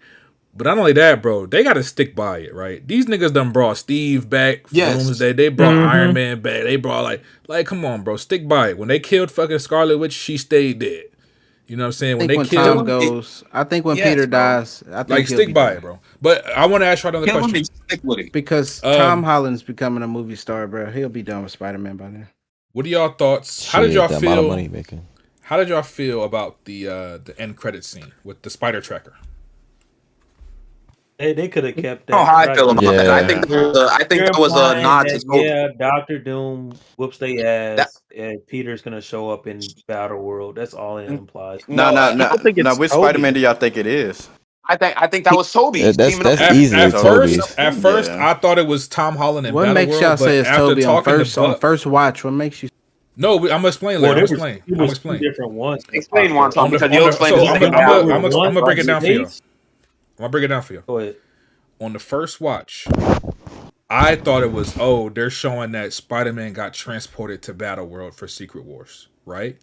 But after talking to Buck and looking at other people talk about it on the internet, they pointed something out. When the Spider Tracker first comes on the screen, it shows Spider-Man in Queens. It shows his icon. It says he's in Queens. Then it says new Spidey location, Unknown. whatever, Well, and it zooms out to outer space. That's why I location. think it's showing Toby, because if it's already showing one Spider-Man in Queens, then who would the second one be? It would have to be Toby, and we know Toby's in Doomsday. So that's how I took it. It's like, it's picking up on the other Spider-Man out somewhere in the universe. That's how I took it. Okay. The way I took it was like, once it says shows him in Queens, it shows Spider-Man in Queens, and then it shows unknown. Then it goes out to space, new location found, and we're out in space. I took that as Spider-Man shows up in the next, that's where he'll pop back up in an Avengers film. But one thing that Wonton failed to mention, because he's not inside, he's not in Doomsday. one thing Probably Wonton failed to Secret Wars. mention that we missed, right? And Wonton, I posted this and tagged you in it because we both missed this. There's a quick like the screen keeps glitching out on the tracker. There's a quick little snap of the fingers that people paused on, I guess, bootleg copies. A series of numbers pop up when it glitches, and it's like 907 something, blah blah blah. That series of numbers that pop up is the numbers that represent the series. Represents the numbers of Toby's universe. It was like Wonton, you know what I'm talking about. Really? It was like Yeah. 9-7 blah blah blah, and that was Toby's universe was like See, I didn't 9-7 catch blah blah that. blah. I didn't see that. Go look in the spoilers. I'll tag you in it because I sent it to Wonton. But So Wonton it's like knows you got what I'm a talking freeze about. frame. Yeah, exactly. You got a Okay. freeze frame. Okay. The numbers quickly pop up, and those numbers were Toby's universe numbers. Like, Wow, we okay, know the so main it- so MCU it is is Toby 616. This one, and that's why I think Wow, tied into okay. what we've seen in Doomsday spoilers that Toby's going to be in the movie. But you know what Them I'll say? flashing that number and that being the numbers of Toby's universe leads me to believe that Spidey tracker was picking up Toby Maguire's That- Spider-Man. That might have just Tag me in confirmed it. Then that might have. But confirmed you know what it. I'll say though, Those- Larry? It's hard to that's say because real. it's like both of those statements are true. Toby's in Doomsday and Spider-Man will be in Secret Wars. So you could read it either way. They're both true statements. But just off of that post-credit alone, I think that it's alluding to Toby. I think it's alluding to Toby. Yeah, it sounds like it. Based off what y'all just broke down. But yeah, Yeah, so I'll tag you in the post because they freeze framed it and they screenshotted it. I'll tag you in it. I'll find it. 'cause I posted apparently it, and I tagged Doomsday has Toby teaming up with Deadpool and Wolverine. Secret Wars will have all three Spider-Man back. Is what the current word around town is. Oh, and then I guess lastly before we go, let's rank our Spider-Man films, y'all. Whenever y'all ready, y'all Got can mine go. ready. Rank y'all. I'll go first. And I want to know y'all top 5 specifically. Your Spider-Man top 5. Okay. Yeah, I'll go down. I'll just name them all in order from best to worst, in my opinion. So I got Across the Spider-Verse, Spider-Man 2, Into the Spider-Verse, Sam Raimi Spider-Man, Brand New Day, No Way Home, TASM 2, Homecoming, Spider-Man 3, Far From Home, and last but not least, definitely the least, TASM.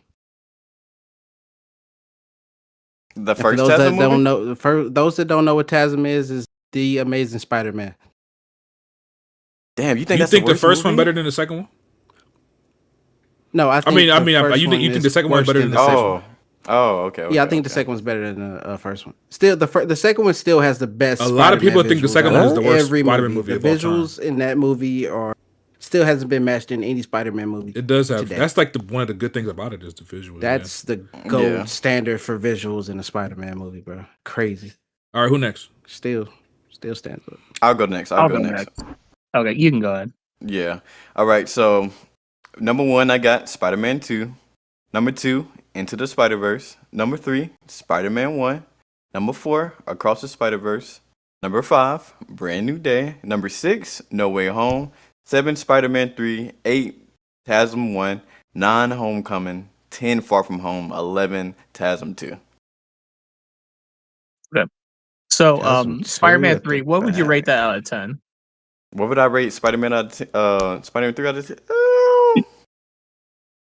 I'll give it like a 6.5. I'll give it You've got 6.5. Brand New Day at like a 7 out of 10. So I was just wondering, like, Brand New Day is in your top 5. So, Yeah, this is completely based on writing because, again, like, okay, so when you take No Way Home and all the movies under Brand New Day, I don't really think they compare to Brand New Day, right? Like, don't get me wrong, I think No Way Home is fun, but No Way Home doesn't, like, everything before the 3 Spider-Man get on screen, it's kind of like, I mean, you do got the Green Goblin scene, right? That's cool. Jamie Foxx has a couple of funny moments, but I don't think it's really that memorable.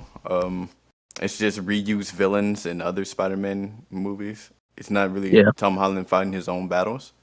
So, yeah. But the highs of 3 Spider-Men swinging together around the Statue of Liberty Yeah, with he's Doctor fucking Strange nuts. to take Yeah, on nuts. Green Goblin, motherfucking like we talking Okay, about. Bro. okay, What but are we that's saying? I'm about to spaz. That's spectacle.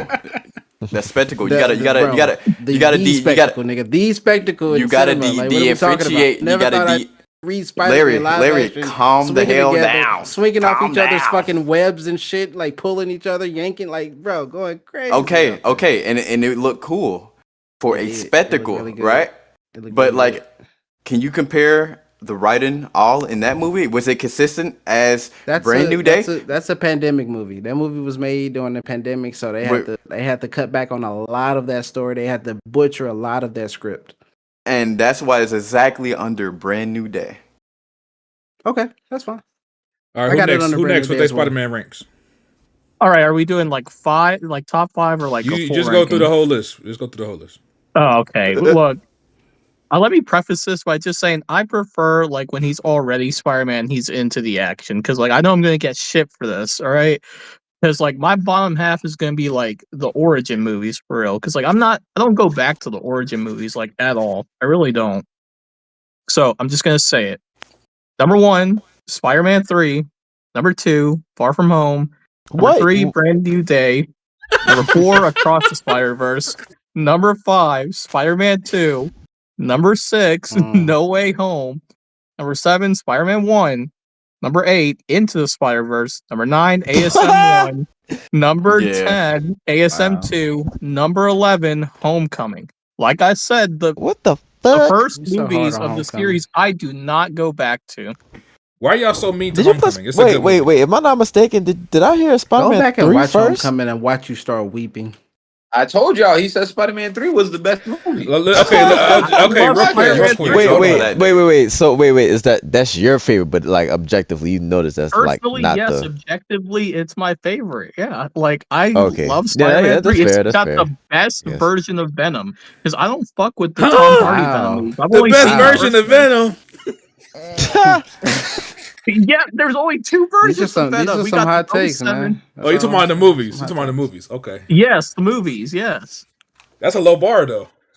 So you don't like Tom Exactly. Hardy's Tom Hardy?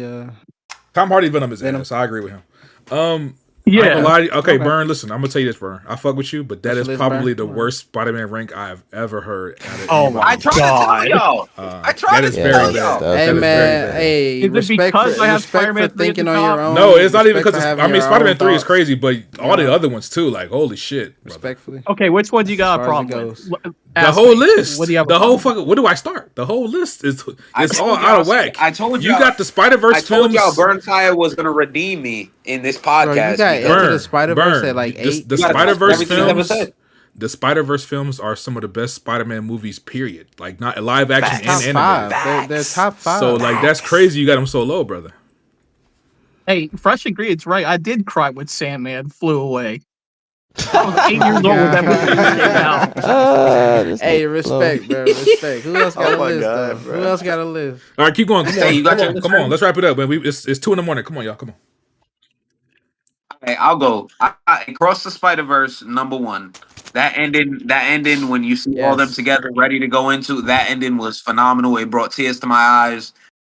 Me as not an animated guy, y'all know. So Across the Spider Verse, number Oh, one. Number two to the is Spider Man death. 2. Number Yes. 2 is Spider Man 2. Number 3 is Into the Spider Verse. Number 3. This Number look like 4 mine. is Brand New Day. Number 5 is Spider Man 1. Number 6 is No Way Home. Number 7 is Spider Man 3. Number 8 is Homecoming. Oh, sorry. Number 8 is Far From Home. My bad. Number 8 is Far From Home. Number 9 is Homecoming. Number 10 is Amazing Spider-Man 1. Number 11 is Amazing Spider-Man 2. See, Homecoming belongs near Damn. the Really? bottom.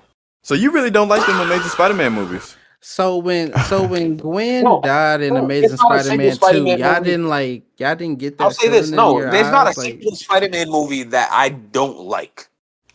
Larry, the Like, only I good all thing like about them to that movie various is the levels. visuals. Like you said, everything else is ass. and Gwen's death and the whole reaction. All right, Andrew hey, Garfield Larry. acting in those scenes Larry, went crazy. I would tell Jamie you. Foxx, what they did with Jamie Foxx was Y'all terrible in that ignore it. movie. Okay, y'all want to ignore it. All right, bet.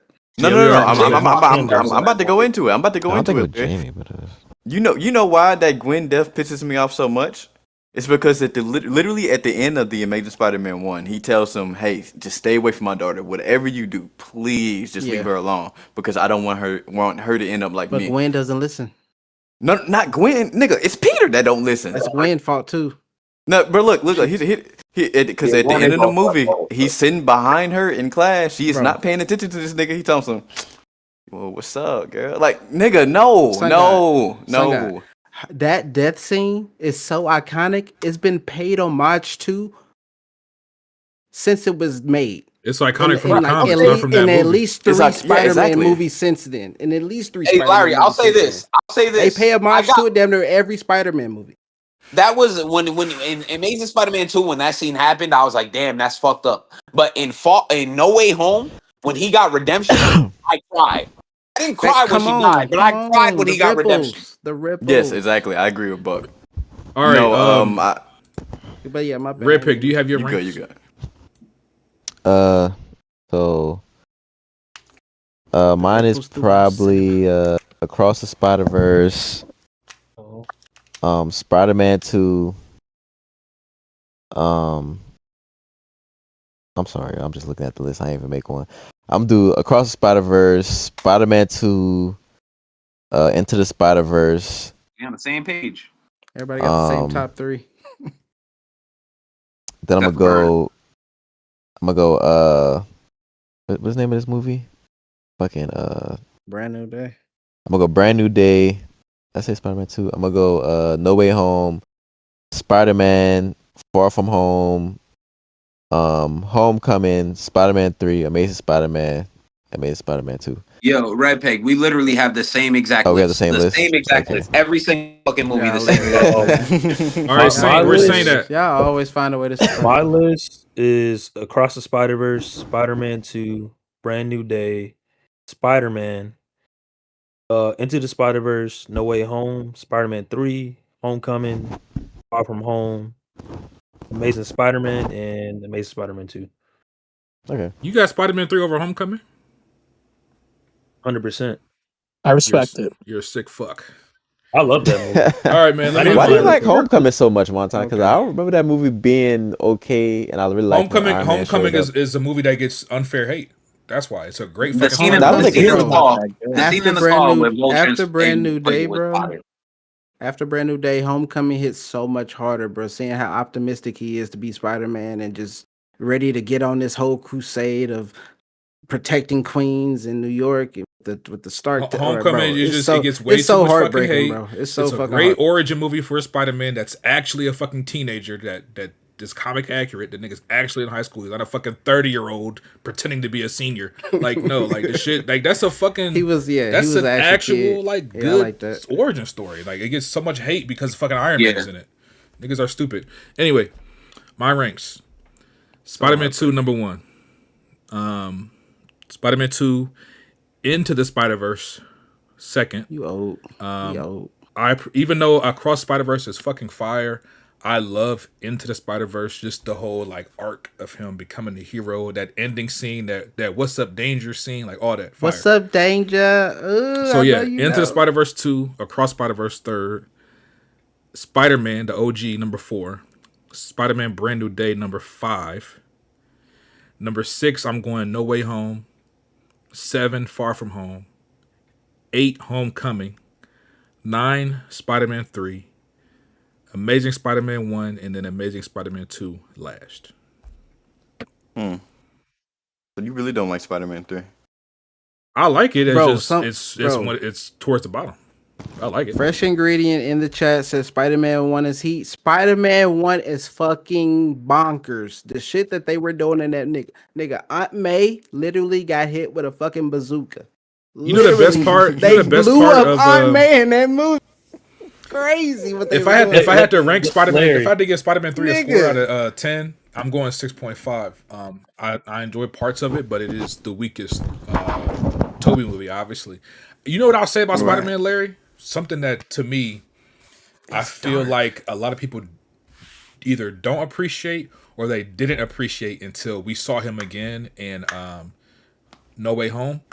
Green Goblin's performance in Spider-Man 1, bro. Oh Go back God. and watch this nigga. Yes. It's like fucking Shakespeare. Like this Iconic, nigga is so fucking. I don't know how to What'd he say? describe it, bro. Like he said, "I'm gonna finish her off nice and slow." it's Like, bro, his like they were performance is talking crazy in them movies Wait, back then. Larry, you know what's crazy? So, and I always say it's a Thanksgiving movie, but the It nigga is. was about to touch the what was it, the yams. was it a turkey he was trying to touch? He was And for the the yams. Dressing. Aunt He May was touching smacked the him hard. dressing over there. Yeah, it was like the turkey. Yeah. Your Aunt turkey May dressing. smacked him and said, "You gotta say grace." This nigga was so petty. He said, "Oh, I don't remember that shit." Pulled up to that And to that killed woman's her when house, she was blew saying that grace. shit up, and said, "You finished the fucking prayer, bro. You finished the grace." Yo, That hey, nigga speaking said, of Willem Dafoe, if y'all Wow, want to told see, her ass if, to finish it. Oh my god, that shit Nigga- cook. if y'all want to see Oh elite my Willem God. Dafoe when he's being evil and angry, nigga, go watch Antichrist from 2009. Great horror movie where Willem Dafoe had put on a haunting performance. Haunting He's so performance Yeah, we by ain't good, watching Willem that He's shit. Dafoe. so But good. no, look though, it's Spider-Man. Hey, nigga, y'all missing out on cinema. 2009, Willem Dafoe. 2009, Antichrist. Holy shit. No, I'm just playing. But no, seriously, his performance in that Spider-Man 1, it's literally like watching fucking theater. Like you're watching a master at work. This nigga was going crazy. For a fucking, think about this, a superhero movie in 2002, he was going insane. Fucking He was really phenomenal. good. And then he comes back in No Way dove Home and into steals it. the fucking show. Like No Way Home, he fucking Stole it blew it again. out the Yep. water. Nigga, that scene when Peter starts getting that spider sense and his hair's Punching tingling. him? And he was like, what do you say? He's like, Norman's on sabbatical. That shit is crazy, bro. that scene gives you Oh, chills, bro. I got chills I watching that. also I also caught on to this detail. Toby's Spider-Man, his universe, technically is more advanced than the MCU's universe is, in my opinion. How so? Because of what they were able to do in the it's set in the 2000s. Think about like what they were achieving in the 2000s and what like the MCU was in the 2000s, like the tech that they had, like the glider, the super soldier Iron Man shit, was the 2008. Spider-Man. He had shit like that. Yeah, but I just feel like the shit in Spider-Man and Spider-Man 2 was more advanced, like that early in the 2000s. Like they had more advanced tech than early MCU did in those years. That shit is just Speaking crazy. of that, Larry, one thing I do want to say, and I'll make it very fast. Everybody was complaining about the villain in Brand New Day, and they talk about Spider-Man don't have no villains who are just evil for being the sake of evil. Toby had villains. That's not true. Toby did not have villains who are evil for the sake of being evil. No, Norman not was really. corrupted. Doc Ock was corrupted. Yeah. Sandman was a tragic figure. and then fucking Harry was getting revenge and fucking fell victim to the dark side of getting revenge. So it's not like his villains were just evil. Right, and then Venom was just jealous of the nigga. Like, Yeah, Venom, that's a Venom little was bit like the different. only one. He was the only. Why he was Yeah, Venom's the only fucking. hating ass nigga, but That's why he was the Doc only one to Ock get was a vaporized. sympathetic Bitch figure. ass nigga. Another Norman thing was a about him, sympathetic figure. Sandman was a sympathetic figure. So let's Yep. not pretend that his villains were just Bro, evil that for the sake nigga. of being evil. But I I'm saw just sitting people here saying, thinking why about it, his bro. villains ain't evil? that Willem Dafoe, That man. first His Spider-Man. performance, like, what the fuck? Like, even like when he has those moments where he's like fighting against the goblin, like it's almost like a second persona. And he's like, no, I don't want Yes, to do bro. it. I don't want to do it. He's like fighting against it, but like, bro, like, I don't Yes. know. How? It's just his performance is so good, bro. Heart. fire. Osborn. I'm saying he Attack wasn't the just heart. evil, man. He was a sympathetic figure. They got to bring a villain like that for Tom, bro. In some of these movies, they got to bring somebody, an actor of Somebody that gonna level, bring it. somebody, bro. Hey, give us Craven the Hunter and have Craven kill him. Have Craven kill him Man, No. we need In the some- third movie? hell no. in the third movie. Nah. Bring him back to the next movie and have Craven's Craven weak. kill him. Craven Can't is lose too. Craven, bro. Craven Can't is lose too Craven. weak to kill Spider-Man, dog. I'm sorry. Spider-Man gonna have to sacrifice himself. Ain't nobody killing Spidey. All He right, y'all. So sacrificed look, himself to save Miles because Miles is inexperienced and doesn't know how to handle it. So he jumps in to save Miles, and then Miles ends up defeating him. all right. So look, y'all. We've been live for 4 hours. Any last Good thoughts before we episode. get the fuck up out of here, man? Nah, man. Wrap it Yeah. up, buddy. I'm Everyone on should fumes. rewatch Spider-Man 3. And Oh my rewatch God. Spider-Man 1. That movie is fucking I just watched bonkers, it the last shit year. I that they watched were all of doing them in last it. year. Bro, Spider-Man 1 is goated. Spider-Man 3 is goated. All right. Well, I guess we can get the fuck up out Yeah, of here. man. Let's just speaking. One thing I have to say, speaking about Far From Home, Alex is very far from home. He's been traveling since Tuesday, trying to get back. Since Tuesday, he's supposed to have been home since Tuesday night. He still ain't home. Let's pray for Alex a safe return Nigga, back no, to we Little got Rock. beef So with he can Alex, run nigga. pod next time. He trying Yeah, to find Alec, Zendaya. man, safe travels, man. Hope you make it back. Dog. That nigga Alex- been making mad excuses. Hey, I'm gonna be home Wednesday night. Hey, I'm gonna be home Thursday night. Hey, Yeah, I'm gonna be no, home nigga. Friday night. Nigga, you a liar. And he don't watch no fucking movies. And all he do is hate and talk shit. Fuck that nigga. Yo, chat, hit the like button if y'all can, man. Please. Disrespect Zendaya one more Yes, time, sir. Alex. Watch what I do to you, boy. Y'all smash that like button. If you All right, can, man. We though, getting the if hell you up out of can. here, man. So we'll see y'all in 2 weeks. I'm gonna be real with you guys. I don't know what the fuck's coming out in the next 2 weeks. Hopefully. Hey, Wani, what we could do in the next 2 weeks, your favorite movies of the year this far. I mean, we've already passed the halfway point, but we could do a recap of the first half of the year. Oh, that's fun.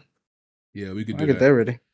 I think First it's gonna half be of the hard. year I recap think it's gonna be would be hard for the great. niggas who don't watch movies. You know what I'm saying? Like, you know, I ain't gonna Also, say no also, names, me and but- Wonton, we doing retro review. Top 10 of the year so far. Next A week, nigga me who and ain't seen Wonton- 10 movies this year. Fire. Next week, next podcast, me and Wonton doing a retrospective on the High School Musical trilogy. Yeah. I'm not watching this shit. What the hell? Hey, listen. Hey, I'll watch Name it. your- You got name that- your- that actually might nasty be homework fun. one time. That actually Who will might be do it? fun. There's only one High School Musical I like. It's the second one. Only one. They ain't much to talk about 2 weeks from now, so I think just recapping the first half of the year would be a good pod. Let's just talk about the first half of the year. Oh, there go Alex. Shit! Oh, Oh, Oh shit! my god, y'all giving him what he This nigga. want. Beat him Y'all up. giving him what he Oh, Beat wants. him up. brother. Beat him up. I still leave voicemails. in the show. Yeah, in the show, man. Hey, good show, man. Good show, man. I just landed. Good show. Hey, Alex, watch Word, your word. mouth 4 speaking days on later. Zendaya, Yes, nigga. Watch your sir. fucking mouth, dude. You said what? I said, watch your mouth when you speak on Zendaya. Oh yeah, you're right. In 2 weeks when we have another episode, I'm getting a doggy pad and I'm shitting all over her performance for the past 2 years. Yeah, that'll be your last shit you ever take, buddy. Hey, don't worry, Wonton. I'll be on the front lines defending her. Yes, sir. Look at you. He love his black queen. Yeah, man. Hey, Alex, yeah, Alex, we you- nerd, hey, Alex, Four-hour Alex, we episode, baby. doing a retrospective on the High School Musical trilogy next week. You fuck with that? Ew. Yeah, you got homework with one time. Get Come to on. it. We recapping the hell first no. half of the year, Alex. So me, make sure you prepare. you, and Wonton, Alex. You got Disney Plus, right? We could do that. Ew. No. You know what I have gone and watched though is that pharmacy cartoon. Huh? The one where it's like a secret mushroom that heals all ailments is like a cartoon on HBO Max. You talking about Smiling Friends? Side effects? Huh? Are you talking about Smiling Friends? No, well, is it the one with the nigga that is hunted by the government because he found a secret mushroom that is going against the pharmaceutical companies? Is it that cartoon? I think he's talking about side No. effects. I don't know what the you're Yeah, talking side about. effects, side effects, side Yeah. effects. Yeah. I've never heard of Yeah, that. that shit fun. That shit funny. That shit funny as hell. Boy, I'm on episode 2. That shit is funny, boy. Hey, Larry, I Oh, okay. tagged you. I have seen this. Common side Earlier. effects. Go That's what it's check that. called. I seen this. Bro, I that seen shit is fucking hilarious, bro. It says Mike Judge. He did King of the Hill. Oh, I see it. Okay. Yeah, Yeah, King of the it's Hill. from earlier. He's in Okay. that the King of the Hill's voice actors in the Yeah, in the that's show. Toby. Okay. Yeah, that's Mike Judge. Got you. But yeah. Yeah, Toby. Hey, Alex, man, what movies did you see recently? Ain't the show about to be over? Yeah, I guess. Yeah.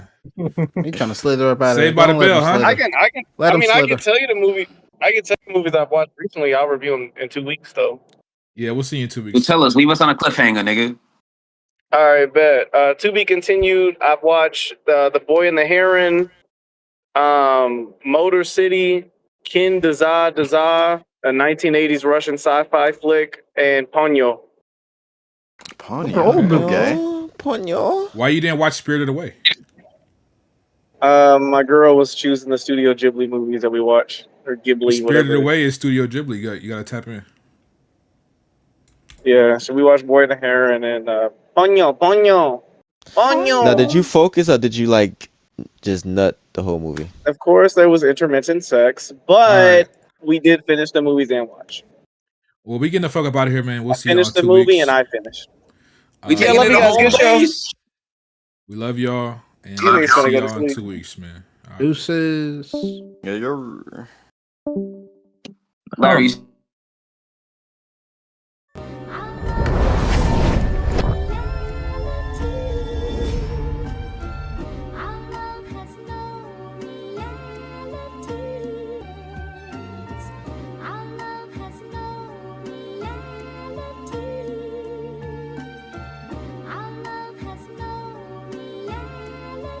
Yo, Crino, this one heat.